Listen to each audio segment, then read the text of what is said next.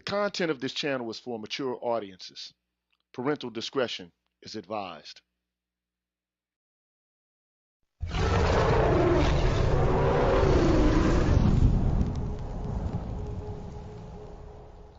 You're tuned in to the Green Gorilla channel.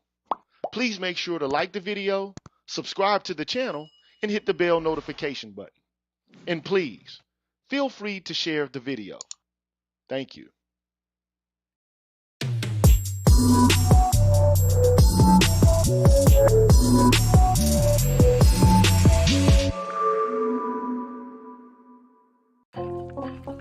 Yo, what's good, everybody? I'm GG, man. You tuned in to the Green Gorilla channel. It's the place where black men can express themselves freely, straight up with no chasers, man. Word up.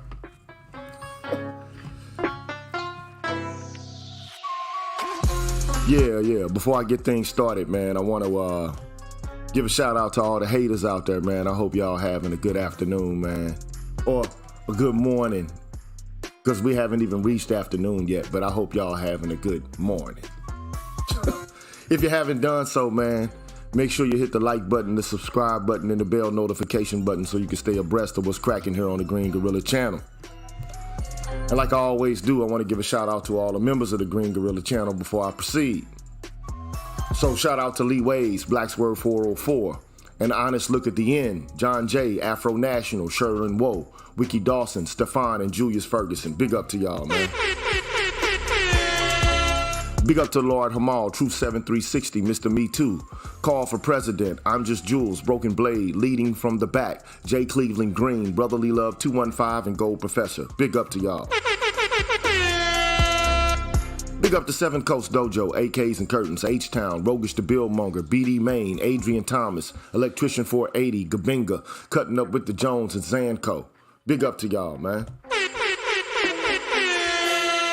Big up to D. Scott, Path Guy 74, Pete Rock 496, Tahuti of New Comet, Aaron Peters, Barnolis, Dardar, Vincent Lindsay, Michael Pearson, Beautiful Trauma. Big up to y'all.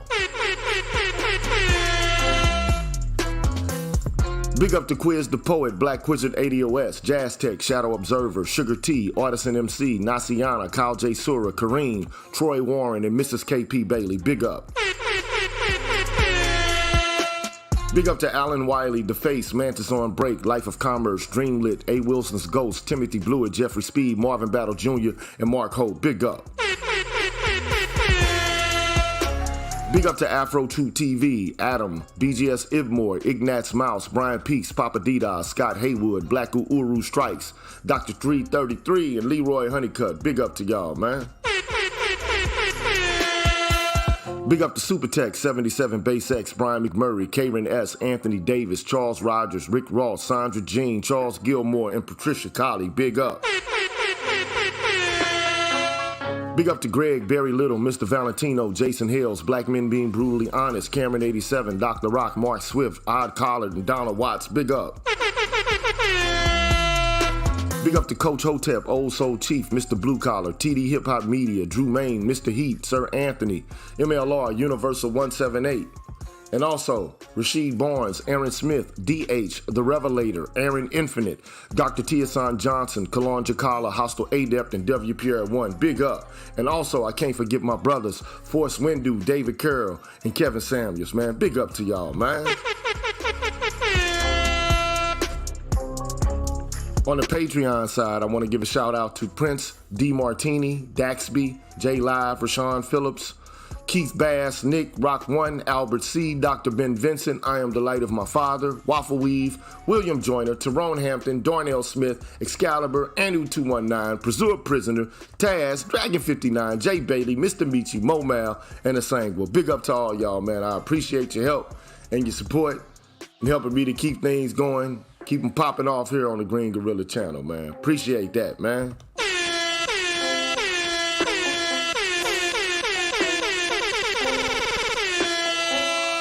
Y'all deserve a round of applause for the cause. And if you're wondering about how you can contribute to the Green Gorilla channel on a monthly basis, man, here's how you do it, and we'll be back with what I got to talk about, man. What's good, everybody? I'm the G with a PhD, and you're tuned in to the Green Gorilla channel. The place where black men can express themselves freely. Straight up, no chaser. Today, I want to introduce you to my new membership program that consists of 5 levels where you can invest in the Green Gorilla channel on a monthly basis and receive level-specific perks. Memberships are special because they improve the quality of the content of the channel and will help me to be able to keep the channel going. Now, to participate in the Green Gorilla channel membership program, all you have to do is hit the join button, which is located right next to the subscribe button on my channel page. Now, for all of my subscribers who decide not to participate in my membership program, nothing will change. The content will keep coming the way it always has. Thanks for watching, and be careful out here, people. Bless.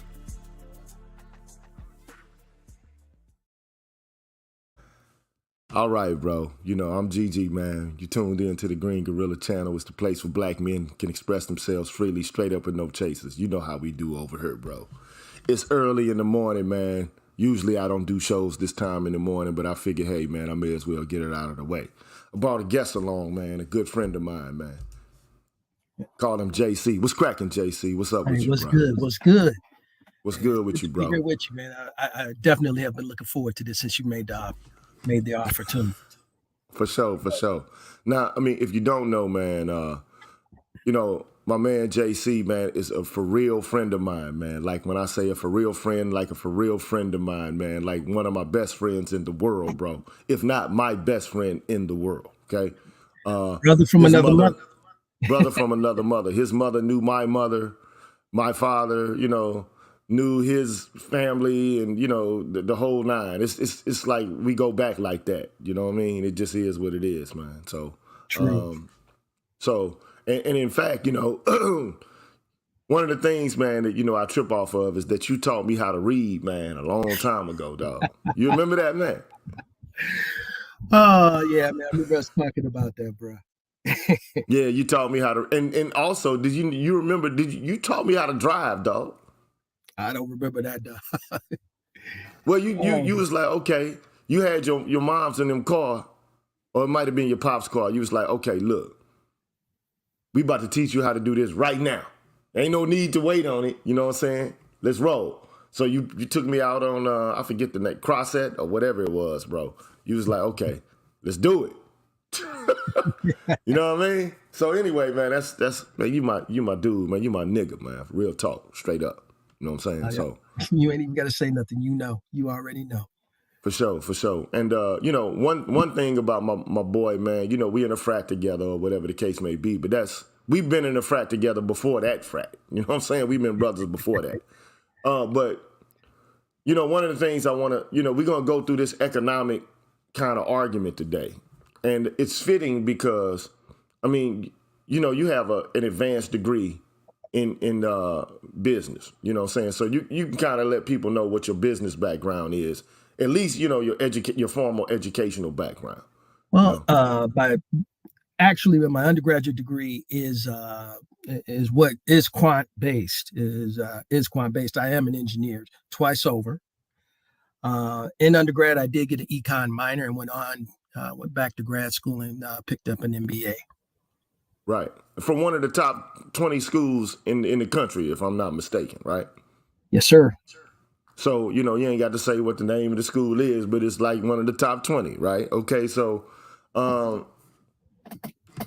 you've been dealing with math a lot and shit. You crunch numbers, right? That's what you do, okay? True. So that's why I kind of wanted to have you along to make, you know, if any quantifiable data present themselves, you know what I'm saying? I want to be able to make reference to you and to say, okay, does this make sense? Okay. You get what I'm saying? Like, I want you to help me demystify numbers and formulas associated with the conversation that we're about to have. That's it. You know what I mean? So shout out to my brother Shocks112 here. He says, happy belated Founders Day to the dog. Sincerely, from the Noops in the chat. All right, bro. Shout out Scroller. I feel you, dog. I feel you out there. You know, I ain't hating on the Scrollers. It was the right year, wrong frat, but you know how it go, bro. Right year, wrong frat. But anyway, man, shout out to Shocks112, man. So let's just get right into this, man. I got this article. I've been saying I was going to read this article to, the people who regularly listen to me. And the name of the article is called, let me get it. Let me pull it up here. Let me pull it up.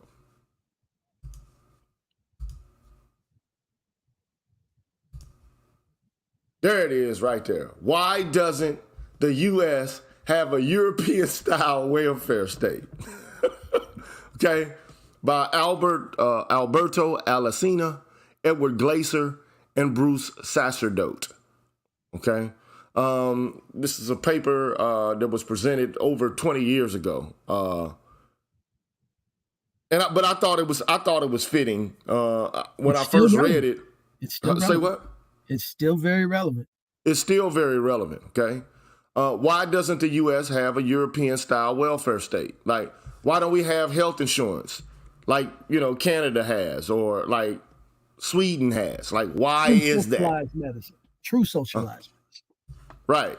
Instead of, what we have now, which is, to me, it's not really, it's not really different from what it was prior. That's just my opinion on it, okay?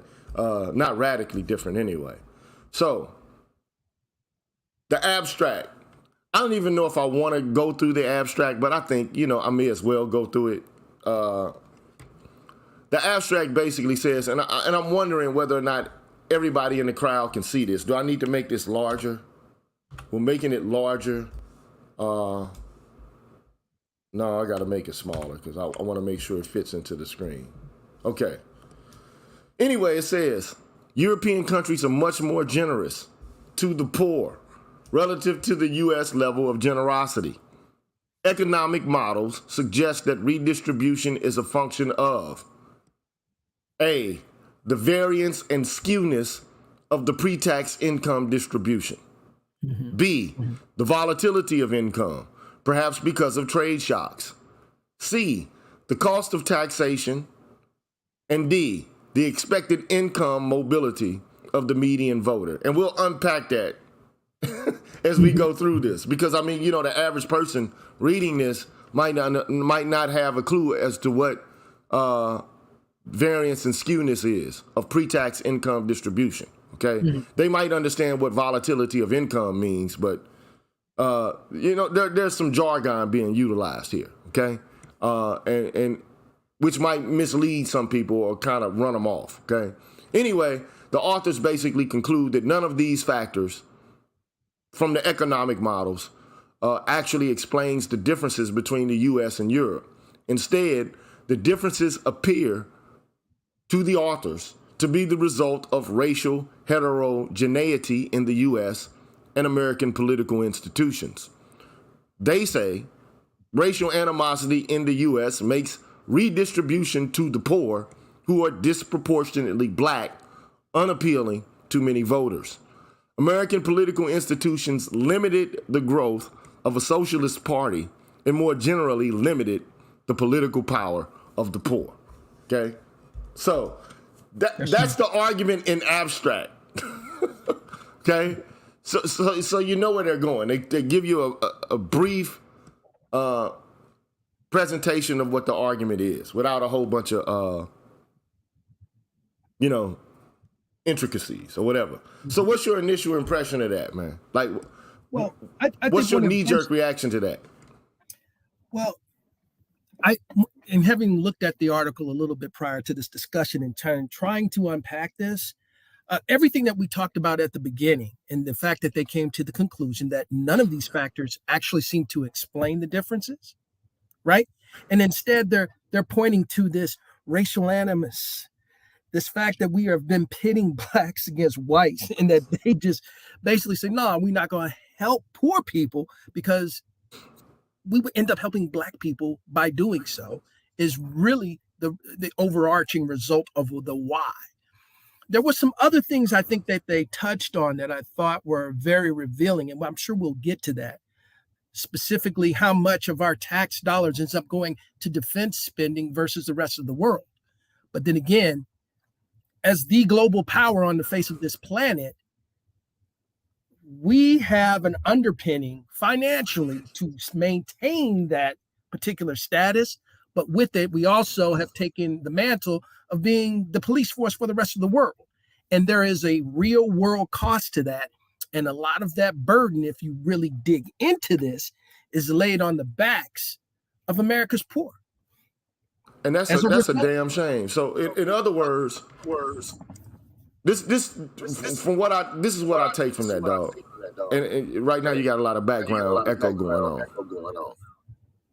Okay. I don't know how I can see go what to I can your do. settings. Go to your settings and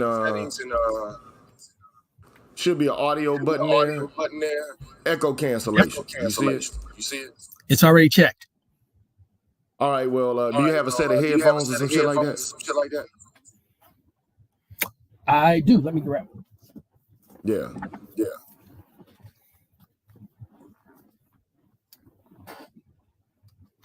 So he's getting himself together right quick so we can get rid of the echo.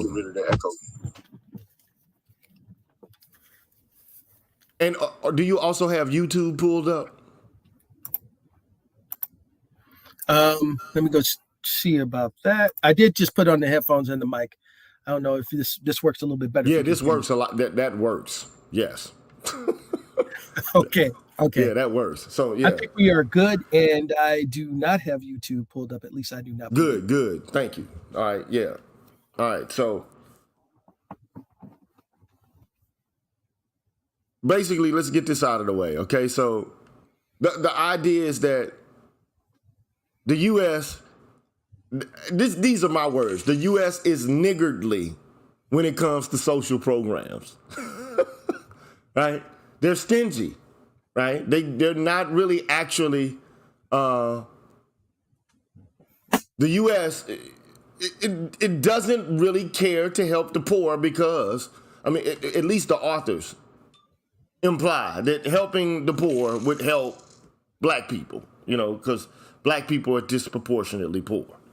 So, the United States tends to believe that market forces are going to be the best way to address a lot of things that need to happen in the economy. They would like to see basic market forces, supply and demand, shift and move and adjust everything.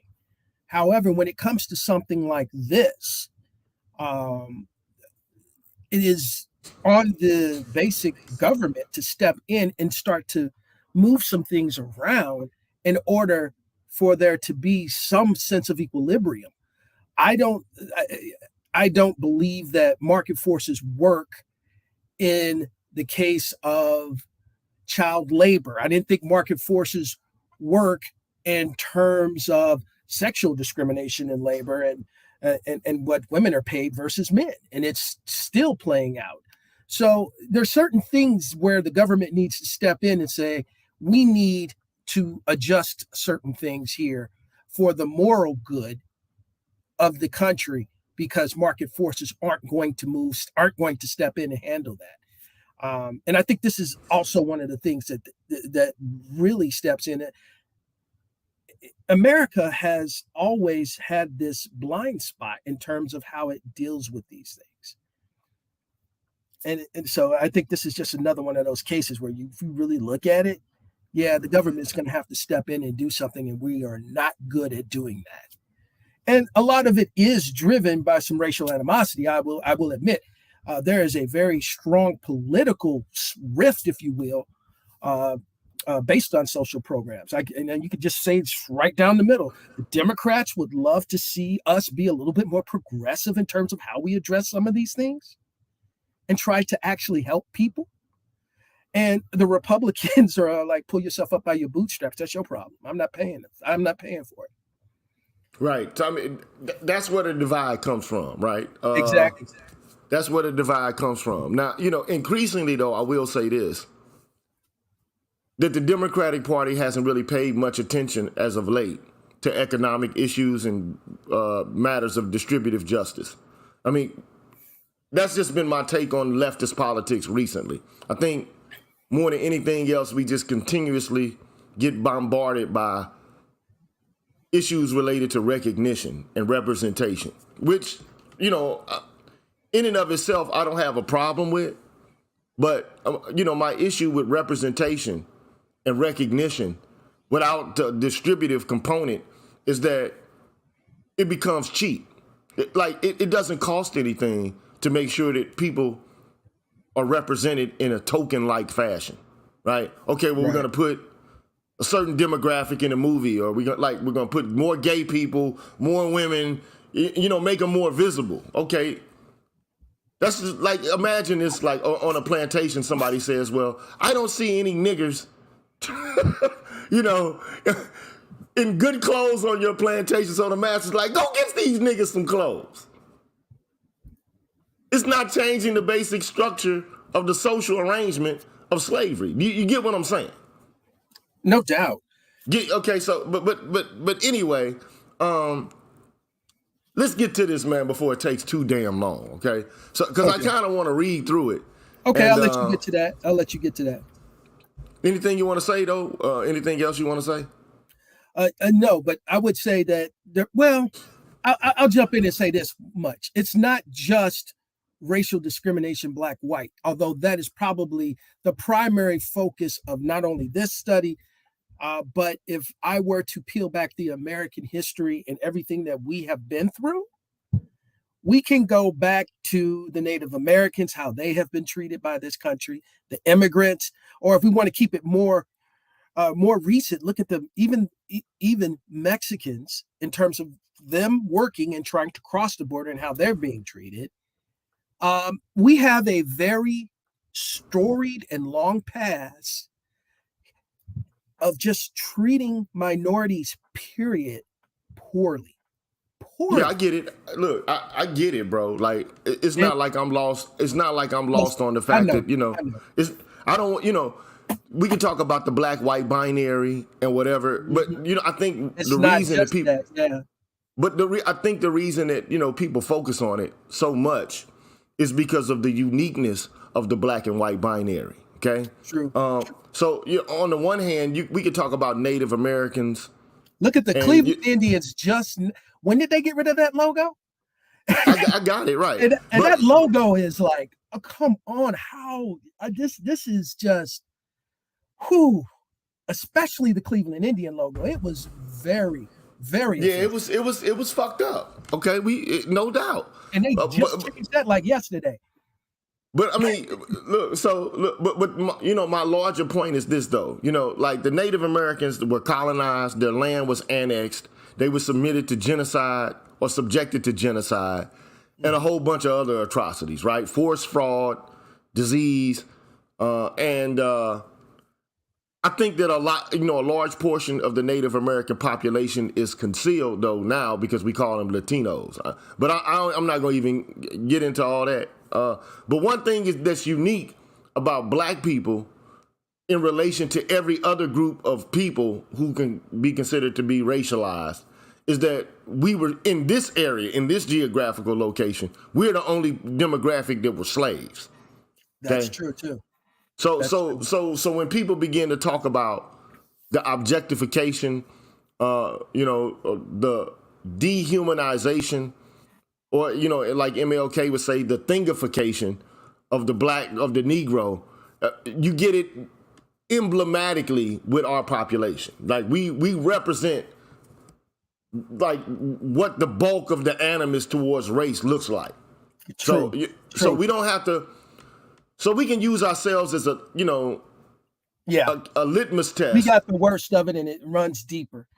And right. And the saddest part about it is for a country that was based on religious freedom and trying to run away from that persecution, and claims to have everything built on a moral pillar of religion.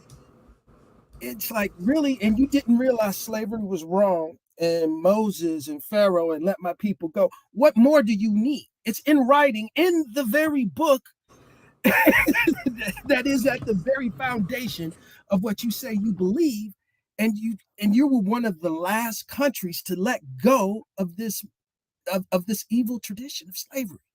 Everybody else, every other country outlaw Dog, it was slavery. about bread, man. It's about I money, know, man. I know what it was Motherfuckers about. said, Greed. motherfuckers was like, hey, at the end of the day, fuck all the, fuck all the talking and the morality, the justice talk. This shit is profitable. It's lucrative. Hey, I know Okay? that somewhere there's somebody who's listening to this who's saying, well, at that point in time, at that day and age, and with their level of understanding, they didn't know and they were confused. I'm like, no, not an excuse. You have the Bible. You have the Bible, which points to what you were doing was morally wrong. Oh, they went to the Bible though to justify the shit though. So I know. But so let's not get stuck there though, dog. So, but I get your point. Like first of all, I would just go to their political ideals. Fuck the religion. It's like, okay, it's about freedom, liberty, justice. Give me liberty or give me death.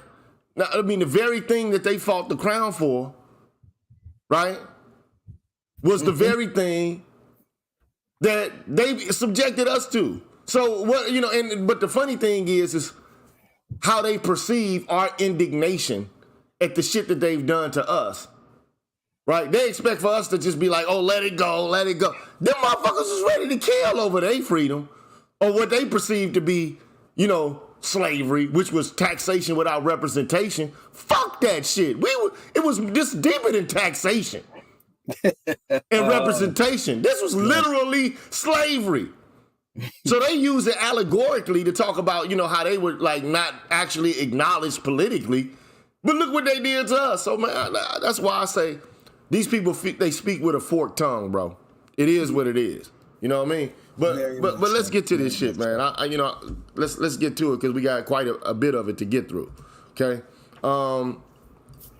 It starts off. It says European governments redistribute income amongst their citizens on a much larger scale than does the U.S. government. European social programs are more generous and reach a larger share of citizens. European tax systems are more progressive. Europe has more intrusive regulations that are often meant to protect the poor. In this paper, we try to understand why. Now, for people who don't understand, what is a progressive tax scheme, dog? In simple nigga terms. You make more, you pay more. Thank you, dog.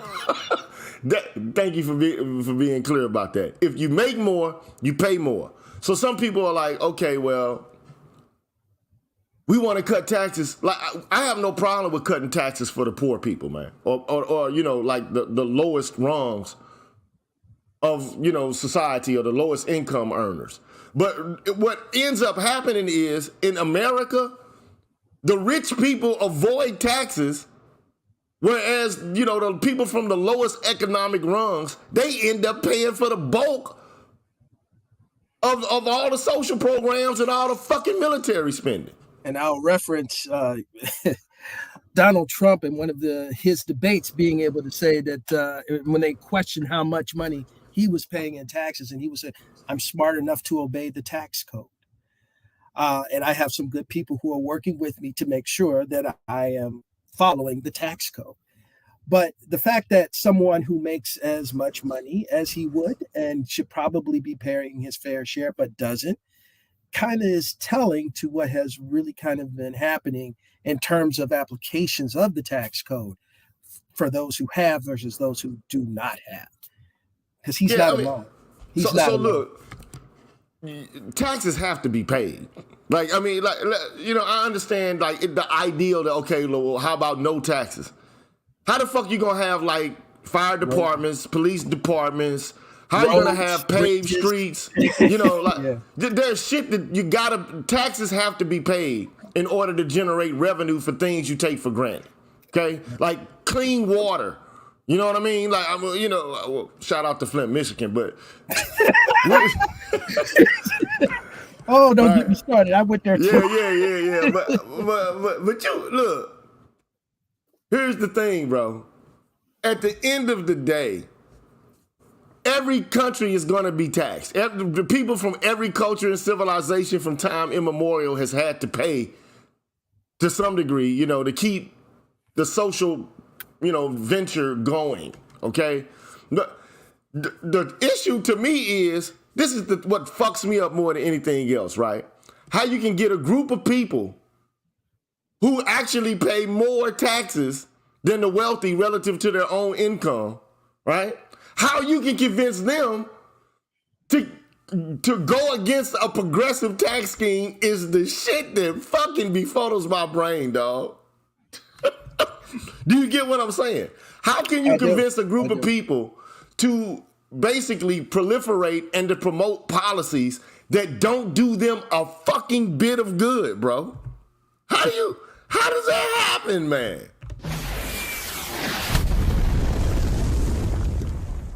How does that happen? But look, so strongly allied against their political party that they're going along with a lot of what are quote unquote talking points, whether it benefits them or not. I agree with you. There are some people who are very far on the right. Just very, very far right Republicans who financially are voting against their own pockets. The things that they are supporting do not benefit them in the least financially. But that's the thing. Like, okay, so it's a lot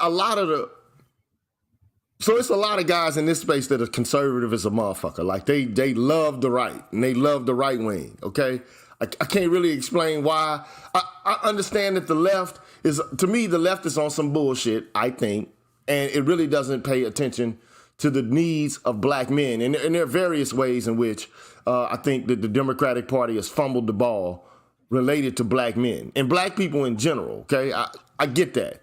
But then to now say that the saving grace is the Republican Party and the shit that's going on the right, I can't buy into it, bro. I just don't, okay? That's just my opinion, okay? I don't see... I consider the Republicans and the Democrats to be two sides of the same coin. Okay. Well, I'll tell you this: if you really break it down, you really have to look at policy and how it impacts you individually and your people. And it isn't so much whether it's supported by the Democrats or the Republicans, because if we go back to it, the prison industrial complex and what it did to our community was devastating. But it was being supported by the Democratic Party. So again, you got to start to take these things apart and really look at them, because it's not just a Democrat versus Republican. It's the policy and its true impact and how it's actually going to be applied. And look, shout out to Dr. Johnson, man, and the 15-point plan, for black men at least, So the whole issue is, look, we need to develop policy that works for us and pitch it to both parties. That's what we need to be doing. We need to find out what we want, and we need to develop a positive program instead of just being used, as Malcolm X would say, like a political football for them during their election cycles. Like, if we don't have a program, put it this way. Just imagine that you don't know what the fuck you want in life, right? You don't know what it is that you desire. Anybody that you come across can get you to do anything or to be involved in or engaged in anything because you don't have a fucking plan of your own. Right? That's like, like if you don't have a purpose, they say, like if you don't stand for anything, you'll fall for, stand for something, you'll fall for anything. You know what I mean? So that's the idea. And I think that's the position that black people kind of find themselves in. But I will say this much. I will say nothing is perfect and nothing is given. And everything must be taken at its face value. And you must actually examine and read through and evaluate these things. But I will state this uncategorically. I can at least say that the Democratic Party can turn around and say we were wrong, which they have. We were wrong on policy. What we did was wrong. We thought we were doing the right thing. And the way things turned out, we were wrong. At least they were able to say the words "we were wrong." When was the last time I can't really point to the last time I heard that from the other side of the political equation? Well, I mean, hey, bro, I get it, bro. You know what I'm saying? Like, look, I personally, I don't like either the Democrat or the Republican Party, man. That's just my opinion, my viewpoint. I think, we should deal with policy, like you said, on a case-by-case basis. But, a lot of people seem to be of the belief that, because the left is going so far left in terms of social policy and, when it comes to social issues, not necessarily economic, but like just social issues, okay, that they've gone so far left and they've been so alienating to, like just regular people and shit like that.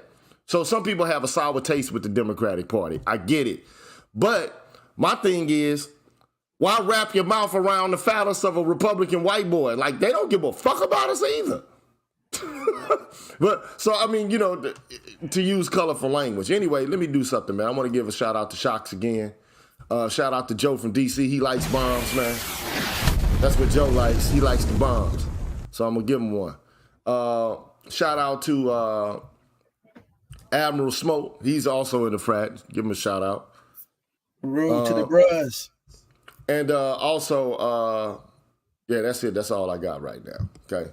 So anyway, we haven't even broached the subject to the fucking article, man. Yeah, let's focus it up.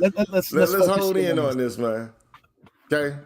Now, the article basically, we read the first sentence, right? Mm-hmm. So a progressive taxation scheme would be one where the wealthier pay more taxes. Okay. Those who have more pay more. Okay. The literature on the size of government is rich and varied. However, here we do not focus on the size of government in and of itself, but on the redistributive side of government policies. Thus, our goal is narrower than answering the question, what explains the size of government, since we focus on a single, though increasingly important role of fiscal policy. In another sense, our focus is broader because redistributive policies go beyond the government budget. Think, for instance, to labor market policies. And I think what they're talking about here is like, okay, how much do we pay people for basic labor? Like minimum wage and shit like that. Like what's the going rate for labor? Okay. So that by itself might not have very much to do with thinking about how big or how small government is, because it's a function, right, related to the market itself. Or one could argue if it's not regulated by the government at all. Okay. Then it goes on to say we consider economic, political, and behavioral explanations for the differences between the U.S. and Europe. So they want to look at what's going on financially, politically, and they want to look at behavior and to try to, tease out why the U.S. is so different from Europe in relation to how they, service the poor. Economic explanations focus on the variance and the skewness of the pre-tax, that's before any taxes are paid, the pre-transfer income distribution, okay? So what is pre-transfer income distribution? This is before anything is paid into a social welfare program at all, right? So they want to understand like the variance and the skewness of the pre-tax, pre-transfer income distribution, the social cost of taxation, the volatility of income, and the expected income changes for the median voter. Now, that's a lot to say right there, though, because a lot of people might not be able to unpack it. I only unpacked a specific part of it, but a lot of people might not even understand what variance and skewness means as it pertains to income, okay? Variance is the spread of the data, basically how wide. Oh, it's kind of hard for me to explain it, but if you actually saw a normal curve and you could show the change in variance, you'd understand what I'm talking about. How wide this curve is versus how high the peak is. And skewness is where that peak is. Is the peak in the middle, or what they're talking about here when they're talking about it's skewed? Is it shifted to the right, where there are more people in this particular area than over on this particular area? And I think what they're getting at here is that pre-tax income in the U.S. is a little bit more skewed, meaning that we always have talked a little bit about how almost all of the money lies in the top 10% of people. Right. So you could imagine what this would kind of mean if you had a really truly progressive tax rate, that the people who have would try to buttress or help support or give back to the people who have not. And I personally believe that there is a certain balance to this where you can do that and allow it to be something that allows people to actually improve their situation, rise in station, help people, and not just, end up in a situation where, as the United States tends to perceive, oh, if I turn around and I'm giving to all of these programs, I'm supporting people who are not going to do anything to try to better their situation. It's the loafer and the chiseler argument. Like poor people are. I always say I have a pun. It's called the deserving poor, and it's a varied view on how different people perceive the poor and what they actually deserve. Some people believe that the poor deserve to be poor because they haven't actually lifted themselves up by their bootstraps or showed initiative or put effort and energy into the development of their own lives. But then on the other hand, there's a way of perceiving the poor and saying like, okay, they're unfortunate, they're the victims of circumstance, and so therefore they need help and support not only from government but from charity and whatever else, okay? But let's not get stuck on that. I just wanted you to explain variance and skewness because people might not understand it. So variance is like the difference between a specific data point. Like, okay, like say the variance in height for different groups of people. Like, and we can categorize height like in feet and inches or some shit like that. So, and we can put increments like 5'4", and we can do it like from 2 inches all the way up to 7 feet or some shit like that, right? Mm-hmm, mm-hmm. And like the variance is the amount, like of difference in height between different people, right?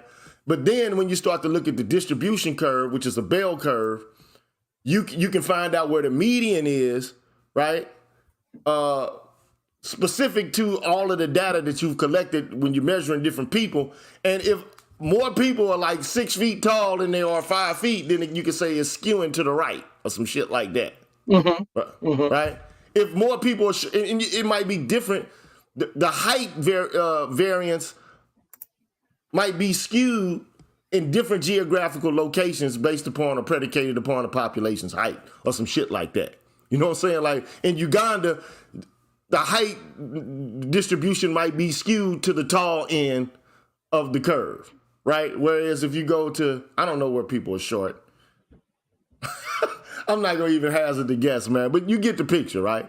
Yeah, I know exactly what you're talking about. And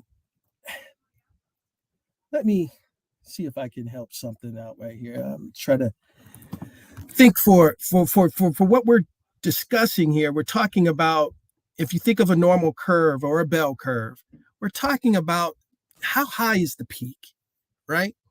Right. Because if the peak is really, really high, then it doesn't spread out as much. But if the peak comes down low, then it seems to spread out a little bit more across the entire distribution. So that's kind of what we're talking about when we're screaming variance. Now, for skewness, we're talking about, does that peak move to the right? Does that peak move to the left? Where's the majority of people? And and specifically, I think when you start to talk about this, you start to understand where society is overall. When you start to talk about median income, what is the average income of the American, and you start looking at the tax code and how much of that applies to the median and lower versus how much of it starts to really penetrate the upper echelon. So the people who are making six figures, $400,000, $500,000 a year, Right. And whether or not they're actually, helping to pay, pull their own weight, pay their fair share. Right.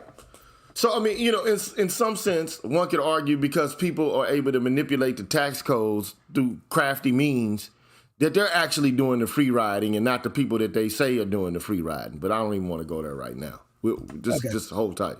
So anyway, they say we conclude that most of these theories cannot explain the U.S.-Europe differences. pre-tax income in the U.S. has both more variance and it's more skewed. Okay, meaning I guess that there's more variance in the money that people make. It's like it's not like it's roughly equal what Americans are making in terms of pre-tax income.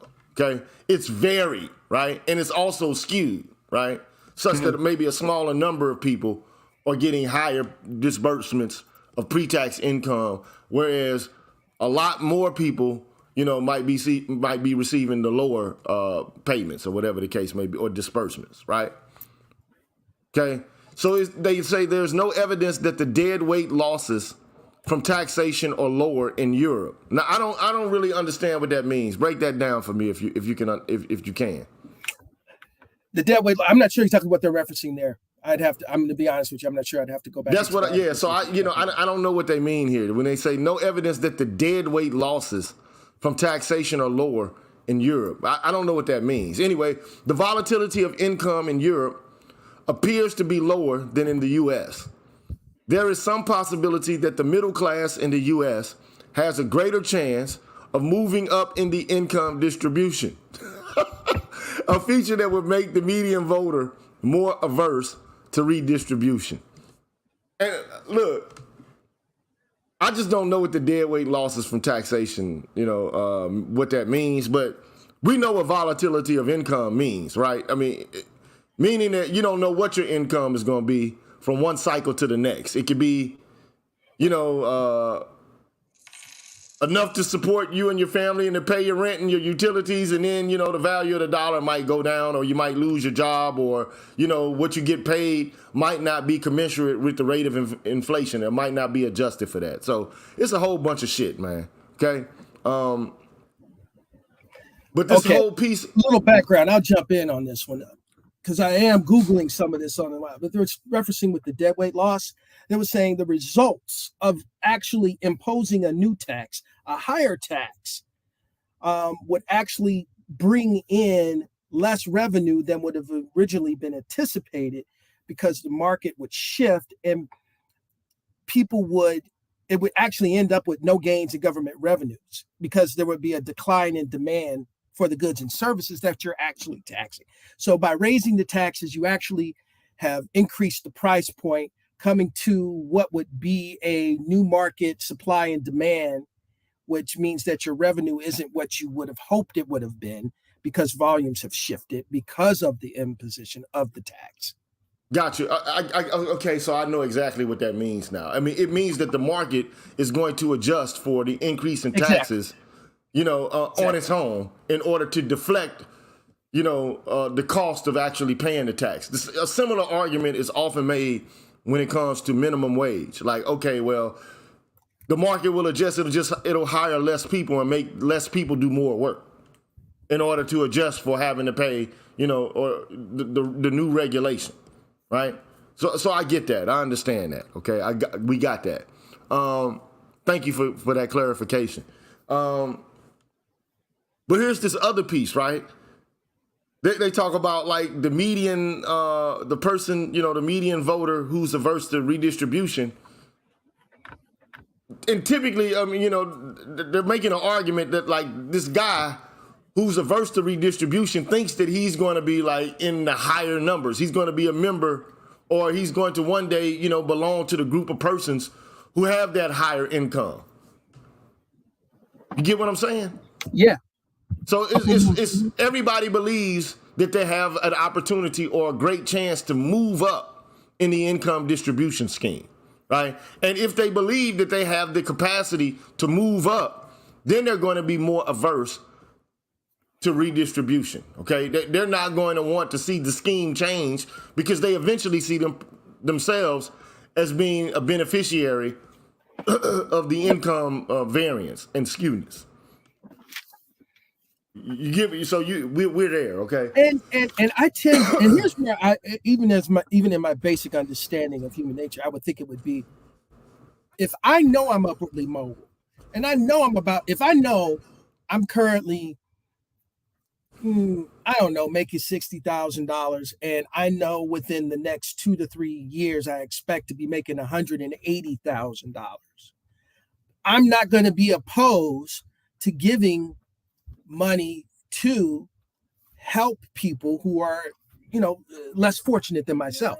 Here's where I think there's a distinct difference, because the other side of the equation, I think I would be more hesitant to try to help. If I'm making $60,000 and I know I'm about to lose that job and I don't know where my next job's going to come from, I might want to pump the brakes then on trying to give money to help other people out, because I know I need every last penny myself, because I don't know what's around the corner for myself. So I tend to think that's a little bit of the opposite way in terms of the way people would normally react to the situation, being if you're in the median and you're expected to move into the higher bracket. Right. So it's a lot to consider. You threw a new element of contingency in there, but I get it. But I mean, I'm not going to talk about your personal income or anything like that, but I mean, bruh, you are not broke by any fucking means, right? So thinking about that, I would put you in the top quintile, okay? Like, bottom line, okay? Top 5% of people who have money in the U.S. in terms of wealth or whatever the case may be, right? But the question becomes, what, do you want to preserve that at all costs? Like, fuck everybody else? Or do you have any mindset as to, okay, well, look, I know I'm wealthy. What can I do to do my duty in order to ensure that we don't have a social situation that's unjust? Well, I think my whole basic premise has been this. I'm not one of those people who tries to acquire wealth and tries to think, well, this is all about me, and it's a zero-sum game. I'm thinking together we can increase the size of the pie, and let's all get fed. And I'm always about trying to share whatever I can to help somebody else better their personal situation so that we can all be better. I think most people probably don't have as negative an outlook as I would say this report would profess that people think. As a median voter, if you consider yourself financially upwardly mobile, I don't think I would be against helping the poor. If I'm upwardly mobile and I see I'm going to be doing well and I've got a plan, I want to help everybody, and I want to make sure that if somebody's less fortunate, that they're taken care of. Now, I honestly feel that if I didn't have a job and I didn't know what was going to happen around the corner, I might be a little bit less privy for raising taxes at that point in time and trying to address issues when I know I'm in a situation where I don't know what's next, right? Yeah. Well, anyway, so that's those are the. I think I disagree with the way the article was pressing this, but I think. Well, I mean, what the article is basically saying, there's political explanations for why the U.S. is doing what it's doing in terms of, its, transfer programs or its welfare state or the way it runs or administers it. There's economic reasons and then there's behavioral reasons. Okay. So, I mean, in relation to economics, see, you come from a long line. Your dad was in the head of an organization in government, man, that was like making sure that black people got their fair share. Right? In government, right? Right. I mean, he ran the fucking program, bruh. Blacks in government, okay? To make sure that affirmative action or whatever the fuck programs that were existent, right? That black people got their money. He was in the leadership. I wouldn't say that he just ran the entire program. But he was in the leadership. Well, to me, when I say running, of course, I'm not saying he, was the dictator. Like he was part of he was in the cadre of leadership that made sure that black folks in government got what they were supposed to get. And if there were any complaints or any, issues related to discrimination or injustice related to disbursements of payment for people in the military or whatever the case may be, even in just the regular civil government sector, right? He made sure that they got paid, right? That's true. This is a fact, okay? And he was one of the big dudes, the head honchos. I've seen all the fucking awards. I've been seeing them since I was a shorty, okay? So I understand you're trying to be humble or whatever the case may be, but the point is, you have an orientation towards service and giving back. and uplifting and shit like that. A lot of people don't have that background. You know, and a lot of people see money as a zero-sum game, which is ignorant, quite frankly, or, you know, that's just how they see it, though. They feel like, okay, if those people get more, that means I get less. And that's unfortunate, you know, but I mean, that's just how some people see shit, okay? And I guarantee you people think that way as it pertains to race. I guarantee you they think that way, whether it's rational or irrational, okay? But anyway, let's push through the article. So we got past the economics part, right? Right. Political explanations for the level of redistribution focus on institutions that prevent minorities from gaining political power or strictly protect individuals' private property. Now that's interesting that they would say this, right? So you got political explanations for the level of redistribution, and they focus on institutions that prevent minorities from gaining political power or strictly protect individuals' private property. Cross-country comparisons indicate the importance of these institutions in limiting redistribution. For instance, America does not have proportional representation, which played an important role in facilitating the growth of socialist parties in many European countries. America has strong courts that have routinely rejected popular attempts at redistribution, such as the income tax or labor regulation. The European equivalents of these courts were swept away as democracy replaced monarchy and aristocracy. The federal structure of the U.S. may have also contributed to constrain the role of the central government in the redistributive arena. What do you think about that? Well, the checks and balances that were put in place in the government were put there for a reason, and it was more to limit power than to push a political ideology or an economic ideology or position. I do understand what they're getting at because we are set up the way that we are with checks and balances. It makes it more difficult to make some changes. And with our history past around the protection of private property and how important that is, because at the end of the day, it kind of boils back down to that, you know, that redistributive power. I mean, I remember we even went through this with what happened in the Civil War in terms of what happened with the death of Lincoln for punishment for the Civil War, for the South rising up to fight the North. Part of the punishment was supposed to be a wholesale stripping of those people who financed this. These were the plantation owners. Let's not get this twisted. These were the exactly, bro. I was about to say, let's keep it above, dog. 10%. They were going to take that land, and this was supposed to be the 40 acres and a mule that was supposed to be given away to the newly freed men of America.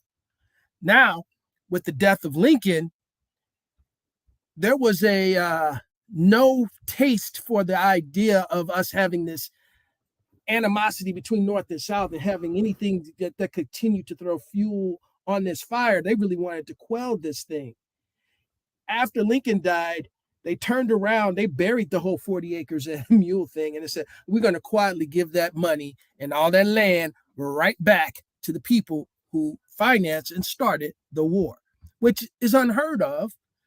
And to what really stings is after we as a people were denied our 40 acres and a mule and what we truly earned, if you consider our pound of flesh for generations, let alone the rape and everything else that we went through.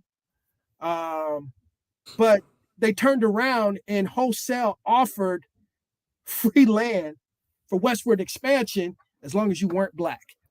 After they told us no, they turned around and opened the door for everybody else. So as land becomes the core, the core indicator of true wealth in America at that point in time, and we were left out. We didn't even have a seat at the table. But here's the thing, like so I hear Star Platinum. He says America basically gave this shit up to foreigners. This is one thing that Black people have to come to terms with, and I don't think that they can really grasp it in its totality. Because we keep thinking that culture is the thing which conjoins us to, everybody else in America. And it does inextricably to a certain extent.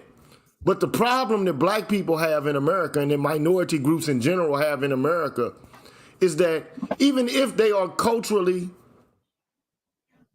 similar, even identical to everybody else, they're still perceived as foreigners. Black people are perceived as foreign people in the United States. And that's the problem, right? So the Homestead Act, they just gave European... 160, and they got, we were looking for 40 acres and a mule. They got 160 acres, 160 acres per family. And look, and the point is, today you got black people who are like, okay, well, that really is insignificant. That was so long ago that it really doesn't have any impact on the current trajectory of American Negroes right now. And that's the issue. The issue is things in the past have a way of carrying forward or stretching forward into the future and having an impact on people's status socially and economically, okay? These are the facts.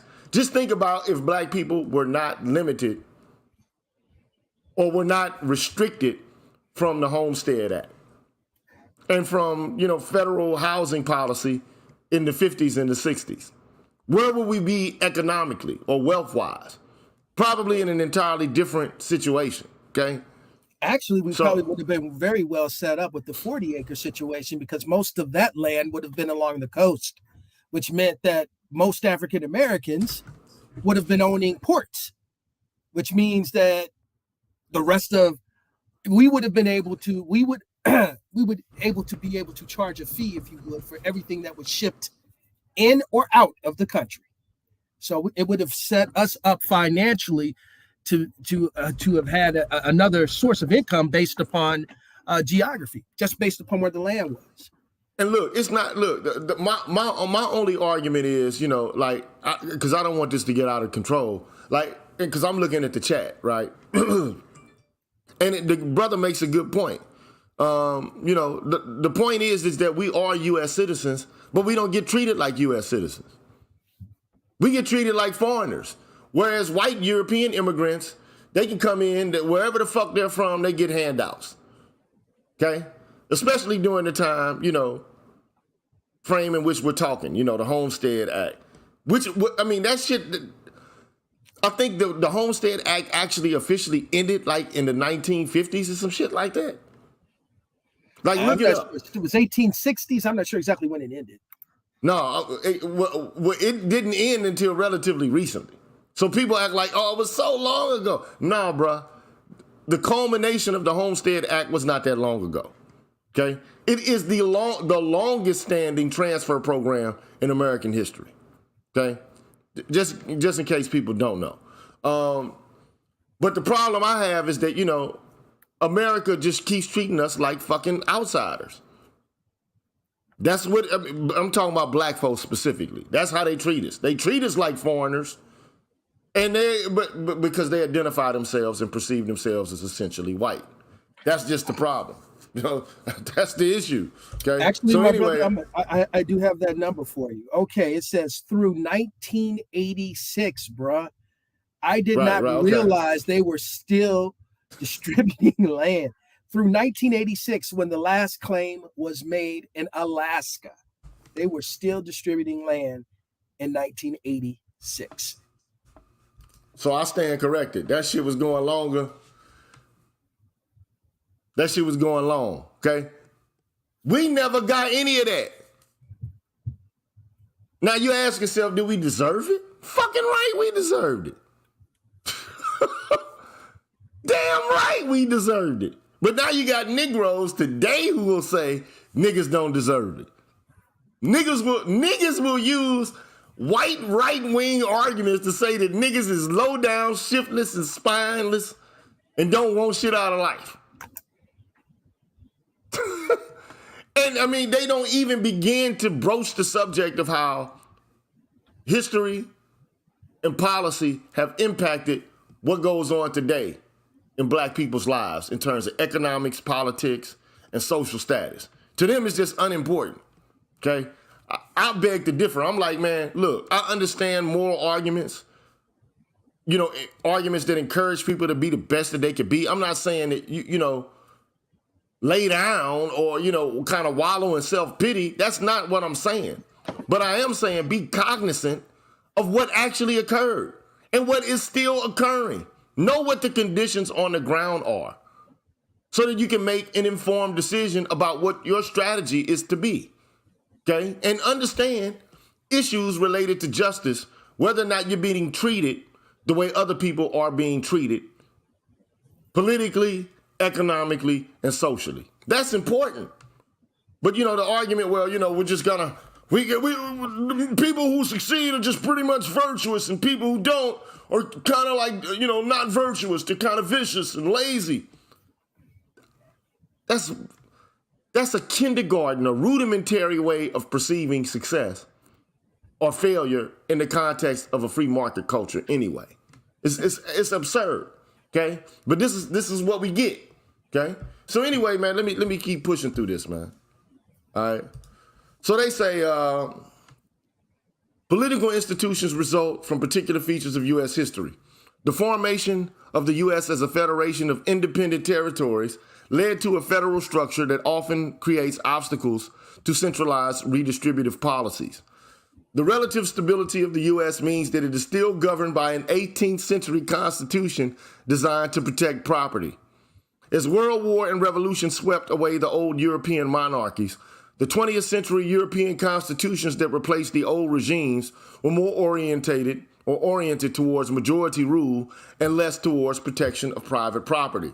Moreover, the spatial organization of the U.S., in particular its low density, meant that the U.S. government was much less threatened by a socialist revolution. Many of the European institutions were either directly implemented by revolutionary groups or a response by elites to the threat of violence. So, you know, this is kind of like a deepening of the explanation of why the particular kind of political structure in the U.S. exists the way that it does. But, I mean, they're basically saying it's antiquated, okay? And it's skewed in such a way as to protect people who have a lot of money, right? And let's not lose sight of this shit, man. What was the most precious resource in relation to property at the formation of this country, man? Land. No, nigga. Human beings, bro. Like, these motherfuckers act like it's all land. Now, land is important. But you can't do shit with land if you can't work it. I guarantee you, a slave was worth more than 40 acres. I guarantee you that shit. Just imagine if you could have 10 motherfuckers working for your ass all day, every day. Wouldn't you like to have that shit popping off? And let me stop, man, because I don't want to get ignorant, bro. And if you feel like you got a sexual urge, you can knock one of them off and keep it pushing. Thank you, Sally. Now go make me a sandwich. You wrong for that, but yeah. But it's the reality. It is. And when they talk about protecting property, they're talking about protecting their capacity to be productive with the manufacturing of cotton, sugar, tobacco from the labor of slaves. These are the facts. So the government is set up basically to protect the slave state. I mean, these are the facts, bro. Like, you can't deny it. Anyway, it says, from there, finally, we discussed reciprocal altruism and redistribution. I don't know if anybody knows what reciprocal altruism is, but it's basically like, okay, altruism is giving to people who are in need, okay? Reciprocal altruism is a precondition, like, namely that, you know, I'll give to you if you're in need, if you agree to give to me if I'm in need. Okay. Basically, between two people who aren't really, unrelated individuals. Like we're gonna help each other, but we are not in this contract knowing each other. Right. So, but I'll scratch your back if you scratch mine. Basically, that sort of thing, right? So reciprocal altruism implies the voters will dislike giving money to the poor if the poor are perceived as lazy, which they are in the U.S. In contrast, Europeans overwhelmingly believe that the poor are unfortunate. This difference in views is part of what is sometimes referred to as American exceptionalism. Racial discord plays a critical role in determining beliefs about the poor. Since minorities are highly overrepresented among the poorest Americans, any income-based redistribution measures will redistribute particularly to minorities.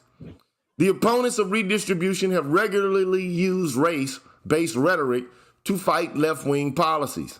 Across countries, racial fragmentation is a powerful predictor of redistribution. Within the U.S., race is the single most important predictor of support for welfare. America's troubled race relations are clearly a major reason for the absence of an American welfare state. Now, the funny thing about this is that America feels like it has too big of a welfare state. Am I wrong about this?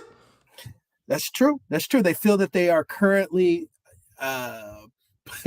paying too much to support those people who do not have. And I think what this particular paper really points out is that the perspective is that those people are poor by choice and specifically lazy.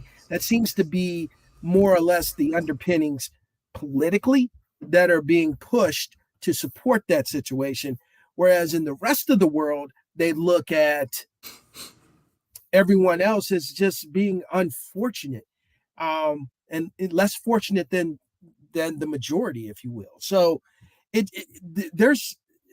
one thing to look upon the situation as like, I'm giving you a little bit of support to make your life a little bit better so that things will be better for you in the future, versus I'm giving you money and you're not going to do nothing but sit there.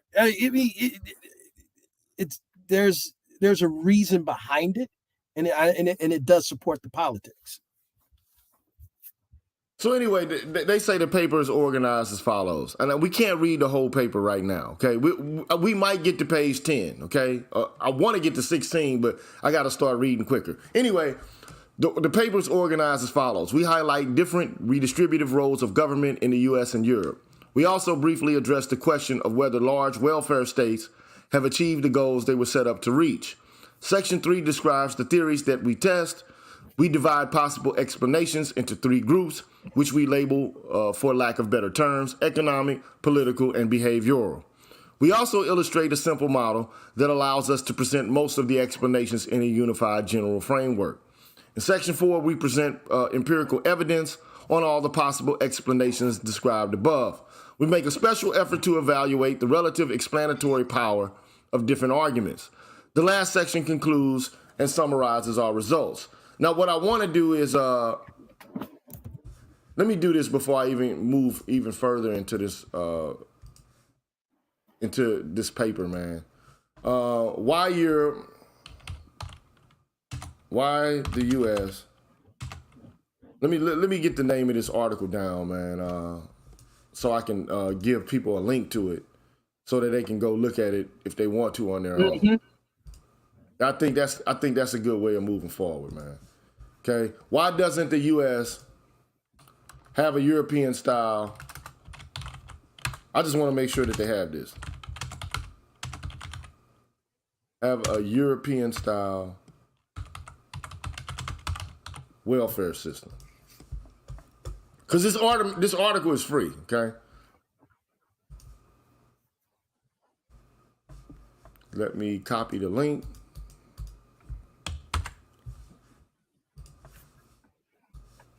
Let me put it in the chat. Okay, so that's the article right there. If you want to look at it on your own and go through the numbers to see if there's any viability or if there's any errors that they make, That's where you can do it, okay? So, the size and structure of redistributive policies in the U.S. and Europe. It says, in this section, we review the basic facts about the level of redistribution to the poor in U.S. and Europe. So what they're going to do is compare and contrast with real numbers what's being spent, in Europe and in the United States, okay?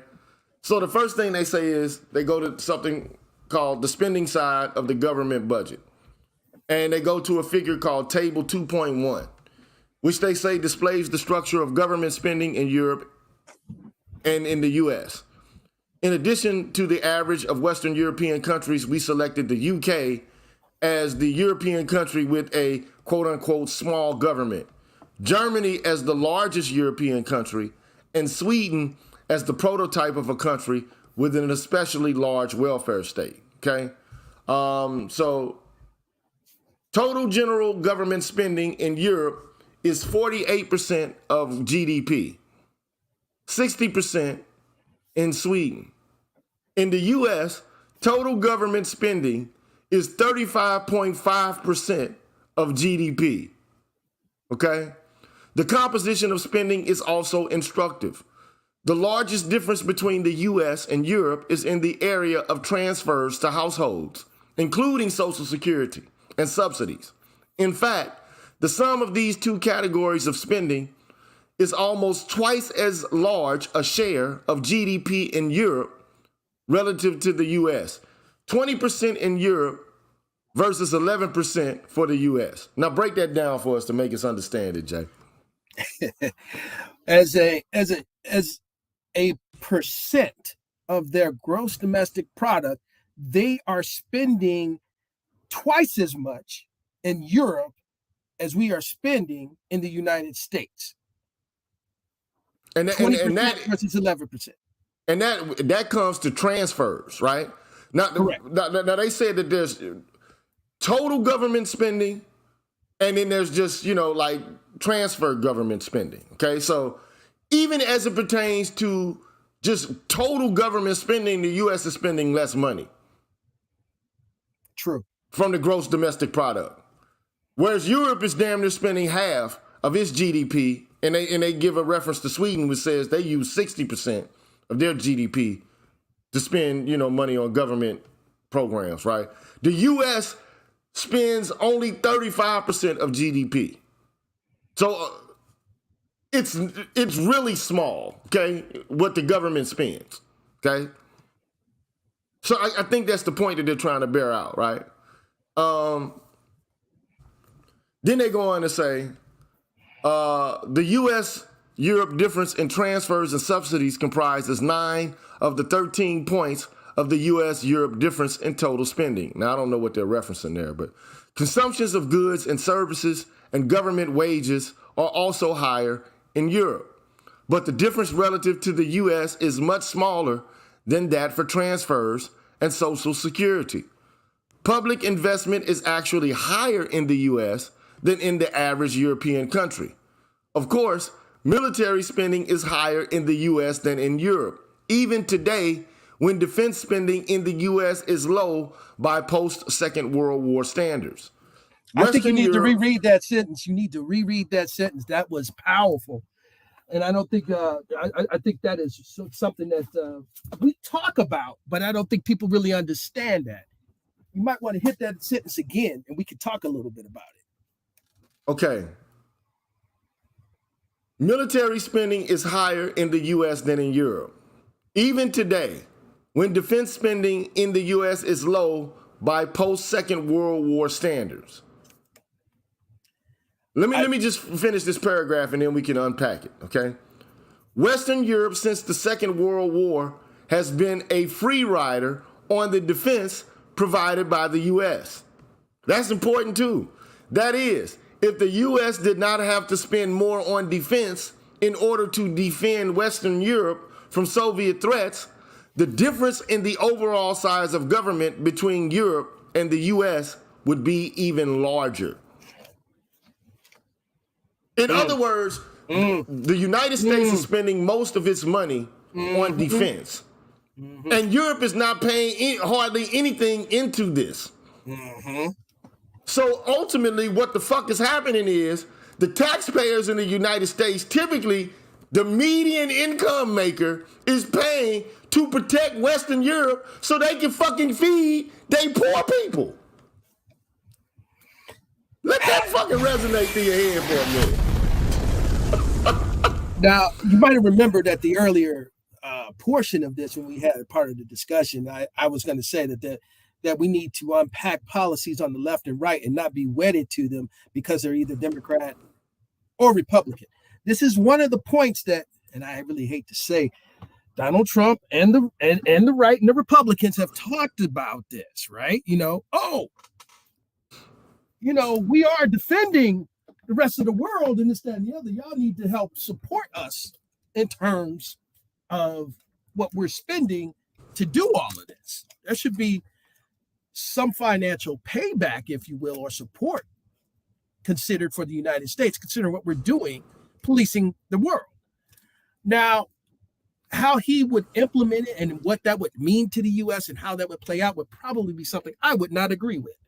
But I will say this much: the reality of that situation and the financial implications of it, understanding the numbers and realizing that we are already looking at 35.5 versus 60 and 48, but a significant portion of that 35.5 is embedded in military spending and us being the global power.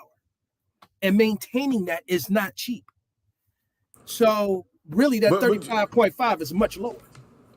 But I've always wondered, somebody has to get paid from Empire. Like Empire is, nobody goes out on an Empire project without it being lucrative. So the question is, who benefits from American Empire? This is a question that nobody actually fucking answers or very rarely asks. We just assume that, okay, we're on an empire building project in order to resist against Soviet expansion. That was the excuse for all of this to begin with. That's why we needed to police the world, because of the Soviet threat, right? Which one could argue is still here, and maybe it's a fault of our own, maybe no. Okay, who knows? Okay, we can go into that on another show. Okay. And see but who benefits from this shit? Who's benefiting from all these wars and shit?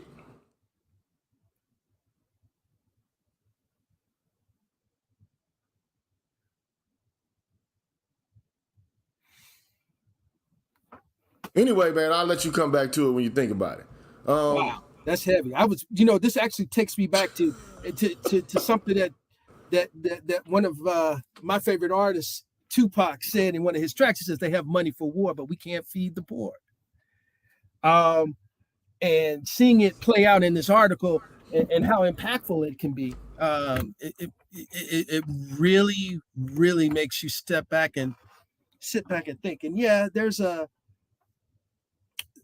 is a lot of money being made through that government spending with a lot of these companies these defense companies. Man, Rumsfeld and them boys made money off war.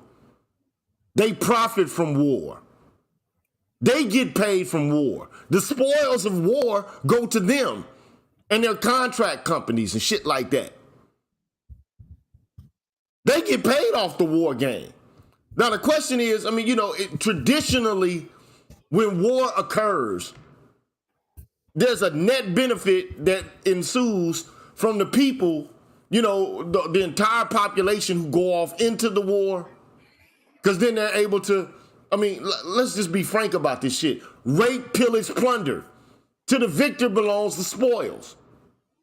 Now, you have to ask yourself, in contemporary conventional war, do the benefits of war, in terms of raping and plundering, does that matriculate into the general population of the country, the host country that engages in the war? And we have to be honest about this, man. But I'm not gonna even get into that deep down. It's just something for you to reflect on. Okay, something for you to ponder. Okay, go ahead. You want to say something? You were about to speak.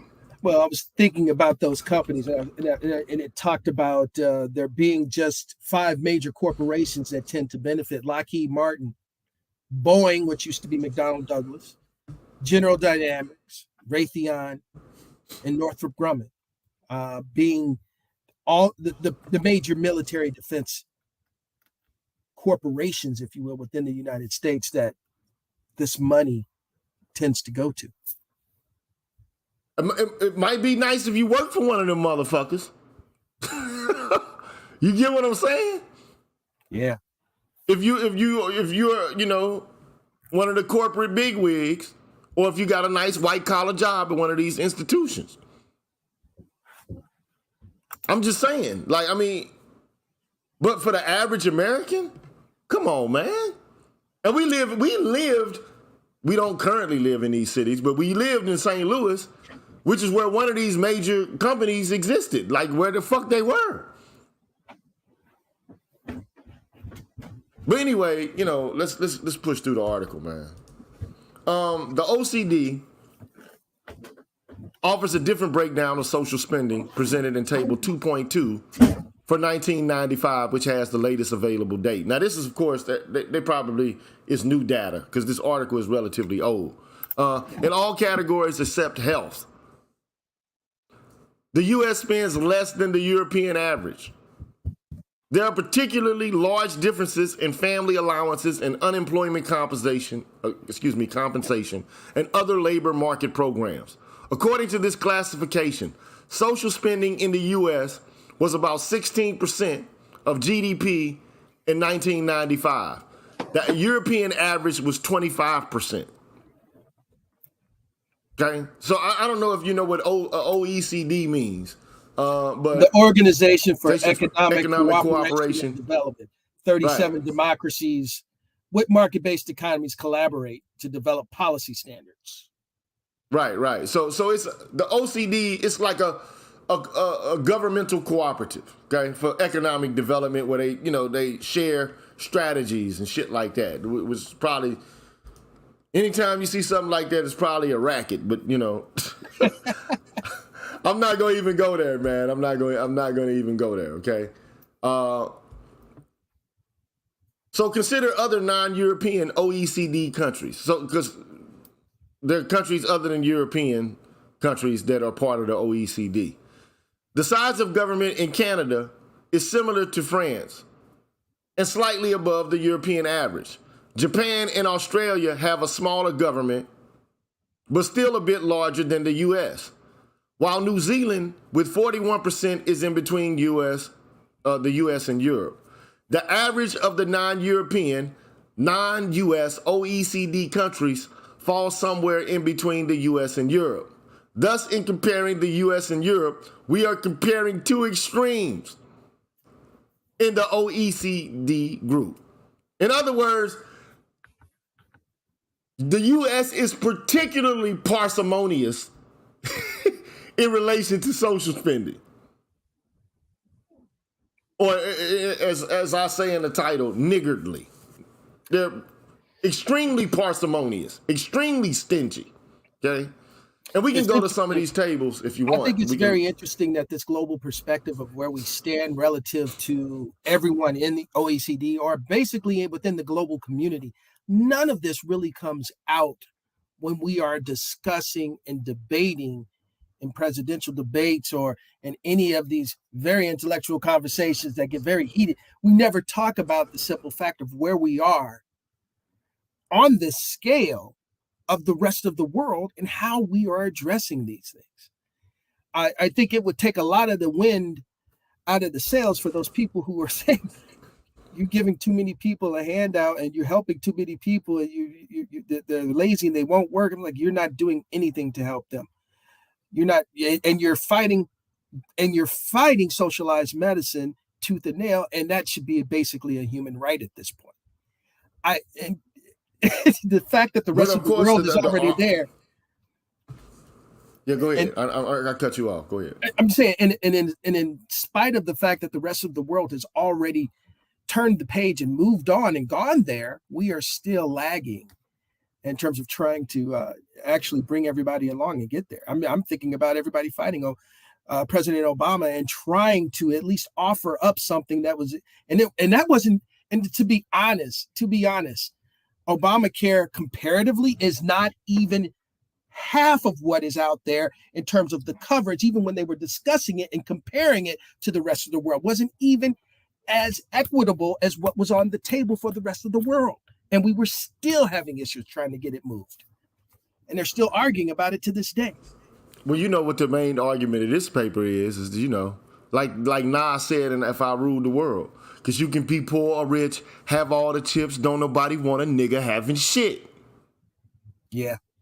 If I ruled the world and everything in it, sky's the limit, I push a Q45 infinite. The whole point is, they don't want niggas having shit. And they'll prevent their own poor from having shit, just so niggas don't have shit.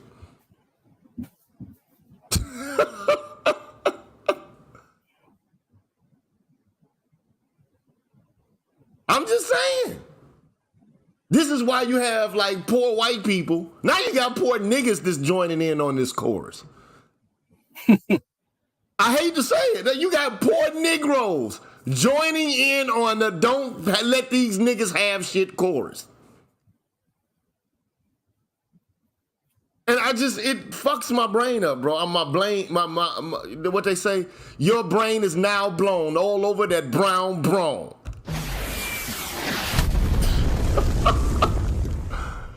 I'm fucked up. I don't get it. I don't understand what a progressive tax scheme would do to black folks in general, like who are opposed to it. Like, I don't get it because we act like a more progressive tax scheme. These Negroes do. I could see somebody in your position, okay? You personally, okay? Your family. I'm just saying, I can see you, okay, personally. But most Negroes, bro, these Negroes act like they got like a few meals sitting somewhere. I'm keeping it, bro. I swear to God, they do, bro. I swear to God. Now, I'm not, look, you actually do, nigga. Okay, even for somebody who has, for anyone, look, to anybody listening and anybody out there, even if you are doing somewhat well and you somewhat have moved up economically, you are not that far or that distant from understanding the reality that you don't have someone in your immediate family who is struggling, who is fighting and dealing with the realities day to day that may not apply to you, but it's close enough that you know what's right for your people. So you're right. In some situations, I may vote against what I believe may, financially help my household, but it's going to help my people, bro. It's going to help my family, my extended family.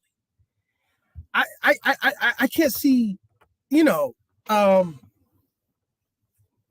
it's something as simple as I sit back and I think about, you and I have had this discussion offline too about, education and the cost of it and it being unrealistic and it in and of itself needing, I think Bernie Sanders was right about some things. I think maybe the approach may be different. I personally, and I'll put it out there, I think that, public education needs to go a little bit higher than just high school. It should take you to an associate's degree and rewrite what's happening with people financially in debt going into college. Right. So yeah. Look, we've discussed this. And also you want to, you basically said, even like for an associate's could encompass the development of a trade skill. Exactly. It's not just like theoretical book learning and shit. Like you should be able to go to a community college and learn how to be like an expert craftsman or some shit like that. Now I know there's somebody. But wait a minute though. But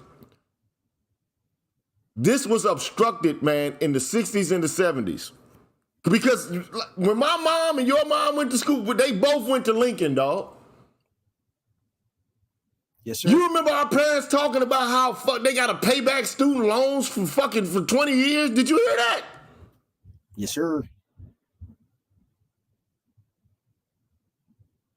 So, I mean, I'm saying that the price of education was cheaper for them than it is for us now. It's the argument I'm making, okay? Oh, those realities have come home. I understand that very well.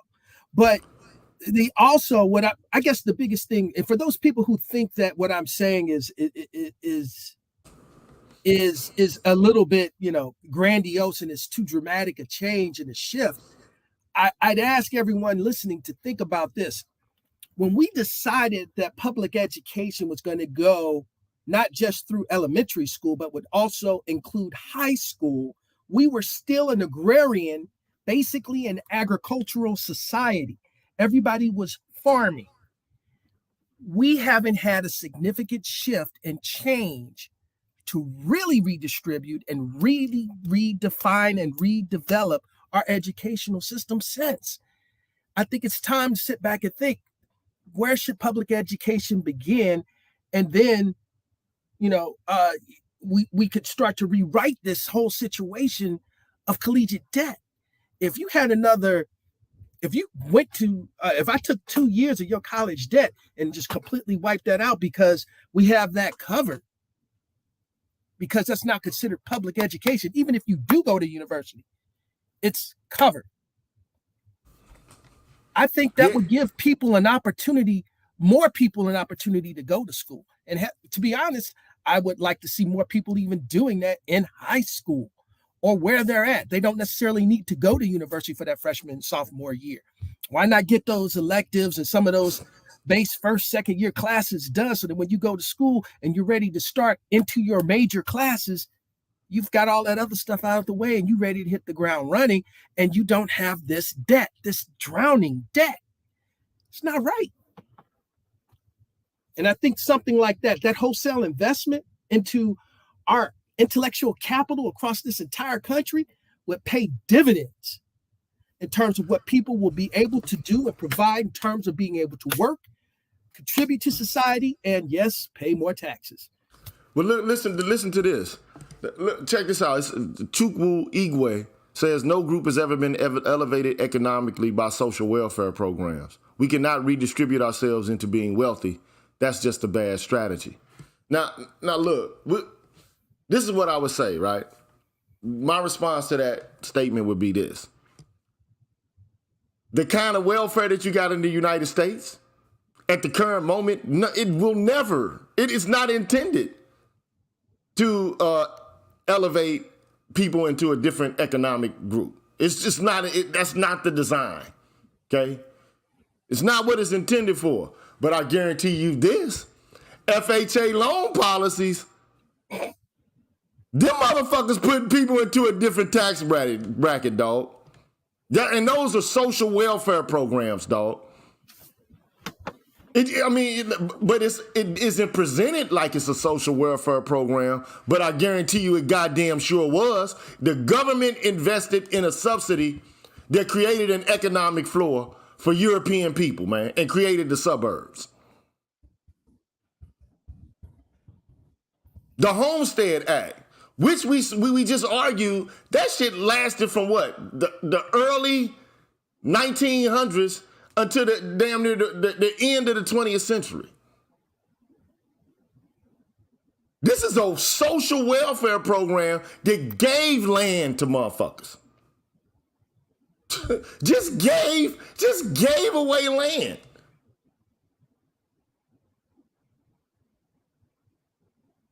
I mean, he just said, fuck it. Here you go. Take it. Here you go. You can have some land. Negro come up. Not you, darky.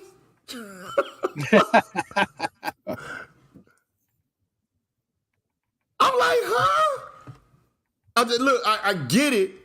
But see, and then like Martin Luther King Jr. talked about this, right? He was like, y'all did everything you can You did everything you could to give them an economic floor through redistributive policies. But you denied those policies to black people. You denied their entry or access. So yeah, like SNAP, Section 8, WIC vouchers, and the shit like EBT cards, that definitely ain't gonna cut it. That's definitely not going to do it. And they know it's not going to do it.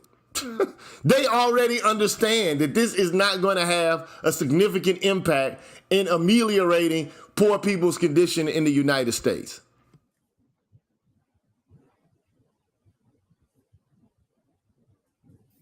It's just not. But anyway, let me keep pushing. I want to look at some of these tables too. Okay. Differences in the overall size of governments or even of transfer programs are only indirectly related to the size of redistribution from the rich to the poor. Take, for instance, the Social Security system. It involves flows from the young to the old, in addition to flows from rich to poor. Nevertheless, it is uncontroversial that a predominant share of public goods, and especially transfers, favor the poor disproportionately. What do you make of that paragraph? That it would make sense. I don't think anybody would have any argument with what was stated there, based upon how it was structured and what it was set up to do. Those people who, the young are actually paying and to support the program, and it's supposed to go to support the old and the poor. So let's look at these tables really quickly. I'm gonna come back to the main article, but I want to stop this screen, and I want to look at some of those numbers. Okay, I want to make sure I'm on the right page here. Can you see that? Yeah. And actually, this is one of the first times I've actually looked at the actual tables themselves, so this is good. God damn it. I moved from where I wanted to be to where now I got to go through the whole fucking article again. Let me see here.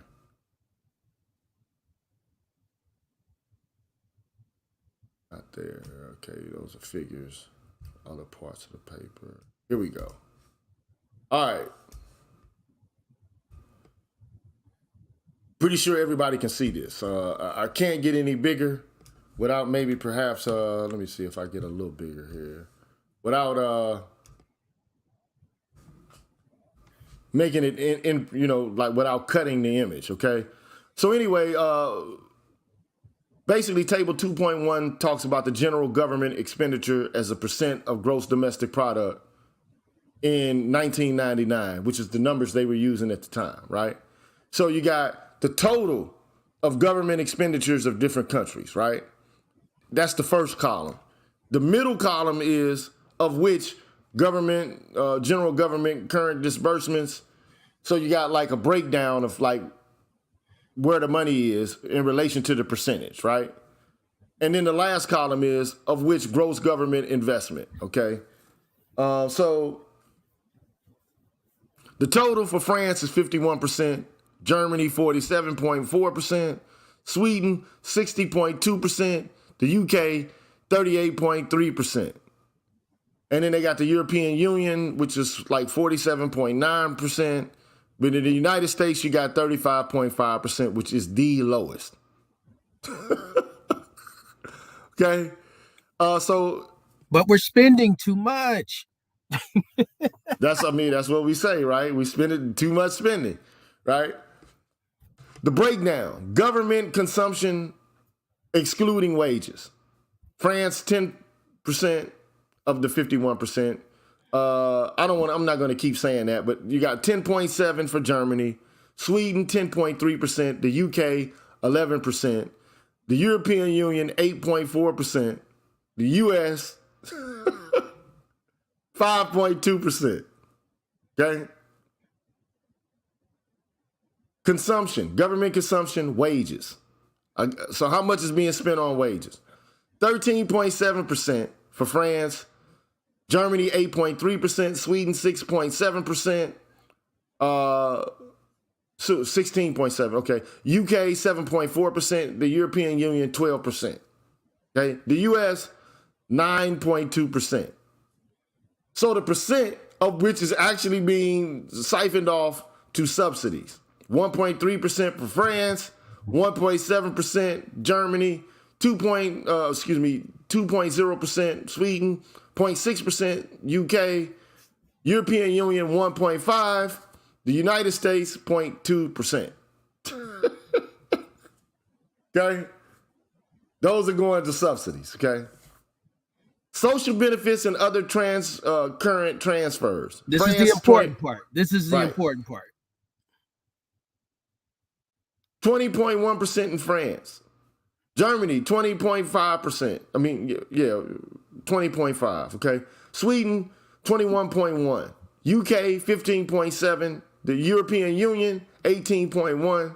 The United States, 11.0%. That's where we should not be in last place. But we're purposefully in the last place. I know. All right, so here's table 2.2, okay? Social public expenditure as a percent of GDP in 1995. So they got the total, and they break it down: old age, family, unemployment, and health insurance, okay? And then they have others, okay? So the total public expenditure of GDP for France is 30.1%, Germany 28%, Sweden 33%, the UK 22.5%, the European Union 25.4%, the United States comes in at a whopping 15.8%.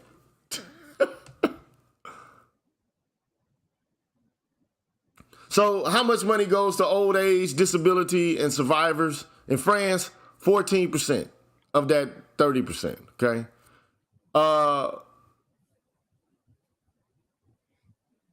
12.5% for Germany, Sweden 14.8%, the European Union 12.7%. For old folks and disabled and survivors in the US, 7.3% goes out. Okay? Sad. So fuck the old people in the US, fuck people with disabilities, and veterans. I'm assuming the survivors are either widows or veterans. But I'm assuming more than anything else is probably widows, okay? Yeah. Family. France 2.6, Germany 2.0, Sweden 3.9, the UK 2.4, the European Union 2.1, the United States 0.6%. Fuck your family, nigga. Fuck your family, nigga. That's sad. That's sad. Unemployment and labor market programs. France, 3.1%. Germany, 3.7%. Sweden, 4.7%. UK, 1.3%. And one could argue with Thatcher in the UK, you know, because this is around the time that she would have had an impact on the market economy and government spending in the UK, okay? We're talking about the Thatcherian era, okay? And that bitch was parsimonious, okay? But she wasn't as parsimonious as fucking the US. Because although the European Union put in 3.2% of their social public expenditure of GDP, right, into unemployment and labor market programs, the United States invested a whopping 0.6%. That I expect it to be a little bit higher than that. That's really bad. Nigga, you got laid off. Fuck your job, nigga. You better get it how you live, nigga. You better get out here and get on OnlyFans, motherfucker. You lost your job. Sorry, sir. Woo. You better get out here and get it how you live. You better back that ass up. OnlyFans. But one thing is different though, is health is probably somewhere around the average. Okay. It's cool. Yeah. The health, the health in terms of social public expenditure, I would assume that that's Medicare, Medicaid, and shit like that, and the child health insurance program. That's Absolutely. what I would consider that to be, involvement of right there. Okay, so we can leave these graphs alone and go back to what we were doing. And I know it's we're gonna get through this, man. I don't want to be doing this shit all day. So let me stop the screen here. Let me share the screen.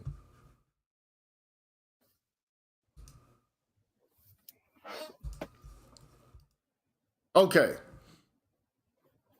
Section 2.2, the structure of taxation.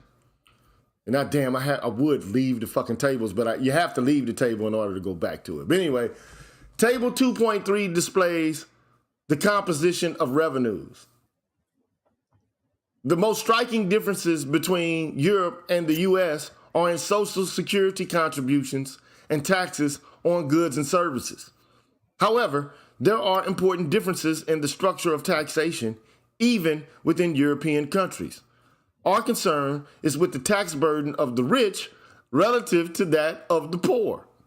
To calculate a precise measure of the progressivity of the tax system across all these countries, one would need an entire paper, at least, devoted to the task of unraveling the intricacies of different tax codes. While this is beyond the scope of the present paper, a simple attempt is made in figure 2.1, which I think we didn't look at figure 2.1. We looked at table 2.1. We have assembled data on the different income tax brackets of the European countries and taken an average of them. We then subtracted this average from the federal income tax brackets in the US, and we plotted that difference. Therefore, a positive value in that picture implies that the tax bracket in the US at that level of income is higher than the European average and vice versa. The picture shows that tax brackets in the US are higher for low levels of income, up to about 50% of the average worker's wage, and lower for higher levels of income. Also, the difference between the US and Europe becomes larger in absolute value as income levels rise. Thus, this picture shows that the income tax is much more progressive in Europe than in the US. So break that down for us so we can understand it, bro. And I'm gonna go to figure point 2.1 so you can try explain it to us if you can. I think is basically at the lower end, they're paying more in taxes than people who are at the higher end of the spectrum. And I think in the graphic it kind of shows a curve that is declining as you go to the right. So let me get to this figure though. Let me go to the figure, man. And it's not a table; it's an actual figure. So 2.1, figure 2.1. Man, I hate digging around for shit. Here it is, right here. I gotta pull it up. Hold on. Let me get rid of what I'm on.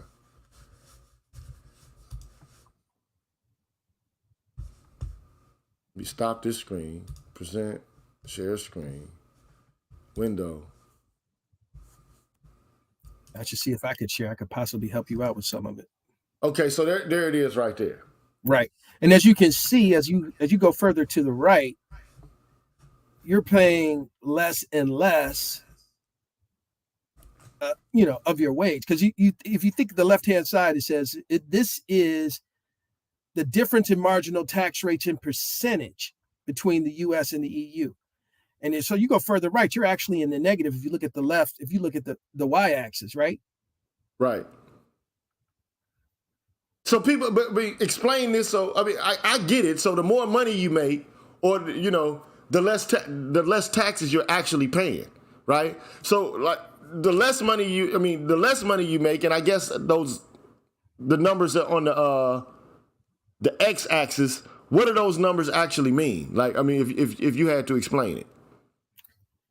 Percent of average worker wage. So it's a percent of your wage that you're actually paying. Right. So that's okay. I got it. And what does the line again mean? The line, again, exactly what does it mean? It's the difference between the percent that you're paying of your salary towards taxes compared to the EU. And and at the lower end, we're paying more relative to the EU. We're paying what, 6% more at the low end, right?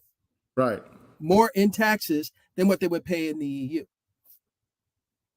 But notice that percentage difference is negative, meaning that they're paying more on the higher end in the EU than they're paying on the higher end in the United States, which is why you end up with that being negative as you go further out.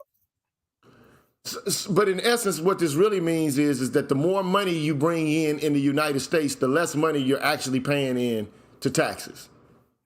Compared to what they're paying in taxes in the EU. Exactly. If you're comparing what's happening here in terms of our tax structure to what's happening in the EU versus their tax structure. Right. Okay. And I think the way that they said they had to do this is they took unweighted average, right? They took an average. They just took an average so that they could do it, because you have the tax code and different people are doing different things. So they just took an average. Right. Okay, so let me go back to the article.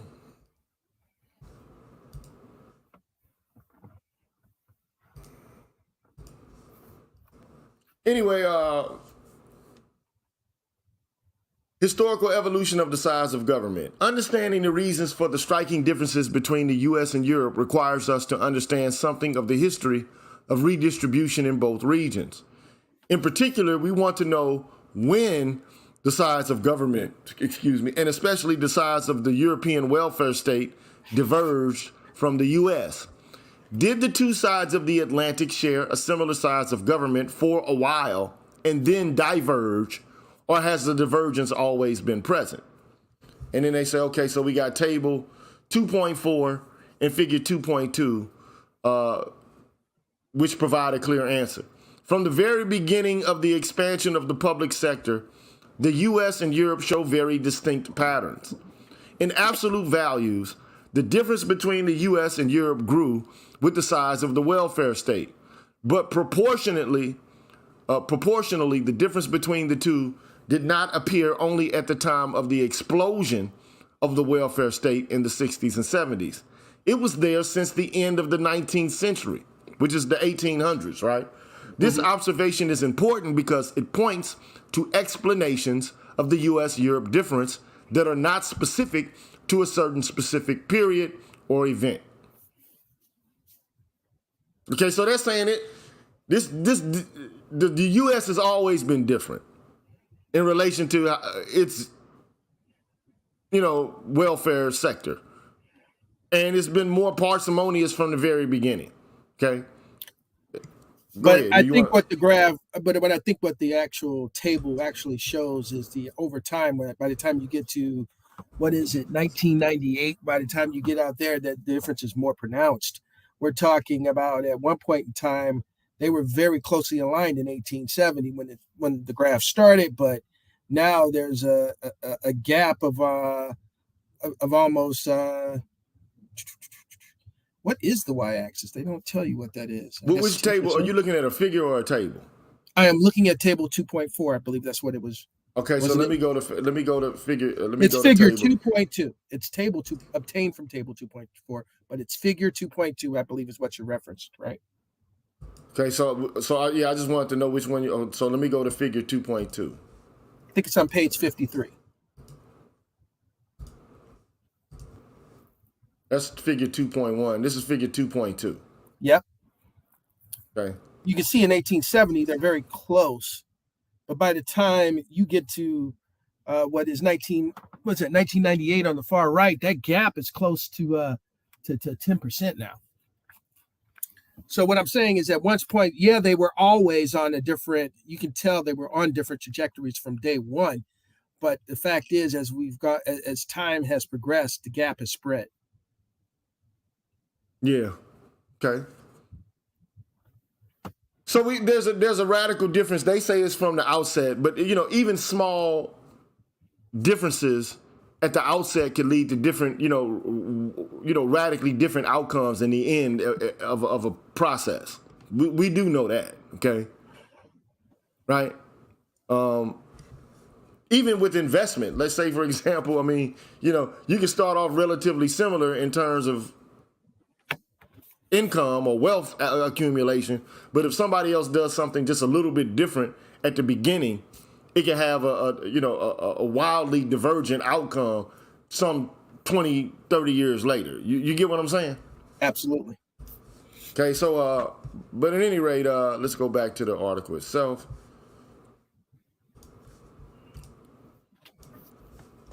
Sorry that I got to do this, but it's just something that has to be done. I wish I could put up multiple screens and toggle between them, and maybe I can, but if I can, I don't know how to do it. Anyway, income support policies and safety nets. In addition to the aggregate data provided above, it is useful to compare specific programs for income support and safety nets at a more micro level. We consider Germany, Sweden, and the U.S., and we focus on a representative household. We will determine the extent to which existing programs and their provisions can be beneficial to that particular household in case of increasing hardship. We examine the cost of raising a child, of sickness, of disability, and of extreme poverty. We discuss employment policies in the context of more general labor market regulations in the next section. Our representative household is composed of 2 adults, 2 children. The 2 adults are both age 35, are average production workers with 15 years of work experience. The 2 children are aged 8 and 12, respectively. To take a benchmark that is often used by Social Security administrations, the monthly earnings of an average production worker are given in the following chart. Average production worker monthly earnings. Pre-tax earnings in the U.S., $24.98. Germany, $25.61. Sweden, $1,880. Okay, kind of give us an understanding of what this PPP acronym means, if you know, Jay. I'm not sure I know what that's referring to. I can take a look at that. Yeah, don't worry about it. And I'm assuming that they said something about it earlier. And that because because people were getting shit called PPP loans. I don't know what the fuck that means, bro.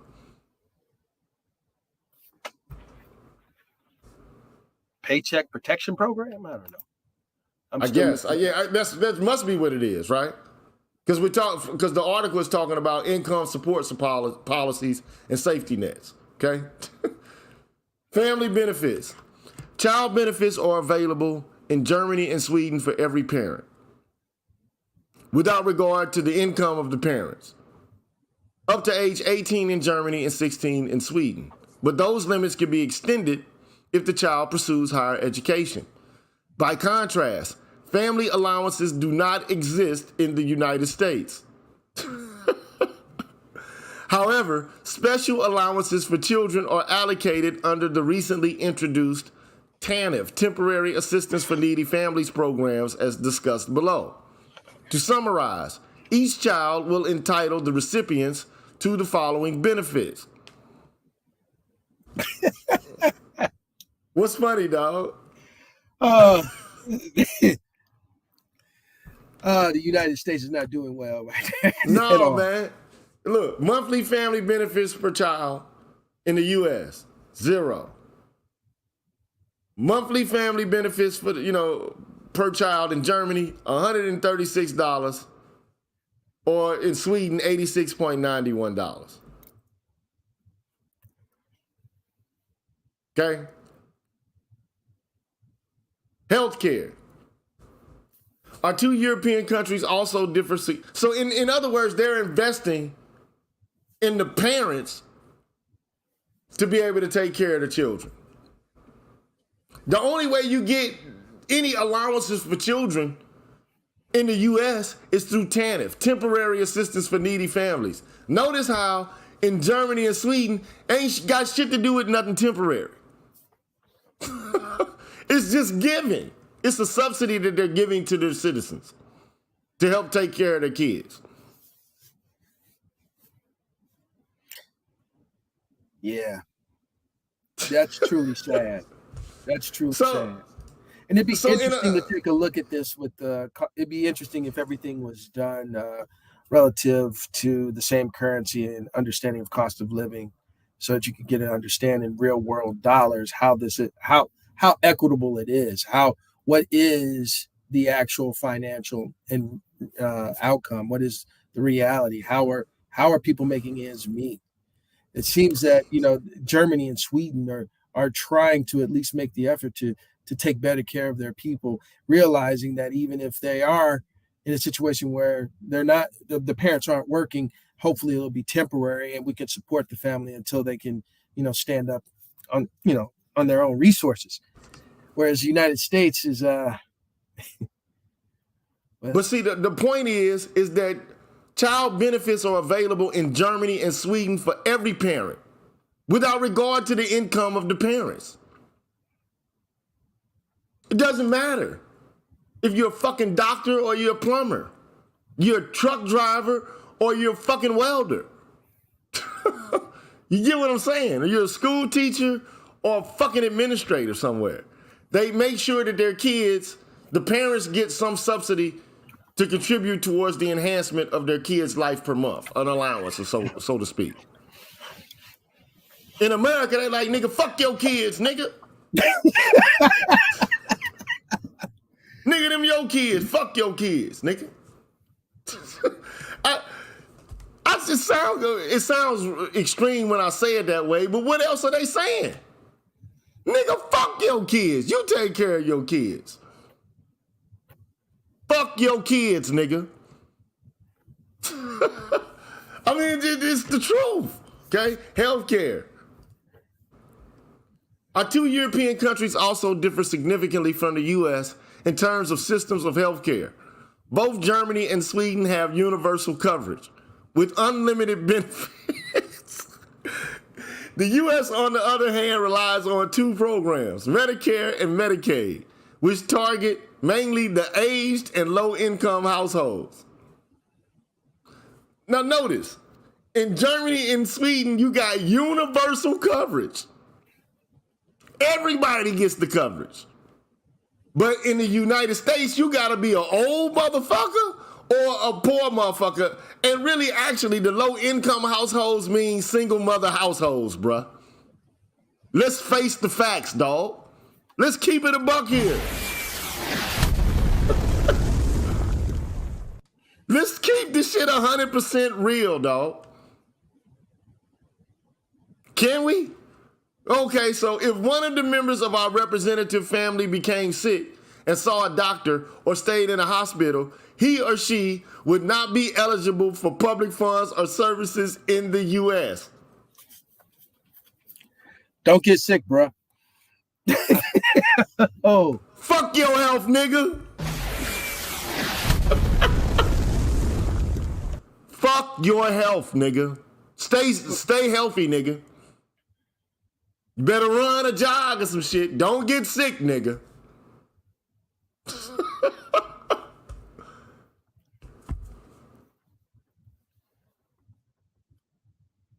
Anyway, most of the expenses would be covered by the German and Swedish healthcare programs. Benefits include payments of doctor fees, hospitalization, and pharmaceutical products. But if you are one of our members of a family in the U.S., you are not eligible for public funds and services. But going back, benefits include payments of doctor's fees, hospitalization, and pharmaceutical products. Some parts of the cost are still borne by the patient in the form of a deductible as indicated below. And I guess they're going to break this down. U.S. paid in full, nigga. Like Rakim and Eric B. Eric B. and Rakim. Germany, 0. Sweden, 10 to 14%, I assume, of the patient's medical treatment, hospitalization, patients participation for 24 hours, Germany 9%, Sweden 8%, America, pay all that shit, nigga. Obviously, in the U.S., a large fraction of employers offer medical insurance as part of their compensation package. But this to me, let me just say this, Jay. This is what I have a problem with, dog, in America. Everything is predicated upon your employment. Like your health insurance is predicated on your employment. Your retirement is predicated upon your employment. Why would you leave that much power in the hands of a corporation to determine whether or not you're able to have access to health care or that you're able to actually retire? Why are Americans giving corporations that amount of power? Here's my argument. If it's the case that your health is predicated upon the corporation that you work for, or your retirement is predicated upon the corporation that you work for, and in today's cultural climate, corporations are terminating their relationships with people because, oh, that person doesn't have the right kind of values that I have. We're setting up the conditions, man, for niggas to continuously be ostracized. Even more so now. Like, you can be fired or terminated for a fucking tweet. That is very true. So your health and your fucking retirement is predicated upon your fucking job, not the government, who could, in other countries, they don't have this conflict of interest with so-called freedoms associated with democracy. Now, you got to be careful about what you say.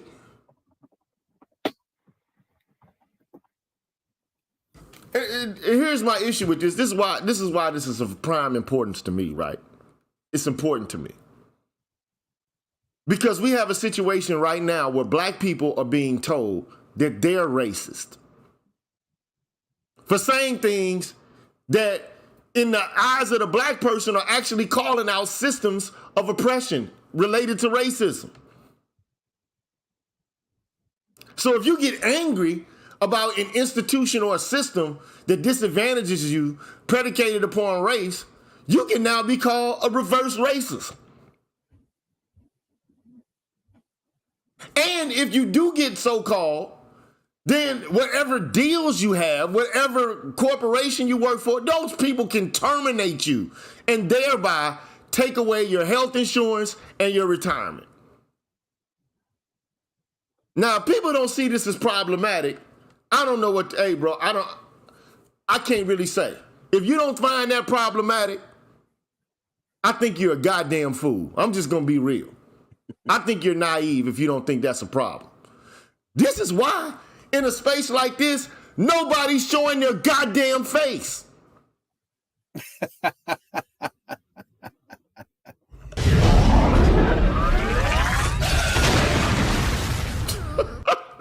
Nobody's showing their face. And it's not because they don't have the viewpoints or the ideas that they have. It's because we've created the conditions in which white people have set the terms on what race and discrimination actually is. White people have defined the terms of what racism are. Now, I don't know about you, bro. I'm just gonna be honest.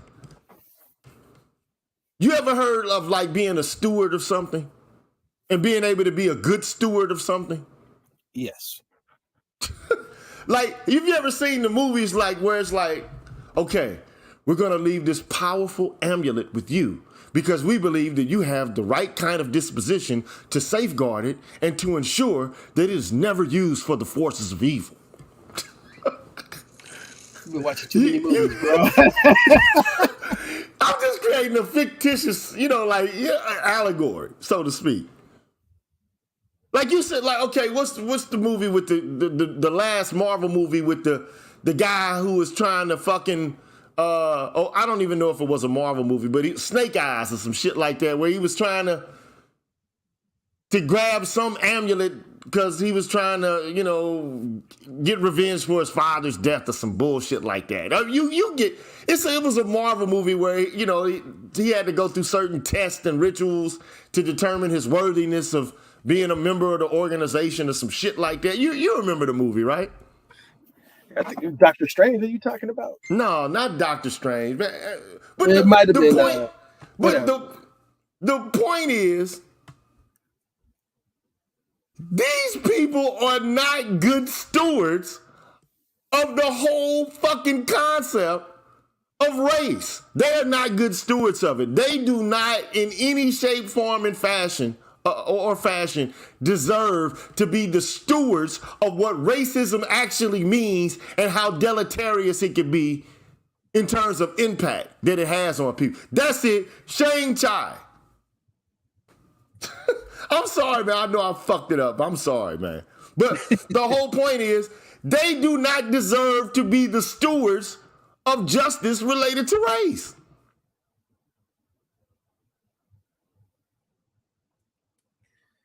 But now they are. They are the determinants of what racism is. And to them, it's a cognitive bias, it's a feeling, it's a sentiment, it's antipathy that you might have to another individual. Now, in my viewpoint, I think that's prejudice. And I don't think you can get rid of prejudice. You should not even have the desire to get rid of prejudice all the way through and through, especially by draconian means or through law. Now, maybe through education, perhaps, yes. Through propaganda, perhaps, yes. But through punishing motherfuckers, like, that's not gonna work, bro. It's not gonna work. Now, let me tell you, Jay, and then we can get back to the conversation.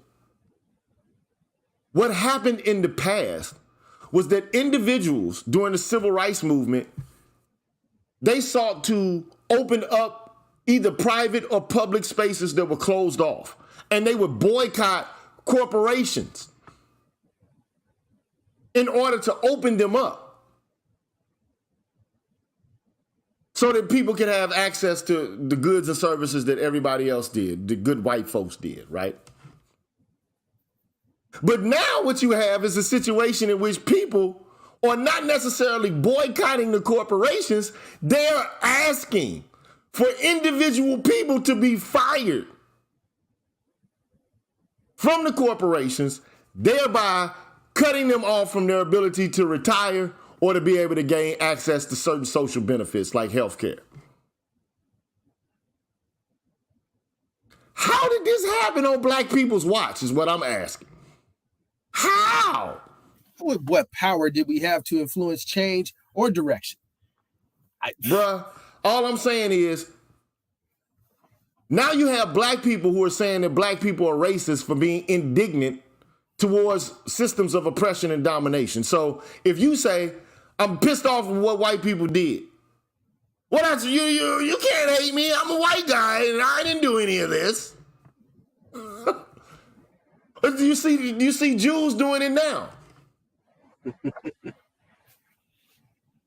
So like Kanye will say, hey man, it's a lot of Jewish people in a certain area of the economy and certain industries, and they have vital networks and they're exclusive and they marginalize other persons. They favor themselves in exclusion to others. And it works in a deleterious way to people who look like me and, people who are engaged in the industry from my angle. Well, that's anti-Semitism. Wait a minute. Over 90% of the Jews in the United States identify as white. I even went through the history of this shit. These people own slaves. Not only in the US, but elsewhere. In Brazil, Mexico, they were like major players. But if you say this, they say it's anti-Semitism. I'm like, how in the fuck are they? And I understand what I'm not justifying what happened in the Holocaust at all.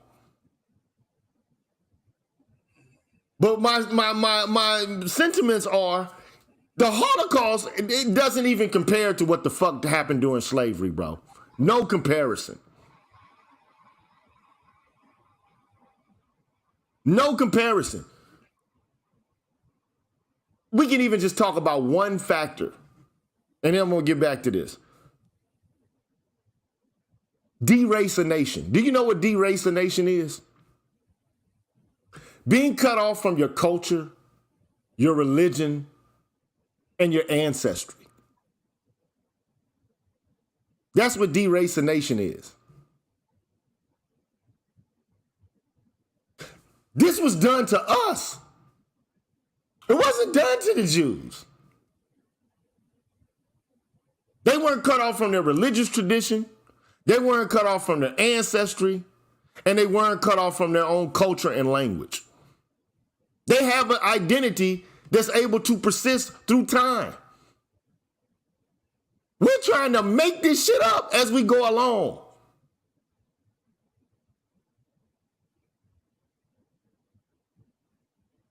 That's the difference. And then they sit there and they play games and act like we're not supposed to issue any critique of them because of some shit that happened in the fucking, in the 30s or the 40s or some shit. And, like, we didn't have anything to do with.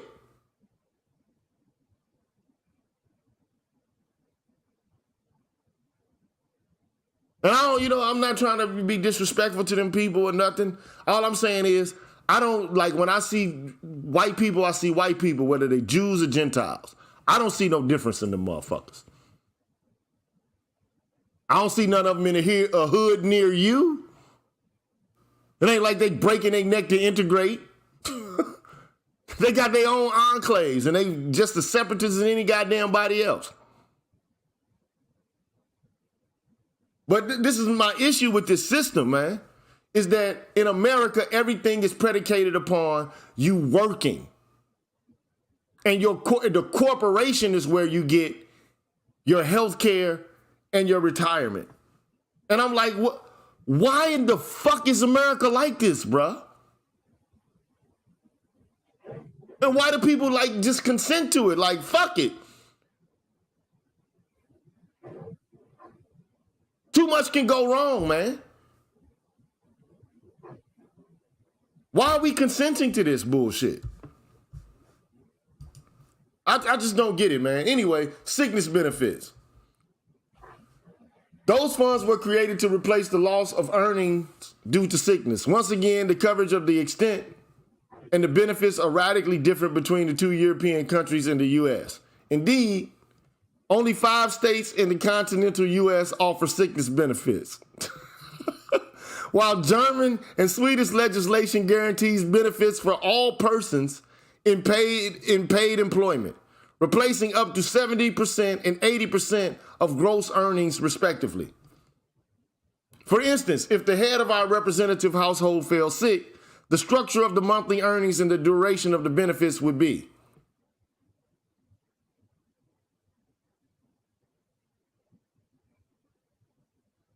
in 5 United States, sickness benefits $425 to $1576. Germany, $1793.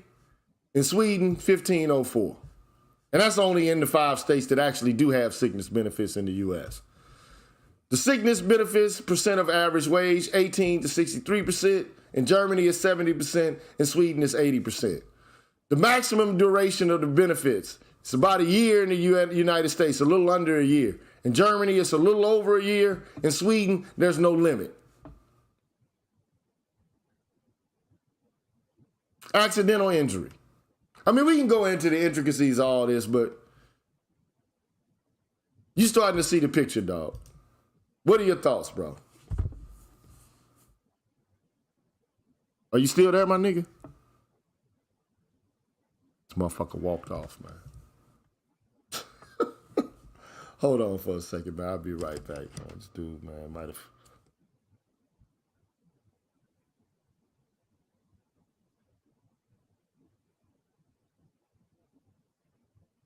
He might have got spooked out by me saying some shit about some shoes or something, man. Hold on, man.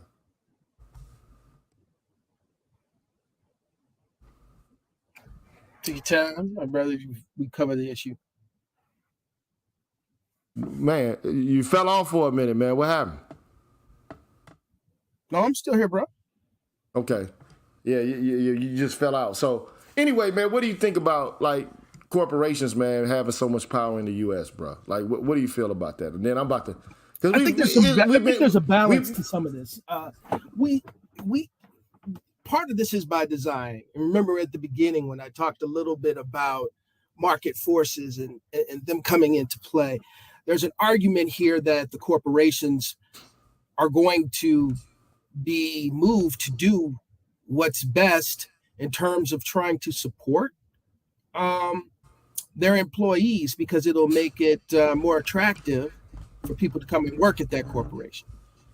I think that's a long-term argument that if the corporations always did what they were supposed to do based upon supply and demand and people moving from one corporation to corporation, we wouldn't have as many regulations as we do.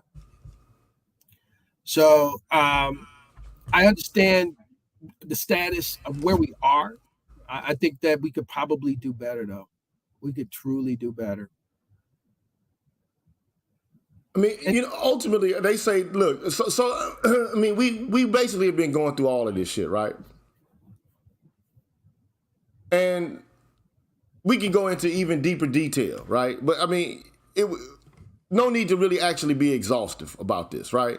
So the question is, has it worked? The question concerning the consequences of the greater expansion of the welfare state in Europe versus the U.S. is only tangential to our purposes.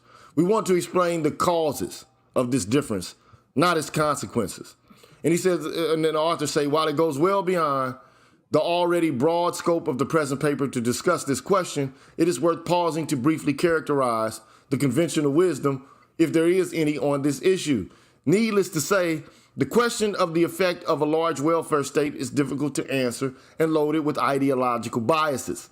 We think that a fair and relatively uncontroversial assessment of the effect of these different levels of redistributive policies in the broadest possible terms is as follows.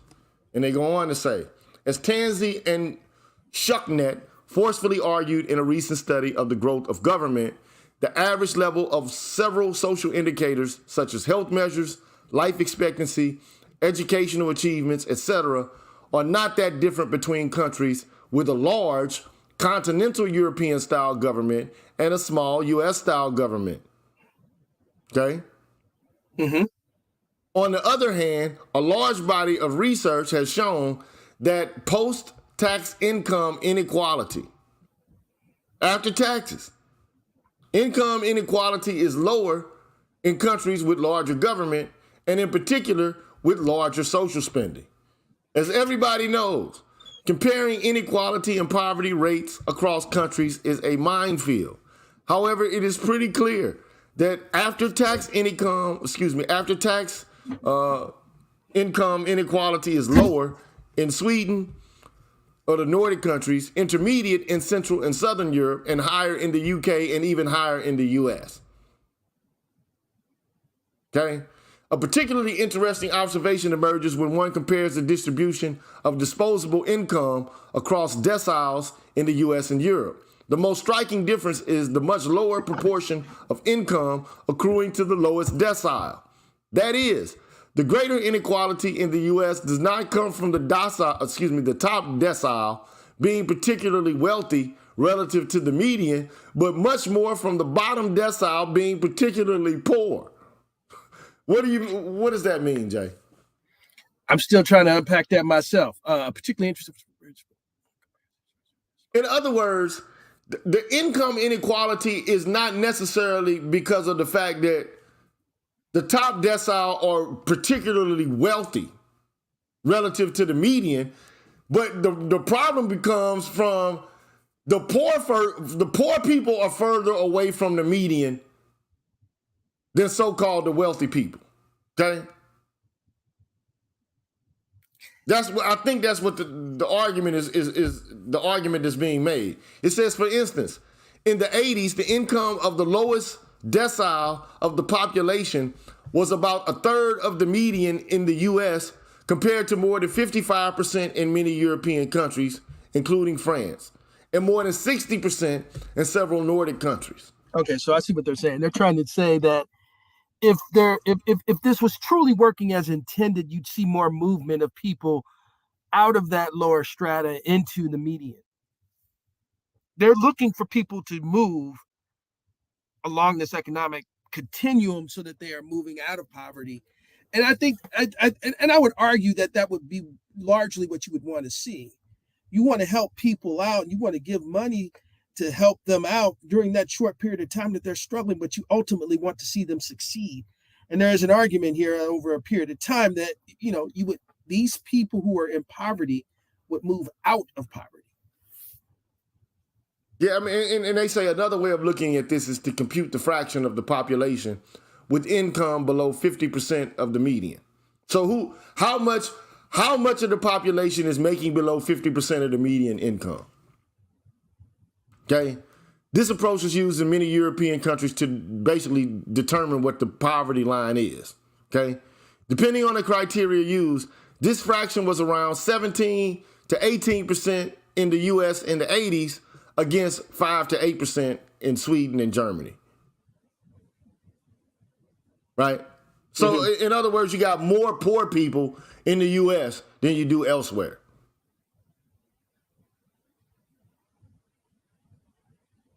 Says in the 90s, income inequality increased sharply in the UK and somewhat less sharply in the US. In continental European countries, changes in income inequality in the last decade were smaller. It would appear that because of the smaller emphasis on redistributive policies towards the poor, the bottom decile in the income ladder in the US is less well off than the bottom decile of the population in European countries. That is, the poor are really poor in the US.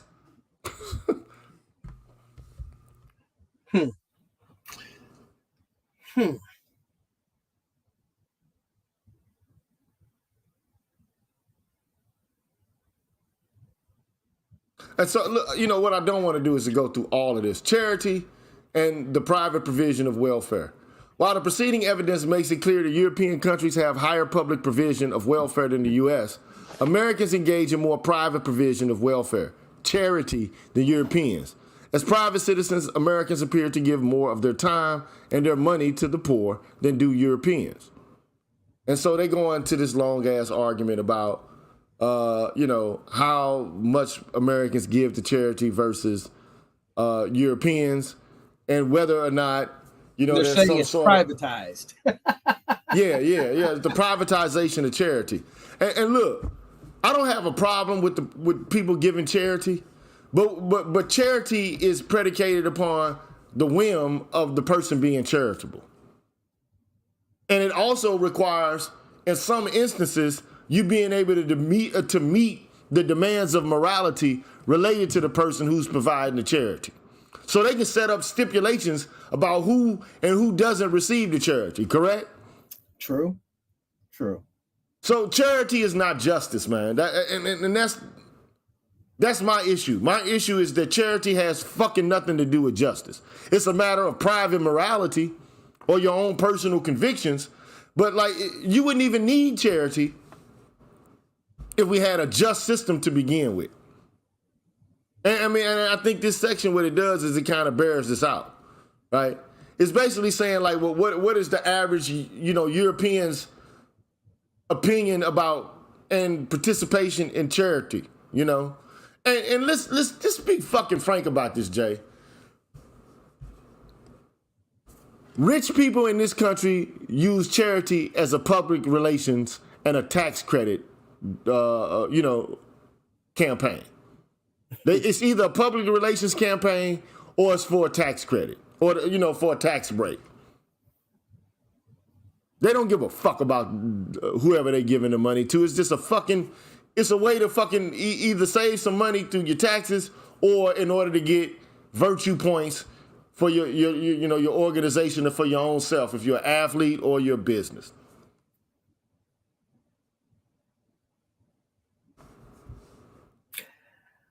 I don't know. Part of me I do believe that there are people who do give because they believe it's the right thing to do. And I think there's some moral underpinnings to charity and the way people in the United States feel about taking care of other people. Now, I do agree with you. A lot of it can be subjugated to it being structured and being within certain, you have to, with it being private, there's privatized, there's all, you have the capability of being, I want to support people who do not have or who have need, but they have to meet certain conditions. That is true.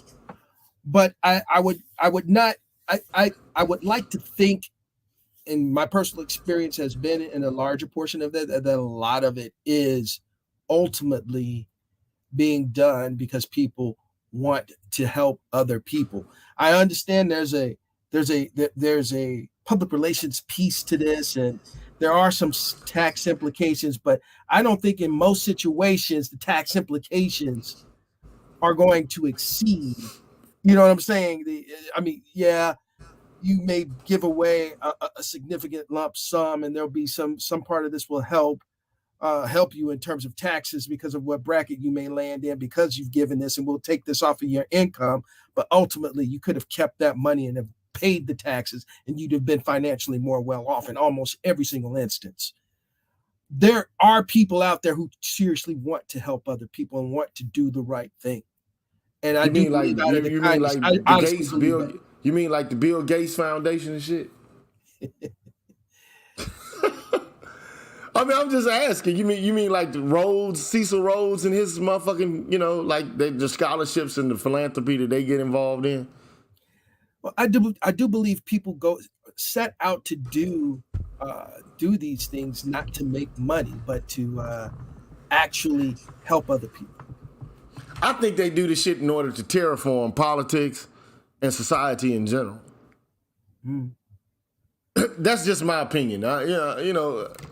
We can argue about that shit all day, but I mean, like, did Cecil Rhodes really want to help people, or did he really want to see his vision of the world manifested in a specific kind of way as much as he possibly could? Well, or else I could turn around and say, if there was a scholarship that was provided in your mother's name or my father's name, and that was sit out there. We already done that, nigga. We already been there, man. Jay already know, bro. And you're bringing your personal philanthropic endeavors into the play. I get it, dog. I understand, bro. And okay. I guess for me to sit down and say that I understand what's truly in Bill Gates' heart when he set it up, I can't say that I do. I know that. I could look at probably the results and of what's come out of it, and I'd have to think and believe that there was some sense of altruism there. He wanted to actually help people. How you may do it may be skewed and may be abused at some point in time. But I honestly believe that when people set some of these things up, they're really trying to help other people, because financially, even if they took that money, paid taxes on what would be, that structured income that they would have been better off keeping the money, putting it in their pocket or in the bank, paying the taxes on it, moving it offshore. But I get it, dog. This is an interesting comment made by Felicia Gray, and then we're gonna move on. It says, she says, I remember Arami Osei Frimpong saying that nonprofits are supposed to work themselves out of business. People use them as employment and retirement plans now.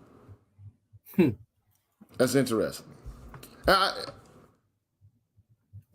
agree, man. I think that there's something called the non-for-profit industrial complex now. I think, if you have in mind that I'm going to have a 501c so I can create a revenue stream for myself I just think that that's problematic. That's just in my opinion. I think that shit is problematic. We're gonna start a business, but it's gonna be a non-for-profit business. Yeah, and you get shit like BLM. Like I do have a problem with BLM because I've been skeptical of that shit for a long time. I didn't already voice my concerns over it and talk to you about it. I think that ultimately what happened was you had a group of women from someplace way different than where the fuck we're from, and bruh, you're from the county, North County in St. Louis, dog. Yes, sir. So, for decades, the kind of shit that niggas is dealing with, man, rolling through motherfucking Belle Noire, fucking Pine Lawn, Blackjack, wherever the fuck it is. Like, I mean, from Normandy all the way to goddamn, Belle Noire, or whatever the fucking case may be.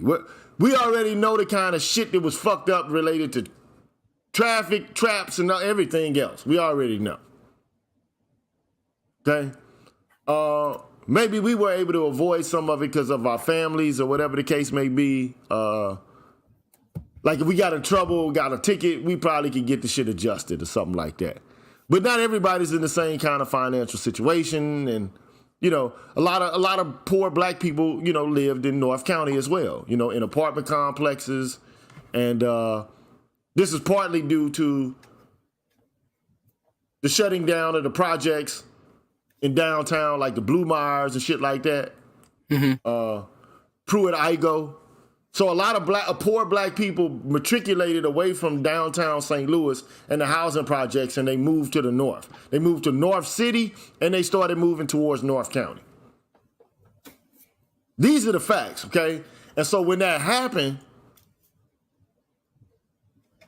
white people move further and further north.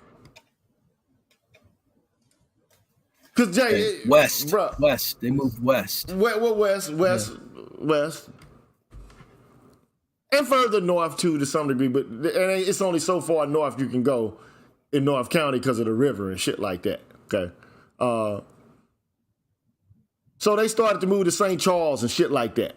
Yeah, St. Charles, St. Peter's. Yeah, start moving out that way.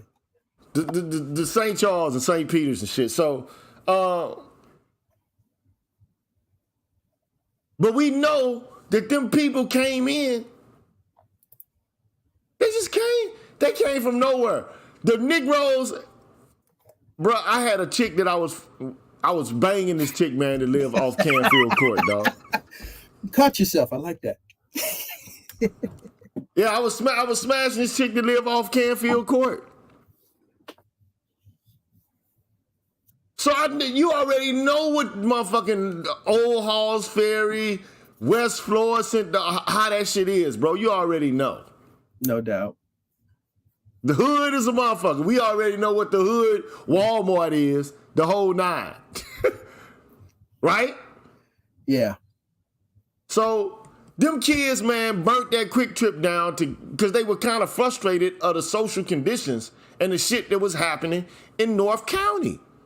Then you got some motherfucking chicks from California. Don't know shit about St. Louis. They come in and they become like the head of what the fuck is going on in the city of St. Louis. They become the spokespersons for the frustration of what was happening in North County. I just find that in and of itself, I find that shit problematic. And that they were able to capitalize off of it. Because these bitches they bought fucking condos in California, dog. Off money generated from black people getting killed and shot by the police, bro. And they like, fuck it, we cashed out. We done. Like, we're out of the business now. You gotta take that up with the organization now. Huh? I say that shit is problematic, so I got a problem with the non-for-profit complex, man. The non-for-profit industrial complex, I got a problem with it. I I'll argue this. I agree with you in terms of there being something wrong, but I'll argue with you in terms of you you have shown an instance where a particular instance where things did not work out as most of the people who supported the organization would have wanted it to. However, I could look at some other organizations that are really doing some good. And one comes to mind, like Rotary, in their attempt to try to eliminate polio globally. And some of the, and some organizations that are really doing good. And it's not that there's somebody pulling the strings that is actually trying to have some ulterior motive and utilize. Not that I know of, at the very least. So I do believe that people start these organizations with the best of intentions. And sometimes things are going to go awry and things are going to be corrupt, but that doesn't mean that you throw everything out. That means that you need to be more engaged, more involved, and challenge the leadership if the leadership doesn't lead the correct way. That is as much a fault of the membership of that organization as it is the fault of that leadership. Point well taken, dog. Point well taken. I get the point. I mean, look, we almost 3 hours into this shit. I'm sorry to have taken even this much of your time, dog. I hope that this won't deter you from coming back at some point and, contributing your expertise. Because, I mean, you got an MBA, man, from one of the most prestigious business schools in the country. And, you work for one of the largest corporations in the United States. You have experience and understanding that most of us don't have. Okay. And I think it'll be a waste for us not to tap into that experience and that understanding. Okay? I thought this was very informative in terms of understanding what's happening with the way the taxes are structured, how the money is being spent. I think the key takeaway for me is understanding how military spending has skewed everything. There was one thing about how bad poverty is within the United States versus the rest of the world that kind of does concern me, because I've traveled a little bit around the world, and everywhere I go, I always try to find the ghetto. I always want to try to see how people are living day to day and not what everybody wants to show you in the tourist traps. Right. And it's kind of interesting. I would like to see because I from somewhat what I've seen around the world in some countries, I've seen some things that have been worse.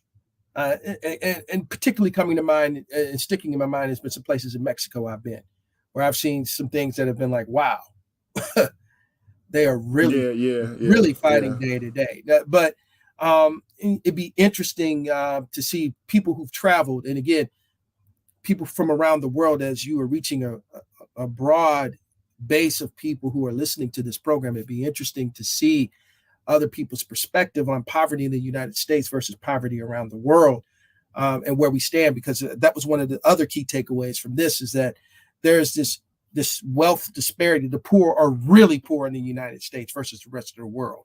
But is that playing out on the world stage as you travel and you get to see how people live day to day?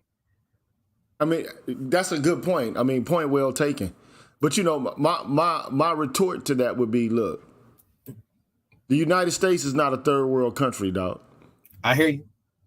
And it has to be compared with its peers. And what it does, with its citizens, with what everybody else in this peer group does with its citizens. You get what I'm saying? So it's a matter of comparing apples to apples instead of comparing apples to oranges. You understand what I mean? Yes, I do. And also, I would be, interested in having a discussion about the ways in which the United States and other Western countries, how they've created the impoverished conditions through colonialism and through military campaigns and economic embargoes, how they have impacted and affected so-called second and third world countries. I'd be interested in exploring, the U.S. involvement in a whole host, and not just the U.S., but Western countries in general, European countries in general, how their actions have contributed towards, or how they have alleviated poverty in other areas of the world. That's something I'm interested in exploring. But of course, all this paper is just basically saying that when you look at everything, and you can go look at the article and read it for yourself. We went off on so many tangents, but there was a lot to cover here because this touched on a little bit of everything from understanding the historical impact and its significance and how it drove where we were, right? Both in the European sense as well as the domestic sense here in the United States. And it also gave us an understanding financially of, our spending, and we have different strategies and how that plays out. And it'd be interesting to see longer term. Again, remember what I was saying, it's really about the results. If you could track a group of people over time in different places to see how they are faring, maybe one or two generations removed, are we seeing movement from poverty, out of poverty, based upon, these different strategies? That is really what you want to know is, are people getting a chance to improve their life? Do you have a shot? I can tell you this. Let me show you this, and this is going to fuck you up, man. Let me show you this, man. Oh, bro, it's fucked up, man. I guess I opened up Pandora's box with that. Yeah, but after this, we're gonna cut everything off.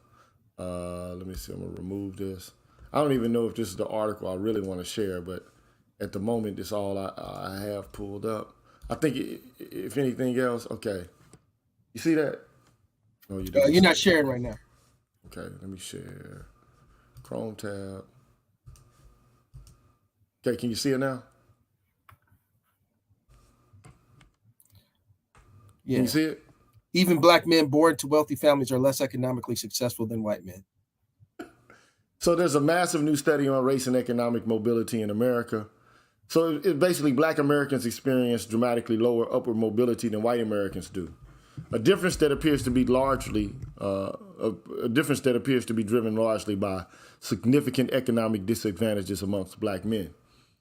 These conclusions come from a groundbreaking study combining Census Bureau data on race with IRS tax returns, which allow economists to track individuals' earnings over many years and tie them to their parents' earnings. The first paper to combine census race data and tax records was released by the Census Bureau's Maggie Jones and Sonia Porter, and UCLA's Randall Akey last year. Now Jones and Porter have extended that work in collaboration with Stanford's Raj Shetty and Harvard's Nathaniel Hendren, and tied their findings to parental tax records, enabling an intergenerational comparison spanning from 1989 to 2015. The researchers teamed up with the New York Times Upshot and produced some incredible charts and graphics showing off the data, which you should check out. Here are a few major takeaways from the research. Black Americans and American Indians in well-off families are much likelier to fall behind than white kids. Okay? I'm just going to look at the big stuff. Black men enjoys much less mobility than white men, but the gap between black and white women is small. Okay?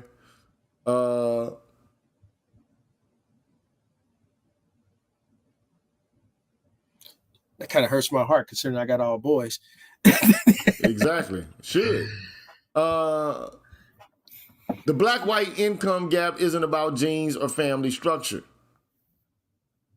Because a lot of, even people in this space will make the argument that, like, the reason that we're not gaining traction in the market and developing wealth is because of the way our families are situated. And, we're creating dysfunction and pathology.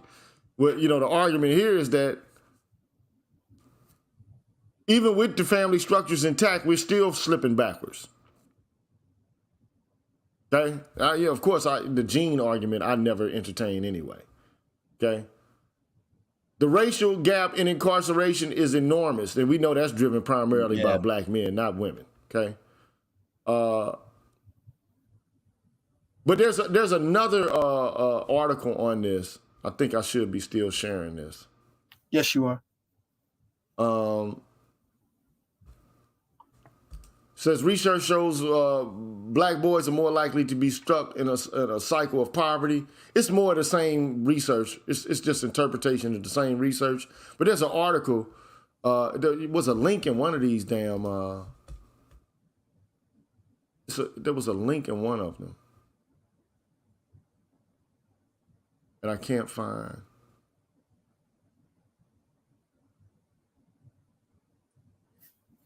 Yeah, I got to look for it, and right now I just don't have the energy to look for it. But I mean, the point is that there are these articles that demonstrate that the wealth gap between blacks and whites is primarily driven by the wealth gap between white men and black men. And that if you look at and explore the data, racism is having an impact primarily by means of exclusion of black men and boys, not necessarily black women and girls. That the wealth gap can be largely explained primarily by the rift, between, or the chasm or the lacuna between the earnings of white men and black men, and not, with black women and white women.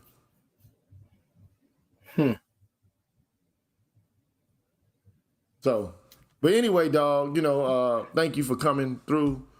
And thank you for having me, brother. Just let me know when you're available, man, to come through and have a conversation again, man. Mostly it'll be about economic shit, though, because you're the person who can be like the decipherer, you're like the interpreter for economics for me. Well, I'm glad I could be of some help, and I hope that this reached enough people so that at least they had a better understanding of what was going on. I mean, that brought some things to light for me, and I definitely enjoyed this discussion. It would be interesting to have some people chime in about poverty around the world. I thought that was an interesting takeaway as well. But let me know what other topics you want to discuss. I'll be here for you. For sure, dog. Thank you, dog.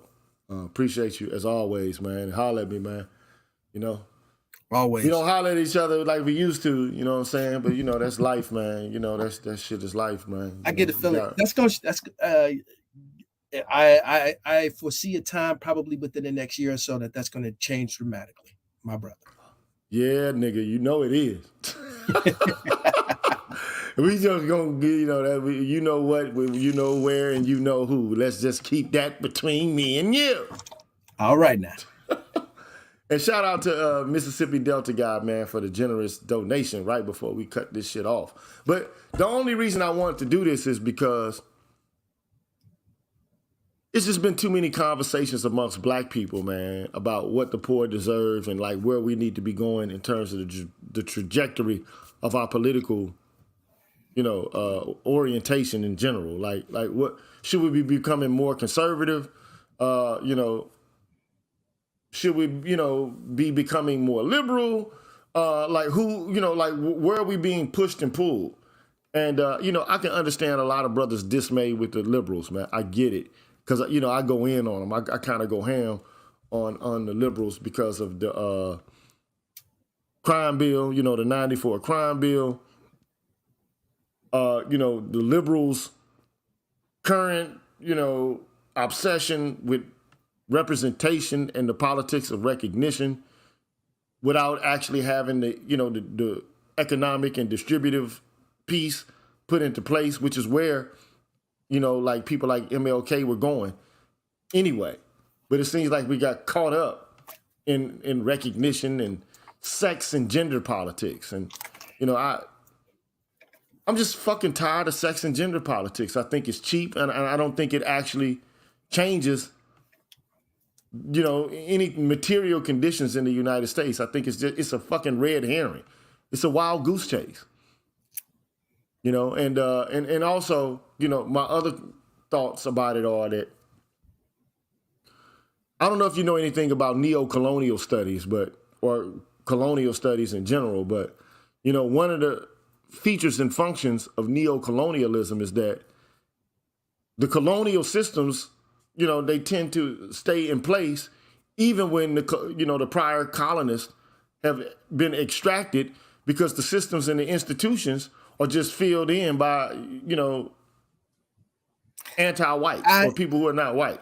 I personally look at this as the fact that a lot of, I think, and I think this is very relevant today when people are trying to rewrite history the way they want to see it, instead of taking the reality of it and truly looking at it and understanding it and being able to explain it to people. Because people who don't understand exactly the history, the foundation, the underpinnings of what has created the issue aren't going to be able to address it with any real world solution if you don't understand the root cause. I remember traveling and taking some tours in the Deep South, and when discussing the Civil War, it became, oh, you mean the War of Northern Aggression? I'm like, oh, you changed it? You changed the name? I'm sorry. And then to talk about the fact that, oh no, this had nothing to do with slavery. I'm like, are you really trying to rewrite this? So yeah, but they are rewriting it as we speak. And one of the things that they're opposed to is critical race theory. And but I think that what's happened is that the left has become. I don't want to say the wrong thing, but I really actually don't care to say the wrong thing because I'm vulgar anyway. But the left has become obsessed with the presentation of negative liberty as being the supreme and the summum bonum of what politics should be about in the first place. Okay? And primarily along identity lines and identity politics. So, and then they've established categories without any historical nuance that determines how oppressed you are, or whether or not you are a member of a group of persons who ought to be acknowledged and recognized. So when you added sex to the Civil Rights Bill, you just basically opened it up for white bitches. And my problem with white bitches is just this. Like, look at them, bro. Them motherfuckers was everywhere. All the evil shit related to race was going down. They was there, bro. Look, I'm going to be real with you. This is, I'm going to be very real about my personal beliefs are that that I do believe sexual discrimination is real. Period. I do believe it. And I do believe in that pay gap between women and men. I don't believe it. I believe it. I believe it.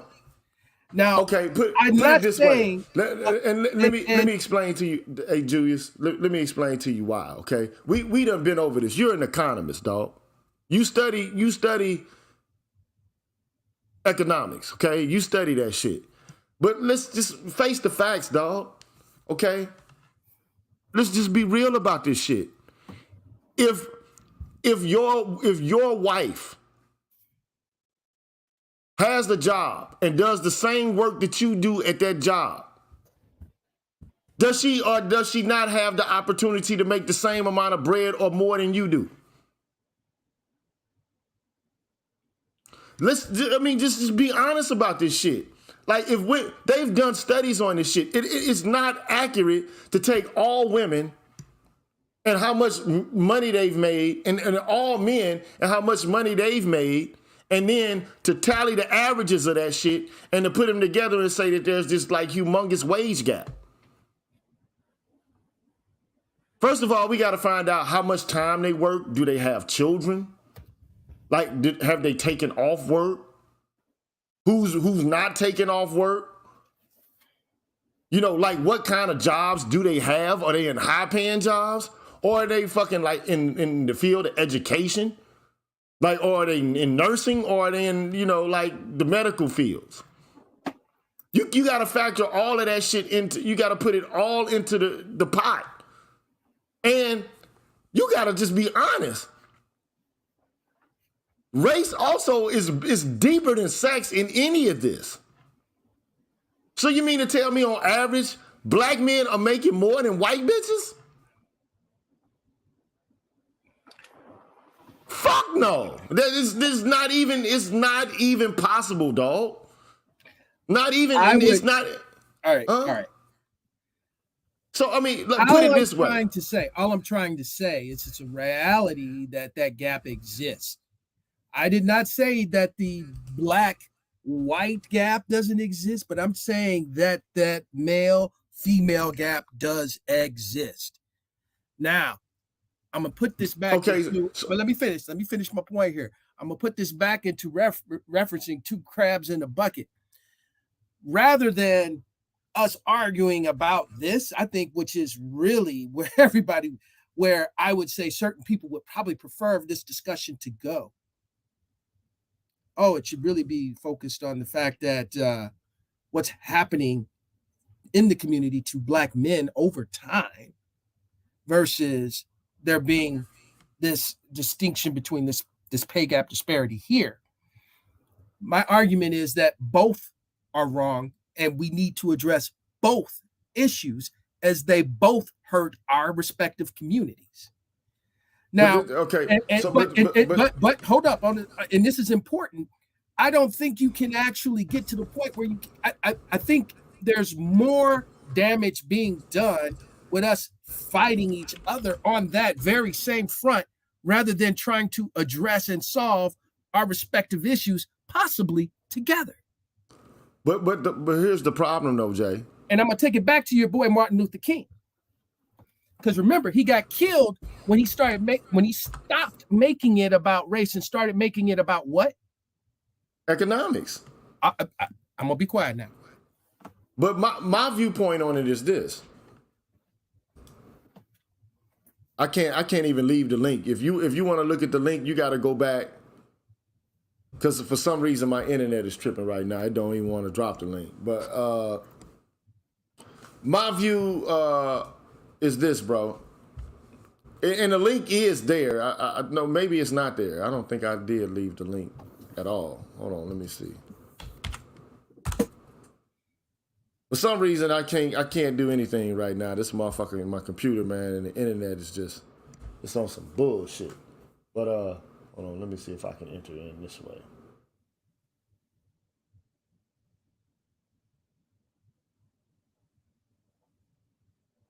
Yeah, my internet service is on some jacked up bullshit. But anyway, yeah, my view on it is this. And you just got to study the history of it. And, you know, I'm pretty sure that this is not something that you've studied. You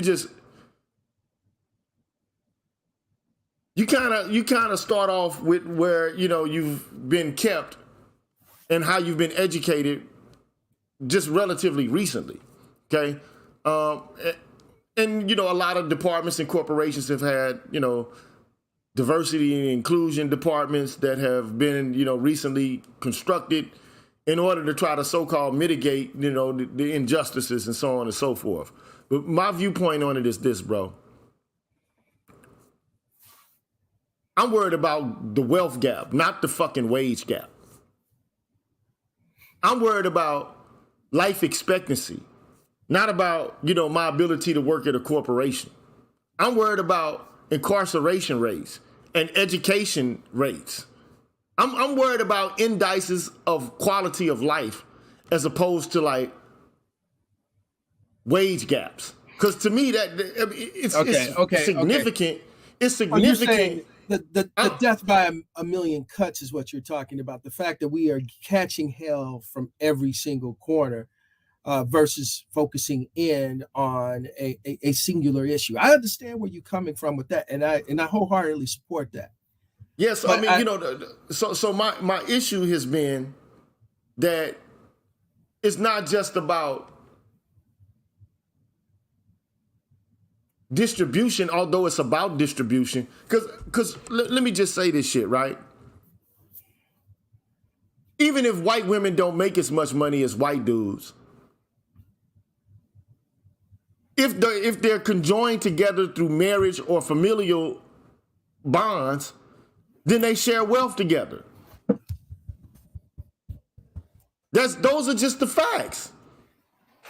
So I mean, and then my issue is that like I don't see white women trying to change the basic structure of distribution in the United States or elsewhere in the world. I see them wanting to be in the same fucking slots that white dudes are in. I don't see them like working to undermine the basic structure of Western culture. I just see them saying, we want to participate in it too like white dudes. But then those same motherfuckers will come along and tell you that you got ambitions to be white dudes. Like black men are the white people or black people. I'm sick of hearing that stupid shit. No, it's white chicks that actually want to be like white dudes. They want to be CEOs and shit and want to do the shit white dudes do until it's time to pay the white boy tax through death. Then they ain't got time for it then. So, the issue is, I think between men and women in general is, women want the boons and the benefits of the social arrangement, but they don't want to take on the risk. You can't just want all the good jobs the white motherfuckers men got, or black, or whatever. You can't just, if we talking about just straight gender. You can't want all the best jobs. Bitch, get your ass in the ditch and shovel some shit too. Because you got a lot of white boys and niggas out there shoveling shit. You can't just want the jobs with the air conditioning shit. You gotta go fucking dump some trash too, bitch. And when it come time to get down for war and defense, you gotta get your ass out there and die just like a motherfucking man would too then. Get your ass out there and hold that goddamn, that M16 and get it in just like a nigga too. Don't expect for me to fucking protect your ass. You want equality, right? So you gotta take on the equality of risk and burdens as much as you take on the equality of benefits. And that's what men are having an issue with. Now, I just say, even when it comes to like punishment in this culture, we don't punish women for shit. They don't even have enough prisons to hold women for doing the shit that women do. Because they're not dedicated to punishing women. This culture isn't. But I took the time to I don't know if you had a chance to take a look at the slide that I have. I don't know if you can see it. Let me see if I can, let me add it. Go ahead. This is dated. It's 2009. So I know this is way outdated, but it gives you an idea of where both the African-American men and women are versus the white man and the white woman in terms of what that pay gap would be. And this is based on median weekly earnings, right? And like I said before, black men are making less than white women, dude. Oh, no doubt.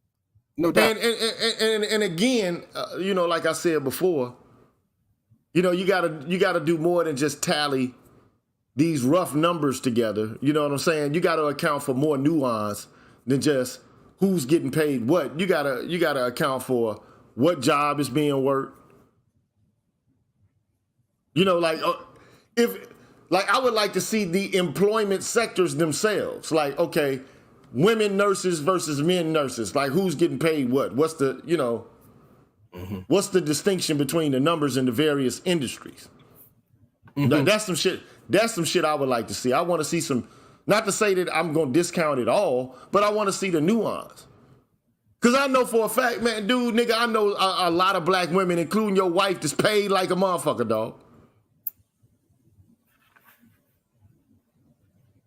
Super paid. You know what I'm saying? Like, I mean, it's the truth. Oh, no doubt, no doubt. So the idea, you know, like now, you know, if a woman decides that she's going into fucking pre-K teaching and shit, I'm sorry if you ain't making $400K.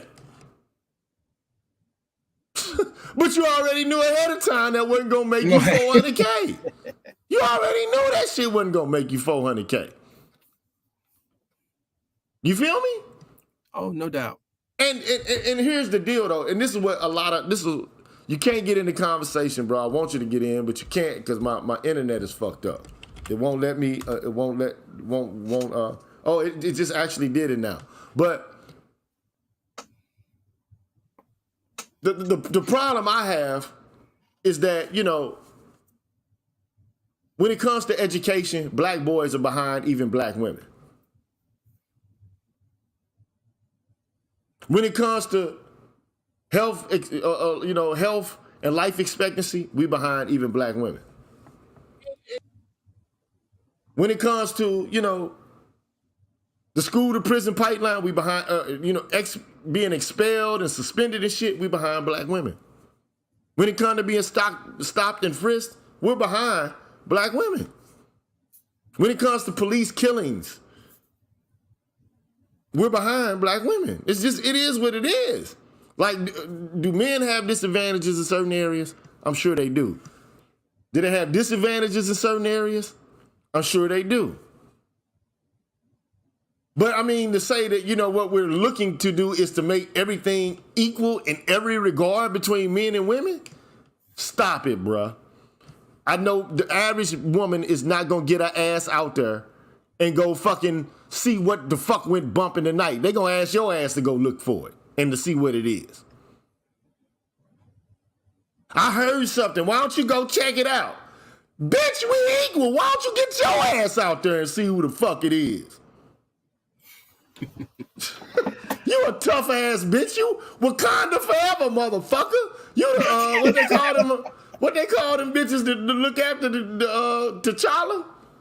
The Melage. The Dory whatever the fuck they the Melage me, bitch. You the homie. You the woman king. You the woman king. Go king this bitch. Go figure this shit out. I'm gonna sit here and look at my iPhone and shit. I'll give you a report. Check this out. Can I jump in here real quick? Because I ain't gonna be on long. But well, this my dude right here, Marcus, man. And this what's dude, going on, brother? Call it nice JC for now. You know what I'm saying? It's JC, man. No doubt. So I'll submit this respectfully. All right. The wage gap, number one, is based on median incomes between men and women. All right. Median incomes. It doesn't say what jobs. It doesn't say same job. You understand what I'm saying? It doesn't compare the difference in pay for the same work. We've all been on jobs where it's physically intensive and you doing more work than the females. We've all seen that. Mm-hmm. Do you know what most women go to school for? They don't go, like, they're not heavy in, you know, the STEM. They're not heavy in areas that would pay more. Right? This is true, right? Mm-hmm. So don't you think that would sway, you know, the median incomes a bit? Not only that, and I haven't even discussed work hours. Most people work for a certain wage per hour. That's what most people work, right? So if you're looking at how much people get paid per hour, you go to McDonald's, you go to Macy's, you go to these regular stores where people are working for a wage. If me and a woman started that job the same day, we get paid the same amount of money. Okay, we get paid the same amount of money. That's most jobs. Okay, so they're not going to start me at 15 an hour and then start the chick at 12. That's not what happens. You all start at the same wage. That's just how that goes. And on average, men work way more hours. I'll take it as far as this, bro. women in this society are not expected to take care of families. We are in a men pay all the bills culture, right? So why should women make as much as we do? All everything that I said aside, right? Let's put all of that aside, because anytime I look at a wage gap, chart or anything, it's comparing what all different races of women make compared to white men. That's the one that Gigi just put up is the first time I seen black men on a chart. First time. But my question is this: in a social setting where in order to be a real man, you got to pay for everything. You got to take care of women. Why do we have women who want men's salaries? Why? Because that's a problem, man. You know, right? Why you want this? Yeah, they taking jobs from us in order for us to be able to pay all the bills. You are filling a space that a man needs to be in to be the man that you want him to be. It's a conundrum, bro. So no, it is my belief, and I'm sorry, Gigi, JC, respectfully, it is my belief they should not make as much money as we do, because there's a responsibility gap, there's a requirement gap, there's a payment of the bills gap. You understand what I'm saying? There's a protective. Well, okay. I think that says a lot in terms of how you view things, in terms of how I view things. Come on, fam. It's not this is not my view. Bills? This is the culture. This has nothing to do with me. This is the culture you, Gigi, and I live in. This is not what we made up. This is not my opinion. This is reality, bro. So show me where women are required to come with bread, or they gonna be ostracized socially or otherwise. I'll wait. Yeah, I mean, so let me just say this, okay? JC is not part of the manosphere, okay? He didn't fucking come here to talk about manosphere shit. I understand. But no, wait a minute. But I mean, he's a man, these are so fair questions. he gotta get to work if he gonna get the fucking work, okay? But understand this shit, but though. let me peel this on you, man. Hold on, man. Hold the fucking phone. Okay? All I'm saying is JC is a friend of mine in real fucking life. Facts. Okay? This nigga here is a nigga I'd die for. Like if you no, I mean, I know disrespect not to say I won't die for a nigga in the manosphere or whatever, but I'm just saying this a nigga I know for real. Right. Real That's why life. I said respect. So if you start fucking with him, I'm gonna say, okay, that's my nigga who might have a fucked up viewpoint if that's what you want to think. But if you fuck with him in real life, I'm gonna fuck your ass up. It is what it is. He know what I'm telling you is the truth too. Okay? So I'm just trying to get that shit understood. So a nigga understand what the fuck I mean, cause I know for a fact if he saw me, a motherfuckers jumping me in public, he ain't gonna ask no questions. I could dig that, but I understood the first time you said it. That's why I said. That's why I submit. And this ain't for you. This ain't for you specifically. It's for niggas in the chat. You know what I'm saying? That's who it's for. Okay? All right. Well, I want to hear his rebuttal. He can hold his own though. Go ahead. I want to hear this rebuttal. I appreciate that luck, but I'm gonna stand on my one on this one and say, like, I would argue that as an employer, as someone who is employing people and having to pay people, are you going to pay a distinctively different salary to males on your payroll versus females on your payroll? I mean, it's your business. Would that be the way you would approach it? Okay, so as a businessman, let me ask you, which gender is more productive, depending on what the job is? Most jobs, men are more productive. They work more hours and their bodies are able to do more. Now, if it's a thinking man's job, okay, if the woman wins out, cool. What I'm asking you, and what I said has nothing to do with that, but you know what? Let me let you answer these questions one at a time. Okay. Which employee is more productive? This is gonna be funny as fuck. This is great. No, it's gonna be very simple. If we are building houses and we are in construction, my brother, you got a solid point. Right. Okay. If you were talking about somebody working the register at McDonald's, I'm like, nigga, please. So let me ask you this. If more men are building houses and doing construction and they're making more doing those jobs compared to women working at McDonald's, don't you think that would influence the median incomes between men and women? Yes, I agree. That probably. So there's your pay gap. There's your pay gap, bro. If So- men are doing the more dangerous work in longer hours doing that dangerous work, and women are doing work that's not as dangerous for less hours, there go your pay gap, bro. That's checkmate. Now, what I'm saying to you, aside from that argument, is I still don't think they should get that, because I'm saying this. This is, and Gigi, understand. You're taking it a little overboard, but I get. Look, no. Wait a minute, Marcus. Marcus, Go ahead. I understand your argument. Let me. I said this shit 2 years ago. This is what I said, and I used the same argument that you're using now. This is what I said, and it's related to. I pay all the bills. Right. I pay the light bills. I pay the electric bills. I pay, the duck bills, platypus bills. I pay all the bills. Bro, you see my video? And it's in response to, Destiny's Child, can you pay my bills? Right. And if we can't pay my bills, then me and you are through. And not to say it works out that way in every situation amongst men and women, because you got homosexuals out here, okay? And it does happen, okay? Is if the expectation, but the social expectation as a is man, unfair. Right? It's unfair. Is that you be able to take care of the woman, right? That's and okay. Put it this way: what Marcus is basically saying to Jay is this.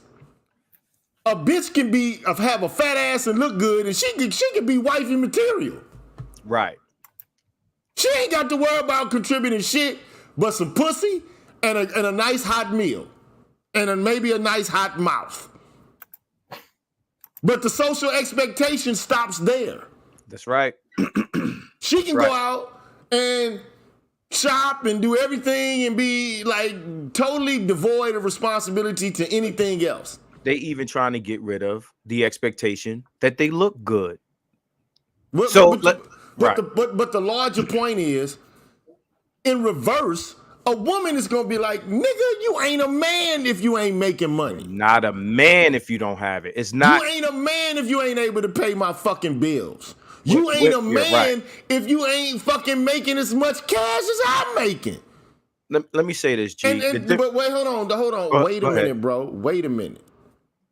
But the problem I have with that whole paradigm is, here's the paradigm, right? You making it so, and this is the argument you just presented. Bitch, you want me to be a man, but you all in the fucking way. You in the way of me getting what the fuck I need so I can give you the lifestyle you say you want. Right. You saying that you want to be in your soft bitch phase, the soft girl phase, where, I ain't got to too much worry about shit. Well, if that's the case, then you in the way. You are in the way. That's like a motherfucker saying, I kind of want a part-time deal, dope or some shit. You in the way of real niggas out here trying to get this money. Now, either you want to get this money or you just doing it for extracurricular bullshit reasons. I'm here trapper dying, nigga. I'm the snowman out here. I'm trying to get it. But you out here fucking around playing because, that's the thing to do right now.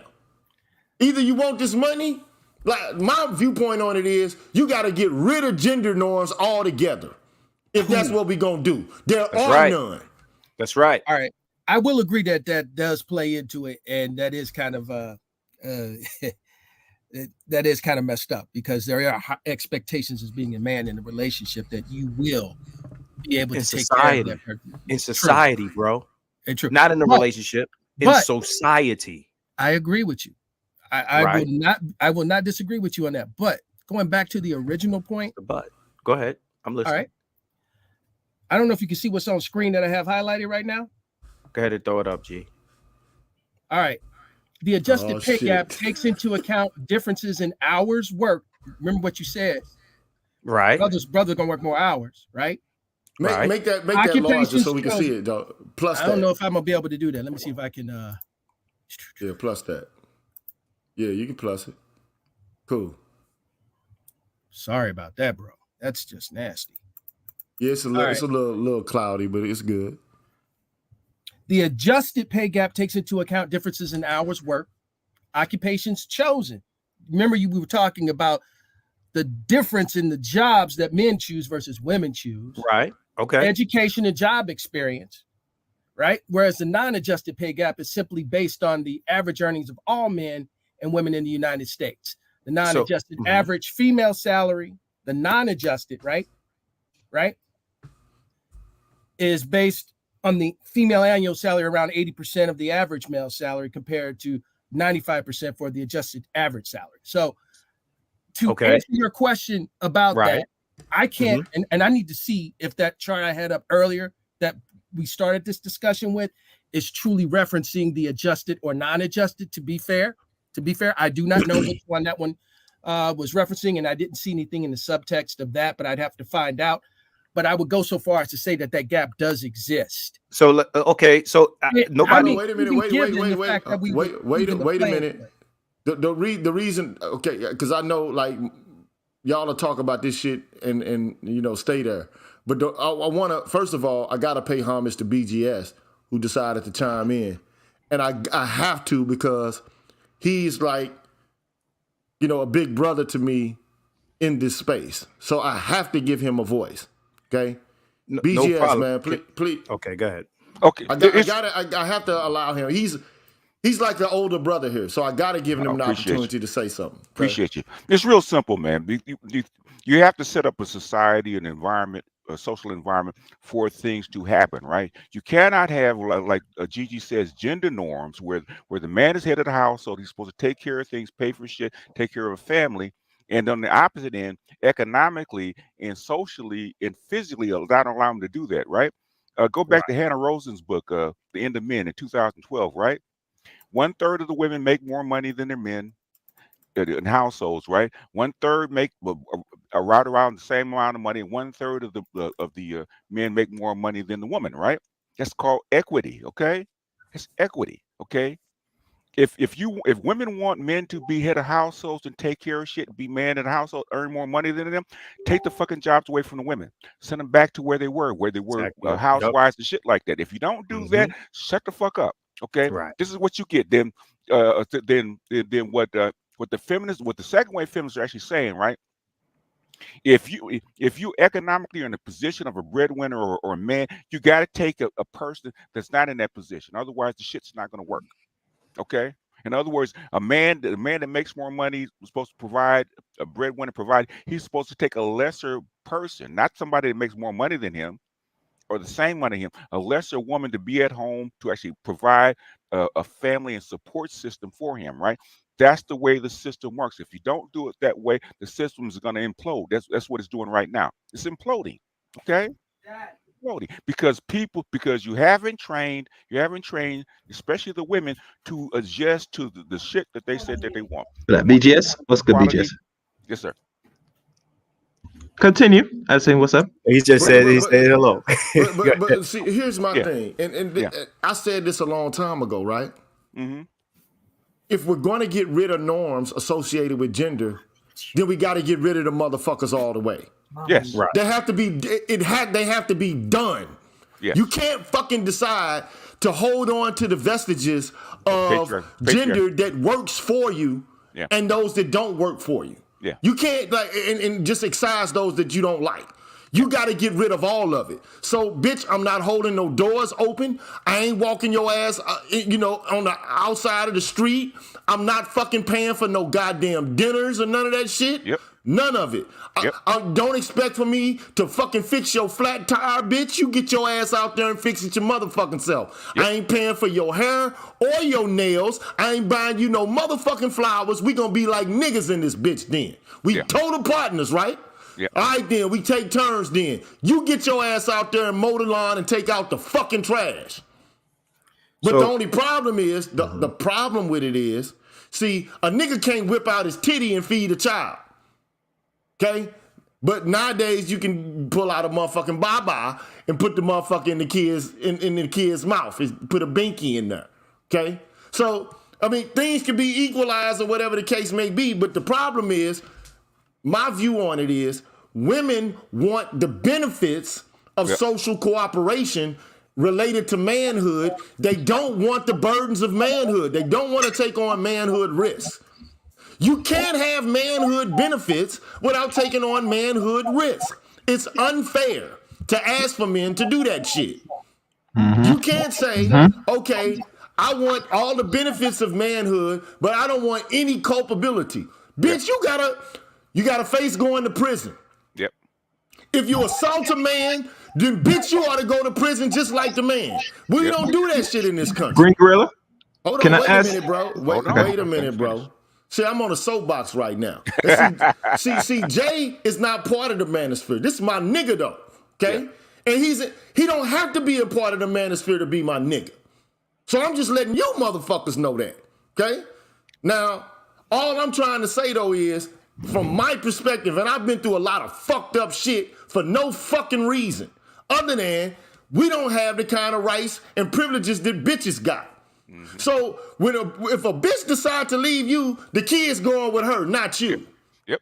But then they'll say it's a patriarchy. Yep. Bitch, we already got a female patriarchy, but ain't nobody acknowledging or even admitting the ways in which they run the motherfucking shit. Say that shit for the niggas in the back, man. Say that shit. But niggas don't know it because niggas aren't attentive to their own needs. They've been taught they supposed to serve and take care of everybody else except for their goddamn self. This is a fact.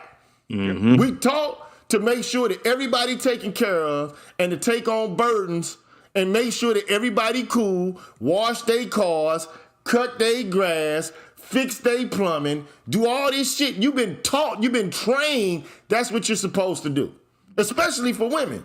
But when the last time a woman said, fuck it, I'm supposed to be trained to get this nigga some water or make this motherfucking dude a plate? Or, you know what I'm saying, to just come get this nigga a back rub. Or to suck his dick real good or some shit. Wash his clothes, run his errands, you know. But nowadays, bitches don't feel like they gotta do none of that shit. Yeah. None of it.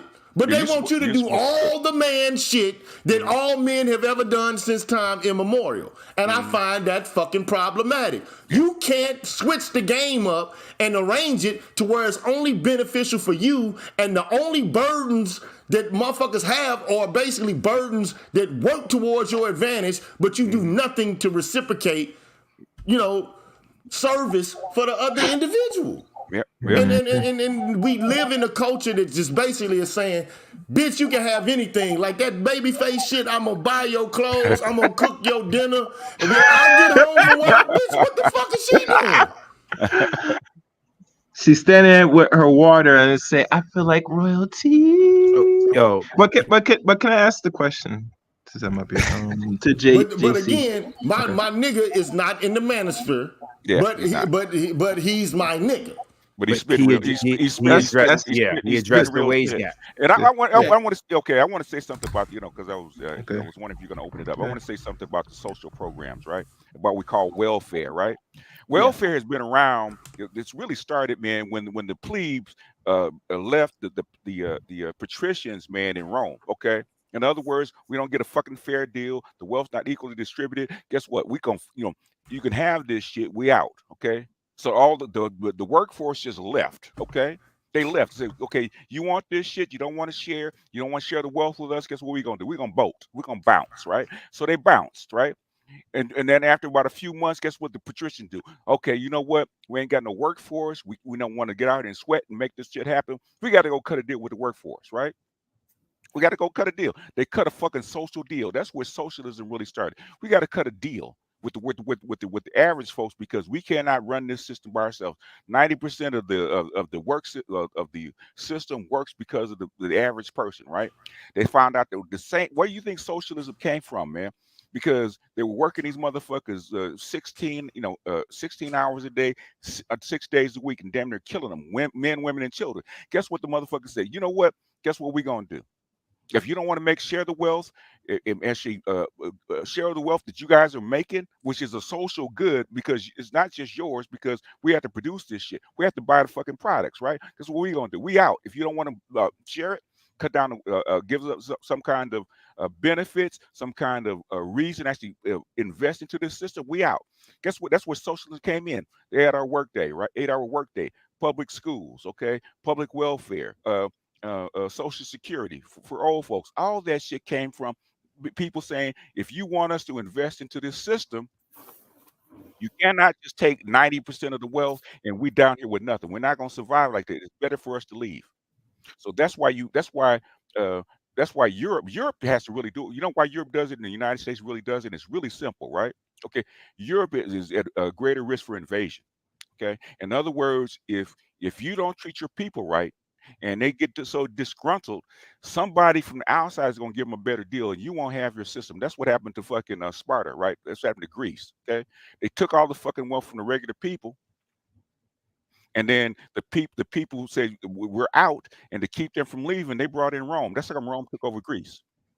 They didn't share the wealth, and people have learned that lesson. United States is going to learn that lesson. There's a lot of reasons the United States pays military to go out and do the shit that they do for the lifestyle that we live, but we ain't gonna get into that. But the thing is, that's what the social system for, and that's why Europe is especially sensitive to the common folks' needs. Okay, because they know if they piss off they don't share the wealth equitably, and at least to the point where the average person can identify with it and buy into it. Guess what they're gonna do? They say, you know, fuck it, I'm out. In other words, hey, Germany or France or Soviet Union or whoever the person is, okay, why don't y'all come on in here, because these motherfuckers are taking all the wealth and we ain't getting shit. So it's better for us to sign on to you because you're cutting a better deal. And that's what the social system is about. It's about making a deal. And the United States, because they're not imminent of invasion from Mexico or Canada, you know what? Hey, we don't have to give them as much. We can extract more from them, because where are they going to go, right? Who else they going to get to come in and offer them a better deal? Nobody. So it's easier for us to negotiate a deal with the United States up to a point. I agree with that. You know, there's some parts of that I agree with, but there's parts of it that I kind of don't. Give me the ones you don't agree with first. Let's start with the disagreement first. Okay, so yo, let me. I'm about to break out, so I'm gonna holler at y'all later. BGS, peace out. What's it like there over there, man? You all right? Oh, I'm back, man. I'm in Vegas. He's back in the States. I thought you were gonna do like a couple of months over there, man, and shit like that. Really do the maybe in January. Next week's Thanksgiving, man. I got obligations, but January. But yeah, we're gonna be talking about that tonight, though, in depth. Right. So I'll see y'all later on. Hey, Marcus, are you back in the East Coast or back where you at now? Vegas. I'm home. Okay. Post your thumbnail so I can share it. Most def. All right, no doubt. All right, thanks, y'all. I'll talk to y'all later. Peace, peace, man. Peace. Okay, so and look, so what I agree with, it's not so much of what I disagree with. Okay. It's about what's left out. Okay. So we all know that what's happening in Europe is different than what's happening in the United States. Okay. And we know that, you know, like America is in splendid isolation and it is pretty much an imperial power and it's the police of the world. Whereas Europe, I mean, for all intents and purposes, man, they get to enjoy the benefits of us policing the world, and they kind of free ride off what the average American taxpayer is putting into the system. Because in order for the empire to work the way it does, somebody has to pay into it. Yeah. Okay, and it just so happens that the median voter is the motherfucker actually paying into it. Kinda. Yeah, somebody got some noise in the background. I don't know. Hold on. Oh wait, hold on. Let me correct that. Mute yourself. Oh, but I have no. There you go. All right. Yeah. So, you know, like exploring the article, you know, like, and I tend to agree with it, and you could just hear it. It's evinced through the conversations that you have with people when you talk about politics, especially when it comes to like social programs in the United States, which everybody on the right is just so they despise this idea of having a social welfare system. Okay. Kind of. Well, not really, because remember when Trump first took office, and the Republicans the conservatives thought they're actually going to undo Obamacare. and Right. all the senators and congressmen went down to have town hall meetings and got ran out of the meeting. They had to escape with their lives. Remember that? But here's the deal though. So Okay. so look, white people don't have a problem with social programs that are coming their way. No, They never have had. no. They don't care about social programs when they're receiving them. They didn't turn down the Homestead Act. Nope. They didn't turn down FHA loans, nor did they turn the GI Bill down. Nope. They don't give a fuck about being, parsimonious or niggardly when it comes to themselves. Or small business loans, or They don't. grant. Yeah, they don't care about even businesses being bailed out through welfare. Mm-hmm. The only thing they don't want to see happen is a nigga getting some shit. I agree. They can't stand to see a nigga prosperous. Even if a nigga goes out and becomes prosperous by the sweat of his fucking brow, they will sit there and see that shit and say, damn, how did that fucking nigger get that shit right there? I mean, and the reason why I say that is because they burned down Tulsa, Rosewood, and they burnt up East St. Louis, Illinois. They do everything they can. I ain't gonna say all of them because that's a generalization, but the general thrust, and we dealing with averages and what's occurred in the past, they, as a whole, have not been able to be generous in terms of social welfare programs here because they don't want to see niggas prosper. Because niggas, the poor in America are disproportionately minorities. If you want to do something with the poor, it's going to cause a rise in the level of well-being and the wealth of people whom they consider to be their enemies, Right. or people that they perceive to be beneath them. Yes. So that's why you don't see a robust welfare system. And I think that article pretty much is white boys admitting it. It's white boys admitting, like, okay, Europe is more heterogeneous. The population, it ain't a bunch of motherfucking Mexicans and fucking Puerto Ricans and Asians, and even though those populations do exist there, right? But you don't have them in the numbers there that you have them here. Okay? And I mean, there's many reasons for that. But that's the old world, okay? This is the Americas are the home of the fucking so-called Latino, but he's just mixed in with white motherfuckers. Right. Mestizos are Native Americans plus white people, Spaniards, or Portuguese motherfuckers, if you're talking about Brazilians. So I mean, genocide really hasn't occurred as much as people think it has. It's just that, the population has shifted, and like even Latinos don't know who the fuck they are because many of them, speak a slave language. Like Spanish is not their autochthonous indigenous language.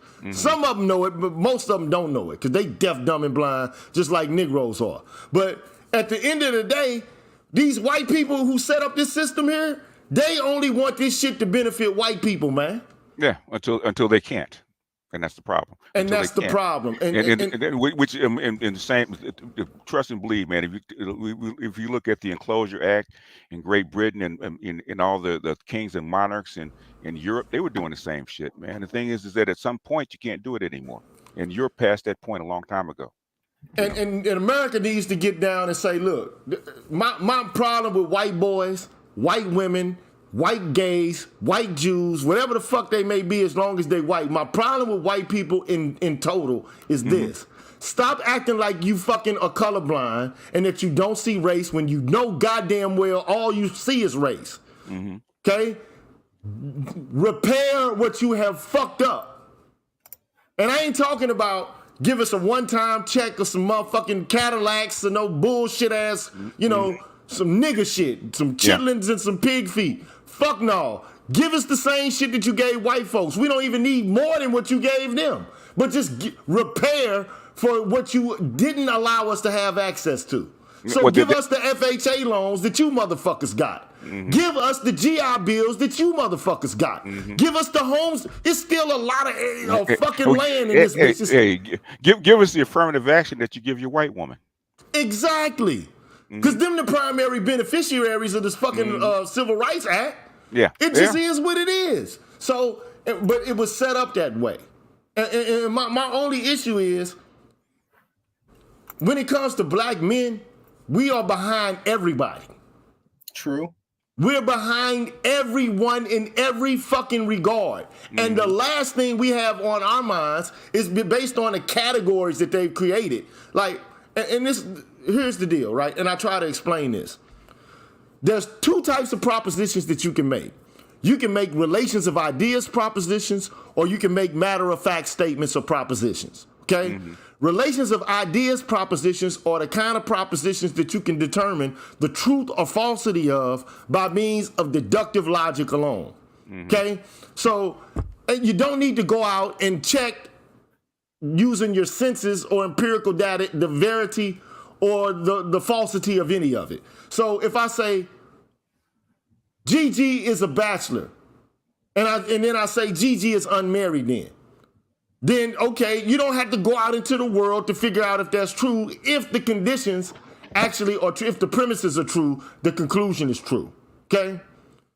This is how we treat identities in this country right now. We're making all of these relations of ideas statements, and we're operating as if they're actual matter-of-fact statements that you got to go out in the world and demonstrate whether they're true or false. Okay? Now, if I say Mount Everest is the tallest mountain range in the world, it could be true or false, but I have to actually go out. I can't just use ideas themselves in order to determine whether it's true or false. I got to actually go out and measure the motherfucker.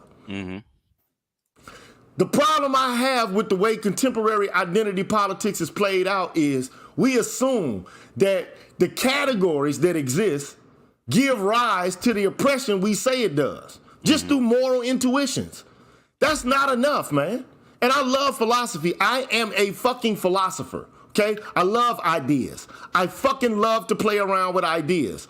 But the problem with philosophy is that if it's not tempered with empirical data, or other data from the natural sciences, it becomes fantastical imagination. And meaningless. Okay. It becomes untethered to reality. I do have something that may help in terms of relevancy to this entire discussion. We talked a little bit about the pay gap, which really opened up this discussion. I talked a little bit. I was given some good indication that what I was looking at was a fallacy, and then I showed that there was really a legitimate pay gap based on sex, and that I didn't necessarily think there should be one. Okay. Most employers, I still believe, would want to pay for work done, not based upon what you got between your legs. That being said, a lot of this is moot because you really can't do a lot with that in terms of trying to right what is wrong for both us. Meaning African-American men as well as women. They can't do anything without data. In other words, it's not what you know, it's what you can prove.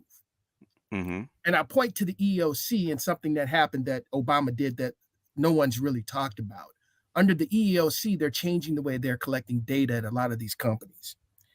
I left the link over in the chat for everybody to take a look at. You can go and pull down the data. I know as there were some discussions at my corporation about diversity and inclusion, one of the things that kind of came up within at least within the Black intellectuals, us talking about it and what needs to happen and what needs to change. We want something a little bit more tangible. We want something pragmatic, and we want something that is going to last, that you can show me that you mean what you say and you're not just saying words with no real action behind it to really support it. So with the EEOC laying the foundation by actually providing data by all of these corporations, they are now legally required to report out all the demographic. I mean, basically, you would think the IRS has all of this information between what you have with your Social Security card and knowing who you are and this, that, and the other, and also being able to cross-reference that with what you're paying in taxes and looking at your W-2s. I know who you are. I know what race you are. I know how much money you're making. But all of that's been in separate organizations. This is bringing it all together, and this data is collected within the EEOC. Now, when Trump came in, he, of course, suspended this. Okay. But it's now put back in place. And it'll probably take a few years for the data to actually solidify, but then you get to see something. Is this something that's personally identifiable? Is it systemic? Is it across a broad state? You start to see within a corporation what you are truly doing. Are you really just paying only the black people a percentage of what you're paying all of the white men? And is it showing that coming out across the entire corporation? Well, now I've got a foundation that I can lay. Hey, I want what I'm due based upon what I've presented as my work to the company. So this is a good indication of things to come. And I think it's interesting that with this particular change in policy, that I don't know if everybody else has noticed the sheer rise in the number of diversity and inclusion officers within companies. But I think it's interesting. Yeah, see, so my view, so I get what Jay is saying. So now we're going to actually get the data that we're looking for. But I mean, but we already got enough data to demonstrate that as it pertains to black folks in general, we're going to make less. True, okay? True, but like a black man, his average wage earnings are going to be less than that of a white woman. Okay. Yeah. A black man with a college degree. I gotta log off. I wanted to say goodbye, and I want to thank everybody for inviting me into the forum. I want to ask him a question. One short question. No, he gotta go. You gotta go. Yeah. He gotta go. So, Rude Dog, I'll holler at you later, man. You know what I'm saying? Much love to all of y'all, and I will return so that we can finish these discussions, because this is the first step. We need to talk about this. We definitely need to talk about it. For sure, dog. I'll holler at you later, bro. All right, Rue. So that's hold on. Let me. Well, you gotta X out, man. Let me remove him. Okay. I'm gonna push Chaos. My bad. I didn't mean to take you out, Chaos. But look, I wanted him to come in because I know he's an economist. I mean, he got an MBA from one of the most prestigious finance schools in the country. You know what I'm saying? Mm-hmm. And he works for one of the largest major corporations in the country, and he's my nigga. You know what I'm saying? Like, he's my brother. You know what I mean? So I'm not gonna say what he thinks and what he feels, but look, man, I'm dedicated to justice ideologically and idealistically, just like everybody else is. I don't have a problem with women making as much money as men do if they doing the same shit that men doing. Exactly. I don't on principle have a problem with that. Okay, I don't. Okay. Now, what I do have a problem with, though, is a whole bunch of white bitches crowding up the spaces and shit, saying that black men got privilege. I got a problem with that, man.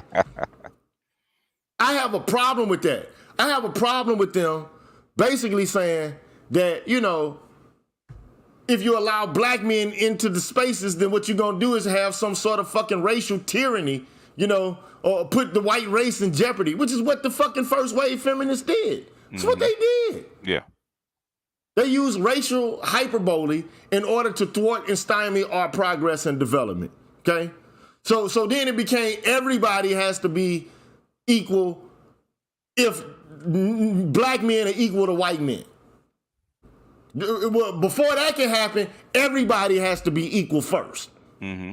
This is the argument. Get your ass in line and wait behind everybody. And they won't stop coming up with categories.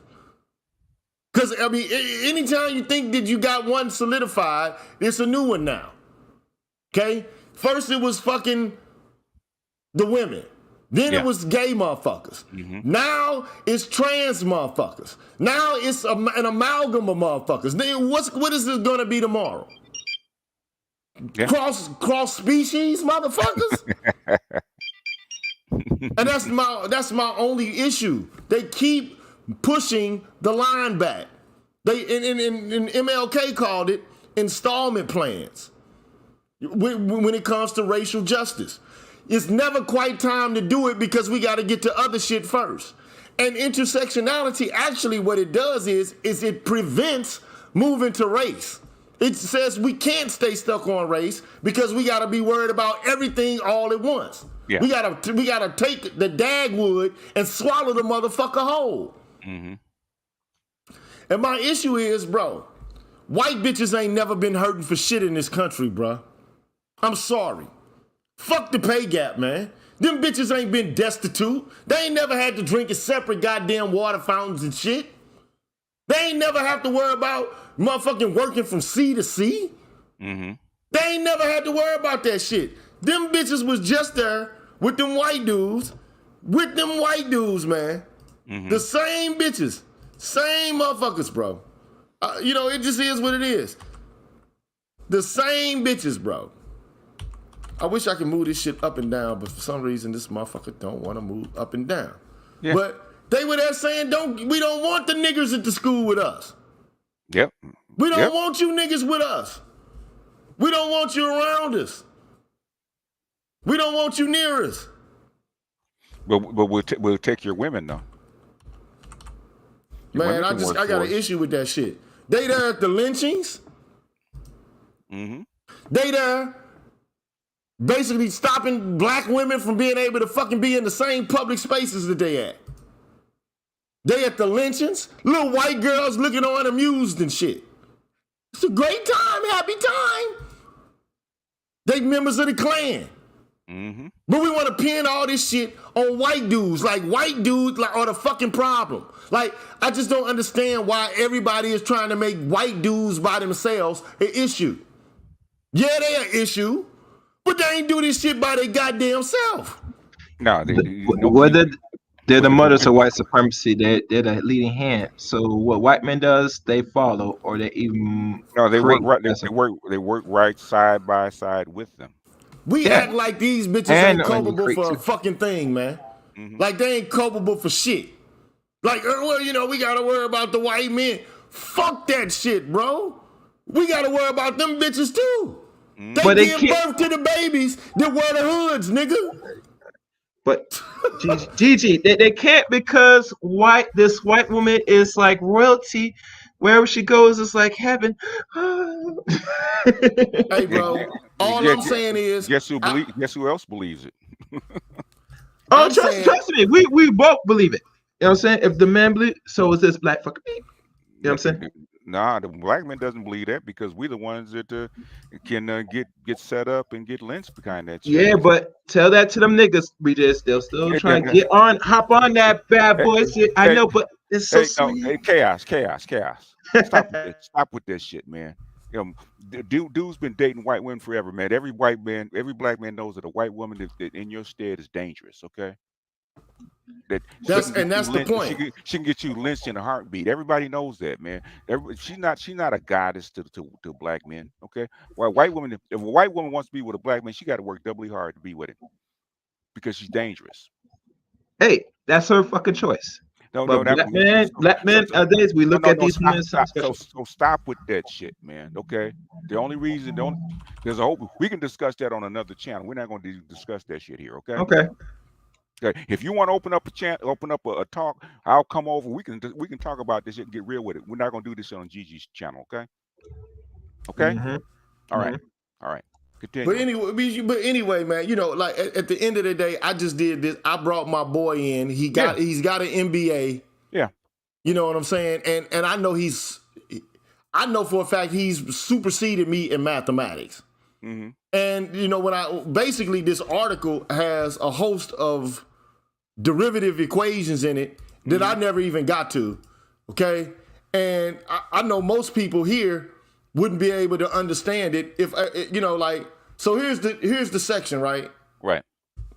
And it's theory and discussion, right? So you got tau, sigma, upsilon, prime minus upsilon and shit like that. Like, I'm like, if I got to decipher this for lay people, I need somebody who knows the language of statistics and calculus in order to help us do it. Yeah. Like, what does it mean to have sigma less than 1?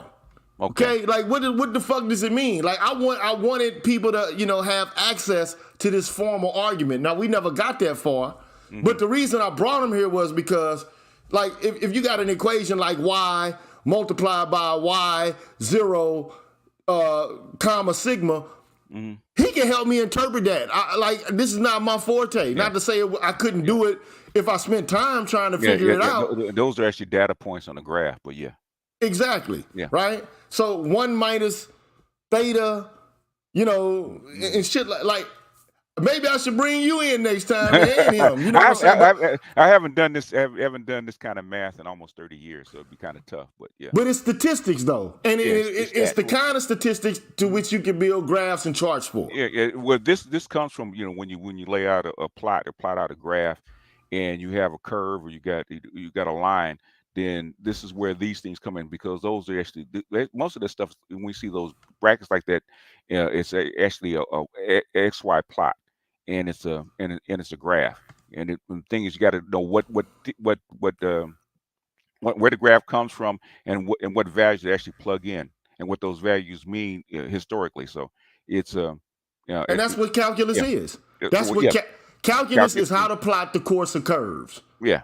And that's how you make a graph. Yeah. It just is what it is. Now, I'm not a master or you know, an expert in the construction of graphs. Yeah. I'm just not.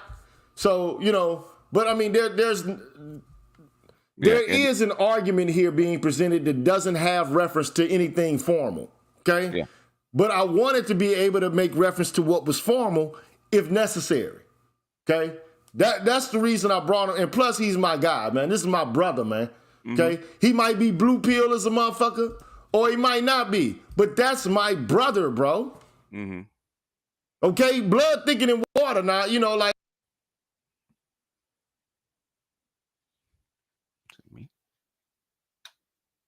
Hello? I thought I got muted for a second. No, you okay? You okay? It went silent a while ago. You blanked out for a second. Yeah. Okay, so yeah, I'm sorry, but the only thing I wanted to articulate was the fact that this guy here, man, my mother knew his mother. This nigga taught me how to read and how to drive. Okay? Like if I get into a jam, this motherfucker gonna help me out in real life. You get what I'm saying? As opposed to, you know, like, not to say that I'm discounting anything, because I know brothers in the space have helped me. Like, for example, you, BGS. I know that for a fact, tangibly. Yeah. But I, you know, like, but I know that this is my friend in real life, though. That's your boy. Yeah. That's your boy. So, that's the difference. Yeah. So at the end of the day, you know, like, I'm not gonna ask no questions. Like if I see somebody fucking with him, yeah, he's your boy. I'm gonna knock the nigga out, man. Bottom line. I'm not gonna, you know, I'm not gonna fuck around. I didn't even know what paycheck protection was. You know what I'm saying? Because I never had paycheck protection. Oh, yeah. I don't get it because I'm not in it. I know this nigga's a millionaire, man. That's all I know. The nigga's a millionaire and he knows more about finance than I do. That's what's up. That's what's up. And you sharing him with us, and that's what people should realize. You're sharing him with us. And that's it. So if he has some views that don't run commensurate or correlate with that we have, it is what it is. But the reality is, that's one of my best friends in the world. The nigga's a millionaire and he knows finance. Yeah. And he ain't no stingy, you know, like curmudgeonous, hating ass dude. You know what I'm saying? And plus he's on, you know, he's on the inside of those meetings that we're not privy to. You know, he's been that way for a long time. So he knows stuff. He probably knows stuff that he can't even tell us. The thing is, he's sharing what he can. I mean, he's a spook by the door. So those are the kind of guys you want. Yeah, I mean, he's a super smart dude too. You know what I'm saying? Like, but he's argumentative. He proves his points with data. You know, or he tries to. You know what I'm saying? So I mean, but he's not a dumb dude. You know what I'm saying? He's amenable to reason, and that's what we should be in this space. Yeah. You know, we shouldn't just come out just jumping down motherfuckers' throats like, oh, fuck that nigga, and then label them a certain kind of way. Like, you know, you got to talk to motherfuckers. And it's cool that y'all came up. I'm glad that y'all came up. In fact, you know what I'm saying? Because I really, for real, I am. You know, you know, because I am genuinely happy that y'all came up. You know, the only thing I don't want to happen is just the dude get gang tackled by a bunch of motherfuckers, you know, with not even a care to his humanity. You know what I'm saying? Like, I'm not going to let that happen to my homie. You know what I mean? Well, Green Gorilla. I didn't hear that part. So, you know. No, not you. None of y'all did that. Okay. But Green Gorilla, most at the end of the day, it should be the message, should be the importance at the end of the day, and we should be learning something. We shouldn't worry about what affiliation entails. I'm here for the message. If you're a person inside, I gotta know a little bit more. You get me? Just from my understanding. Cause our scope about the world is very small, especially when it comes to these policies and how it affects us as a whole as people, especially as Black folks. But the large, I've been on this shit for 4 hours today, and thank y'all, man. I appreciate y'all, man. Okay. But the biggest thing I wanted people to take away from this is that in comparison to Europe, the social safety net in America is fucking negligible. It's abysmal. It is. Okay, and the primary reason for it is not see at surface value they'll talk about free market, ideals, and they'll present to you efficiency and productivity. All that shit is coded language for fuck these niggas. Mm-hmm. It's apparent they don't have the same energy about stifling social programs when they can eliminate you from the equation of being a recipient of the social program. Oh yes, most They'll definitely. give you. It's been proven historically. They'll give shit to each other, and they gave shit to each other through the Homestead Act from the middle of the 19th to the end of the 20th century. Mm-hmm. And I didn't know it goes that far, Gigi, over a century. And these That's a are long immigrants. time. These are immigrants coming in from Europe. These aren't people that were born here. These are immigrants coming in from Europe that they gave that land to. But they perceived them as part of the social body because they perceived themselves as European and white. European. Yep, exactly. And not only that, they add the numbers. Let's say, oh, you're poor, over here, come here. We got opportunity. Come to this country. We'll give you everything. The thing is, they actually envisioned this to be a completely white country. That's what they envisioned it to, until they found out that they needed Negroes to still be on that land making the money, because Negroes provided 70% of the GDP. That's how come they couldn't get rid of them, because they wanted to push all the Black folks out of this country and make it a completely lily white country. They wanted to be a Western European country in North America. That's what they envisioned, really all the way down to the tip of Mexico. So they would have been able to get it off, but they couldn't get it off. Because let me tell you, let's just be honest about this shit. I know it might sound like the crassest thing I've said all day, but niggas are hard to kill, man. It's like roaches. It's like roaches, man. It ain't just talking about niggas. Human beings are hard to exterminate, bro. Yeah. Human beings are hard to exterminate, man. They will cling on to life like a piece of shit on a toilet with a sticky film, bro. You know what I mean? It's like the booger on the nose of the little sobbing ass kid that keep hanging down, and that motherfucker is not going nowhere but in and out when they breathe. Mm-hmm. Human beings are hard to kill off, bro. And they keep resurfacing. They're resilient. Okay? But they didn't expect that Negroes would reproduce in the way that they've been reproducing. Even though it's come to some sort of, equilibrium, or to the point where it's, we're beginning to not reproduce and to replenish our population. But it's the same with them. Oh yeah, they've been that way. They've been below replacement. Last at least 50 years. In my estimation, Mm-hmm. If these white folks don't start reproducing and replenishing, this will be a fucking Native American country again. Yeah, it would. In 500-600 years. Oh, less than that. We're talking about it. Europe will be brown within the next 50 years. I mean, brown. It won't be white anymore. And America's I think they crossed over the 50% mark. I think last census. I think they're 49%. White people have recessive genes, bro. This is Francis Cresswell singing all that shit. This is the shit that you can't even talk about. Yeah. In your university anymore, because you'll be typecast as a racist. Yeah. You know what I'm saying? But reverse racist. Yeah. And it's just the truth. Like, look. Look. They gotta guard their grill. If they identify purely with whiteness, as opposed to other components and factors of genetic identification, then they will become extinct. Yeah, they will. Because and I mean, look, this is what these white people need to realize, bro. Straight up, and they got difficulty understanding and acknowledging it. You're not white, man. That's not primarily who you are. Mm-hmm. If you take all of what you consider yourself to be culturally and genetically and funnel it into something so narrow like the color of your fucking skin, you're stupid. I mean, we know more about genetics now than we knew about genetics 150 years ago. This is why I say black is a political category. Whiteness is a political category. It's not a genetic category. Never has been. It's an ad hoc, made up shit in order to create hierarchies, artificial hierarchies in a society. But I said this. I'll say it again. The average person who considers themselves to be visibly black, who does Barack Obama have more in common with genetically? People who appear to be physically black, or with his mother, his white fucking mom? That's a damn good question. I would say it's mother, but maybe you can give a better answer, Gigi, in that.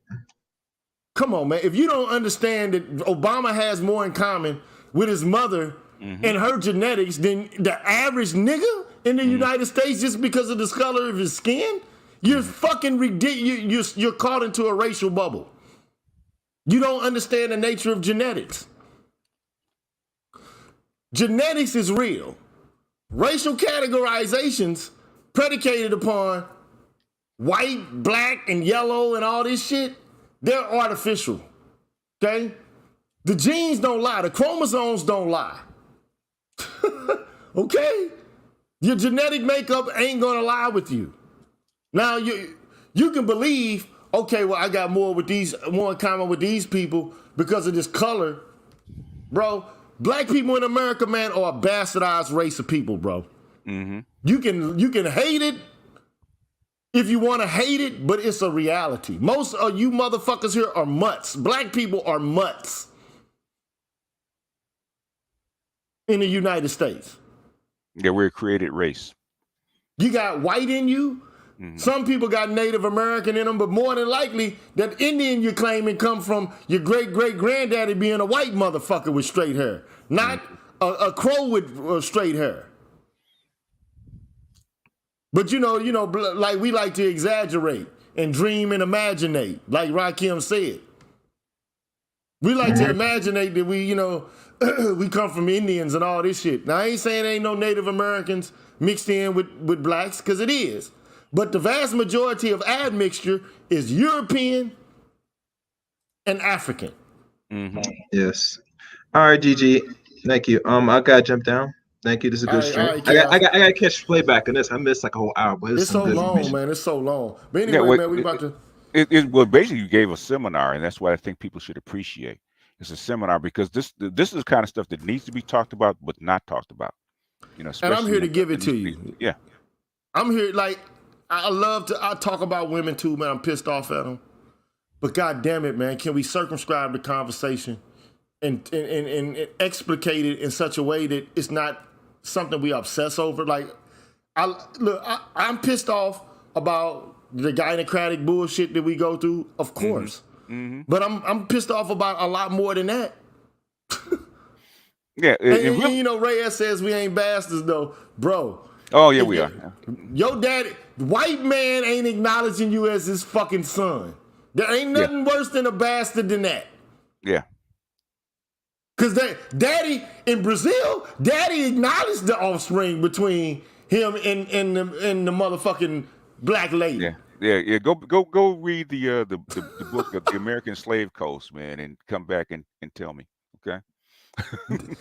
In Brazil, they acknowledged the daddy said that's my son. Yeah. Or my daughter. In Mexico, the same shit. Yeah. But in America, no, that motherfucker was singing Michael Jackson, Billie Jean way before Mike ever even thought about writing the song. Because them motherfucker was like, that kid is not my son. Yeah. Yeah, yeah, 50, yeah. The 15% of the black babies born are not from black men. Okay, they're from fathers of other races, and they don't acknowledge them. But the thing is, they get dumped back into the black community, and then black men get the blame for it. He's black, so he's got to have a black daddy. Nope, not in this case. Where you think all them pretty ass octoroon, quadroon bitches came from? Yep. The ones y'all thirst after so much, like the new bitch Ice Spice. Ice Spice. Okay. Yeah, she called herself. She called niggas munchers and shit. They like to dig. They eat the pussy out or something. I guess that's what the munch is. Oh, She yeah, like the Glorilla chick. They hit her and Glorilla come in a combination of mumble rap. But now I got to do a show on that. Like we went from the thug nigga to now the ratchet whore slut. I don't know, man. Like this is the weirdest shit in the world, man. Black women have become the man of their dreams. Man, we boy, like I've never seen, bro. I never thought I'd see today, man. I mean, I get the ratchet guys, but the ratchet women, yeah, like we have glorified the slut, whore, thought, Instagram bitch. And that's what did Clark say? The tangle pathology, right? Invading the middle class. It's been there. I don't mind. Look, I ain't gonna say I don't like ratchet chicks to smash and to just dump off, but come on, that is not wifey, bro. Yeah. Not a wifey. Niggas is making them wives and shit. Because they've been normalized, sir. Oh man, I gotta go, man. This is the culture, man. This is dominant black culture. Like you and your partner JC, you guys used to be the pinnacle or the gold standard for the black community. No longer. That's what they call it. That's why Clark called it the tangle pathology. Black urban dysfunction is now the gold standard for what people want to act like. And this is why I had those videos on Brenda Verner a long time ago, because what Brenda Verner was basically trying to do is to show that, like, if we're not careful, black culture will be just decimated and will be called. This will be the norm now forever, especially if we don't control the media and get a hold of our education. Yeah, we're done. Yeah, that's what Clark. That's like nobody talks about Clark's book Black Ghetto. Because that's what he was saying. That's what he was saying, back in '65. He was saying that if we don't get a hold of this and actually, he's saying is if we don't get a hold of this and actually clean these people up and heal these people, it's gonna spread. That's why he called it. Is why he called it pathology. Okay, it's gonna this psychological disease we call ignorant urban black culture is gonna spread, and it has. That's not gonna be all the way to let's have Cardi B and Megan Thee Stallion at the White House. They're normalized. And I no diss to Jay-Z, making his money. Hey man, but you know how you started, you know how you get down, and you know what you preach. Okay, you have become the gold standard for black men in the black community. Instead of Robert Smith. Man, this is why, dog, BGS, man, you gotta. Next week, I'm going to start reading the New Jack version of the Dark Ghettos. Yeah. You can join me if you want. You don't have to if you don't want to. You know what I'm saying? But the same shit I'm doing today is what I'm going to do. I shall, because this is what Moynihan, this is what Clark was saying back in '65, right? Because Moynihan was not just afraid of what it's going to do to the black community, but also it would bleed over into the white community, which it already has. Same shit, the same kind of shit that was going on in the urban ghetto back in the 50s and 60s, going on in the white community now. So the pathology, the urban pathology, the tangle pathology, it's not only spread throughout the whole black community, with the help of the crack epidemic, okay, and gangster rap, but also throughout the whole white community now. Yeah, man, but I guess like she say, like Glorilla say, she fuck nigga free, so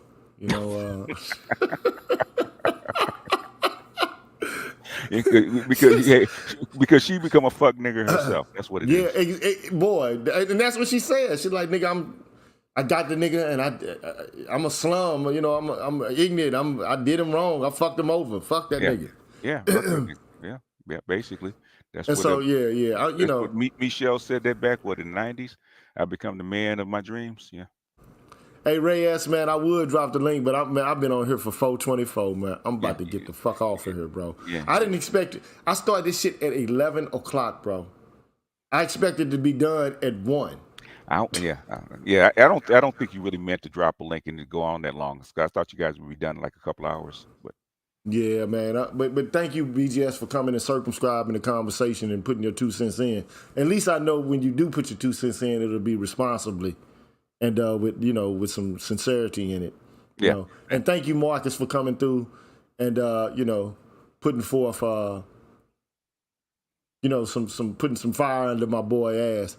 But I think that black people in general want to see fairness for everybody. Yeah. You know what I'm saying? Like it's like we have this overwhelming desire to make sure that fairness exists throughout everywhere, in the realm. You know what, Gigi, I think black people and all people want a system that actually works. Okay, instead of this whatever we have in the United States has been tossed around. That's the only thing about a liberal country like this, especially a capitalist liberal country like this, man. They do stuff, this is an extraction system, right? Extract as much as you can with the least amount of cost as you can until basically there's nothing else to extract, and that's what happens. So. And when they find a way to make money and extract money out of people, out of the system, they do it, even to the detriment of the whole system itself. They'll just to get the last little dollar out of it, they'll destroy the whole system. And unfortunately, that's been the case. You look at what happened in 2007, 2008. They knew that what was going to happen when they took off the restrictors on the banking system. They knew what was going to happen, and sure, less than 10 years it happened. Them decimated collapsed the whole system around the world.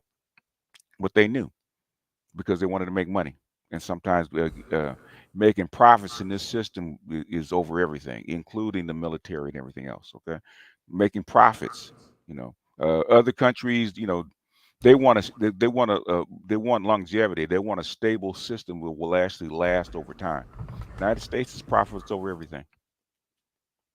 Yeah, that'll be the thing that it'll undermine the health of the entire state over the long run. Over the long run. You gotta, but you got a group of guys who are ideologically committed to the whole project of everybody doing what's in their best interest and trying to make a profit is good for the whole in the long run. So remember when they had the 90% tax rate or the 75% tax rate on the highest earners? Okay, that coincided with the largest economic expansion of the United States in its history. You can't get past that. But that all came to a halt. It's a variety of different factors, but I think and write me if I'm wrong. All of that shit came to a halt as soon as MLK died, because MLK was basically talking about economic redistribution, and he was an advocate of ending, the military-industrial complex and focusing inward, right? Mm-hmm. Yeah. But then here comes the Trilateral Commission. Mm-hmm. They put a halt to all of that shit. They said, okay, it's time for austerity measures. Mm-hmm. It's time to make education less accessible but necessary for entry into middle class life. So you saw the Trilateral Commission is worth investigating, man. Oh yeah. They ship out your jobs to foreign places and stuff like that. A whole bunch of stuff that's a detriment to your populace inside. And you would think that this trend was set in motion by the right, but in actuality, it was set in motion by the left. Yeah, if you can say there's such thing as a left or a right, but yeah, as much as you can say, it was Jimmy Carter, Zbigniew Brzezinski, Mm-hmm. and a whole host of other big wigs. Go look at that Trilateral Commission shit. This is not a conspiracy, man. No, It's real. not. It's real shit. Okay. It's not. It's not, and you can see the policies fall in line with this. There's a long time ago, my financial advisor told me there's only two kind of people that run this government, right? It's called laissez-faire liberals, your classic liberals that believe in profit over everything, and your Fabian socialists that believe in eventual control of the people, autocratic control of the people over time. Those are two kind of people in line, okay, that run your government, and they agree on 90% of the stuff. So I don't believe there's a far left and a far right. Well, believe not the far left and far right believe in the same thing, right? They just believe in getting at it differently. One believes in using the state so the state disappears, to where the independent people can actually run stuff on the ground. Far right believes in limiting the state or destroying the state and letting people individually run things on the ground. They believe in the same things, just go about it differently. But things we're taught that they're so far apart, and they're not. We're all liberals, We think that we aren't. Go to an autocratic country like China or Korea or even Japan, okay? You don't run shit over there, okay? The top two people run that shit, and you do what you're told, okay? This is a liberal country. Yeah, I get it, bro. I get it. Yeah. Like I say, two wings of the same dirty bird, just like same dirty bird. That's true. Yeah, it's like two wings on the same dirty bird, bro. Two sides of the same coin. Yeah. They have their disagreements amongst each other, but one thing they are dedicated to is to keeping this boat afloat. Yeah. And they will, they will cross aisles when it comes time for them to cross aisles and get shit done they want to get done. Yeah. And they did it when it came to us on many occasions. Yeah. Yeah. That's why I don't, I understand you being a philosopher, man, but I have on my board angry philosopher, right? Yeah. To be a philosopher, you have to be in a constant state of discontent because you see the world all fucked up, and you only one that can actually see that it's fucked up. Yeah, woe is me, man. Well, woe is you. Anyway, I'm gonna let you get out of here, Gigi. All right, man. Take care, man. Thank you for dropping on by, bro. All right. Peace out. Peace out. Well, anyway, man, that concludes today's events, man. Again, I'll leave a link to this article in the chat. So if you want to go take a look at the article and, examine it and determine whether or not there's any truth to it, you can do it your goddamn self. Hold on, let me see. Let me see if I can find this motherfucker, man.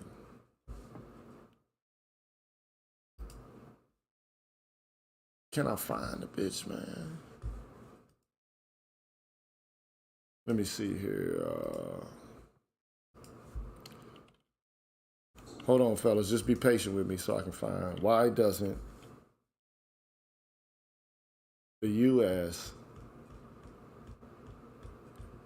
have a European-style welfare system? Let me see. I'm looking for this for y'all, man.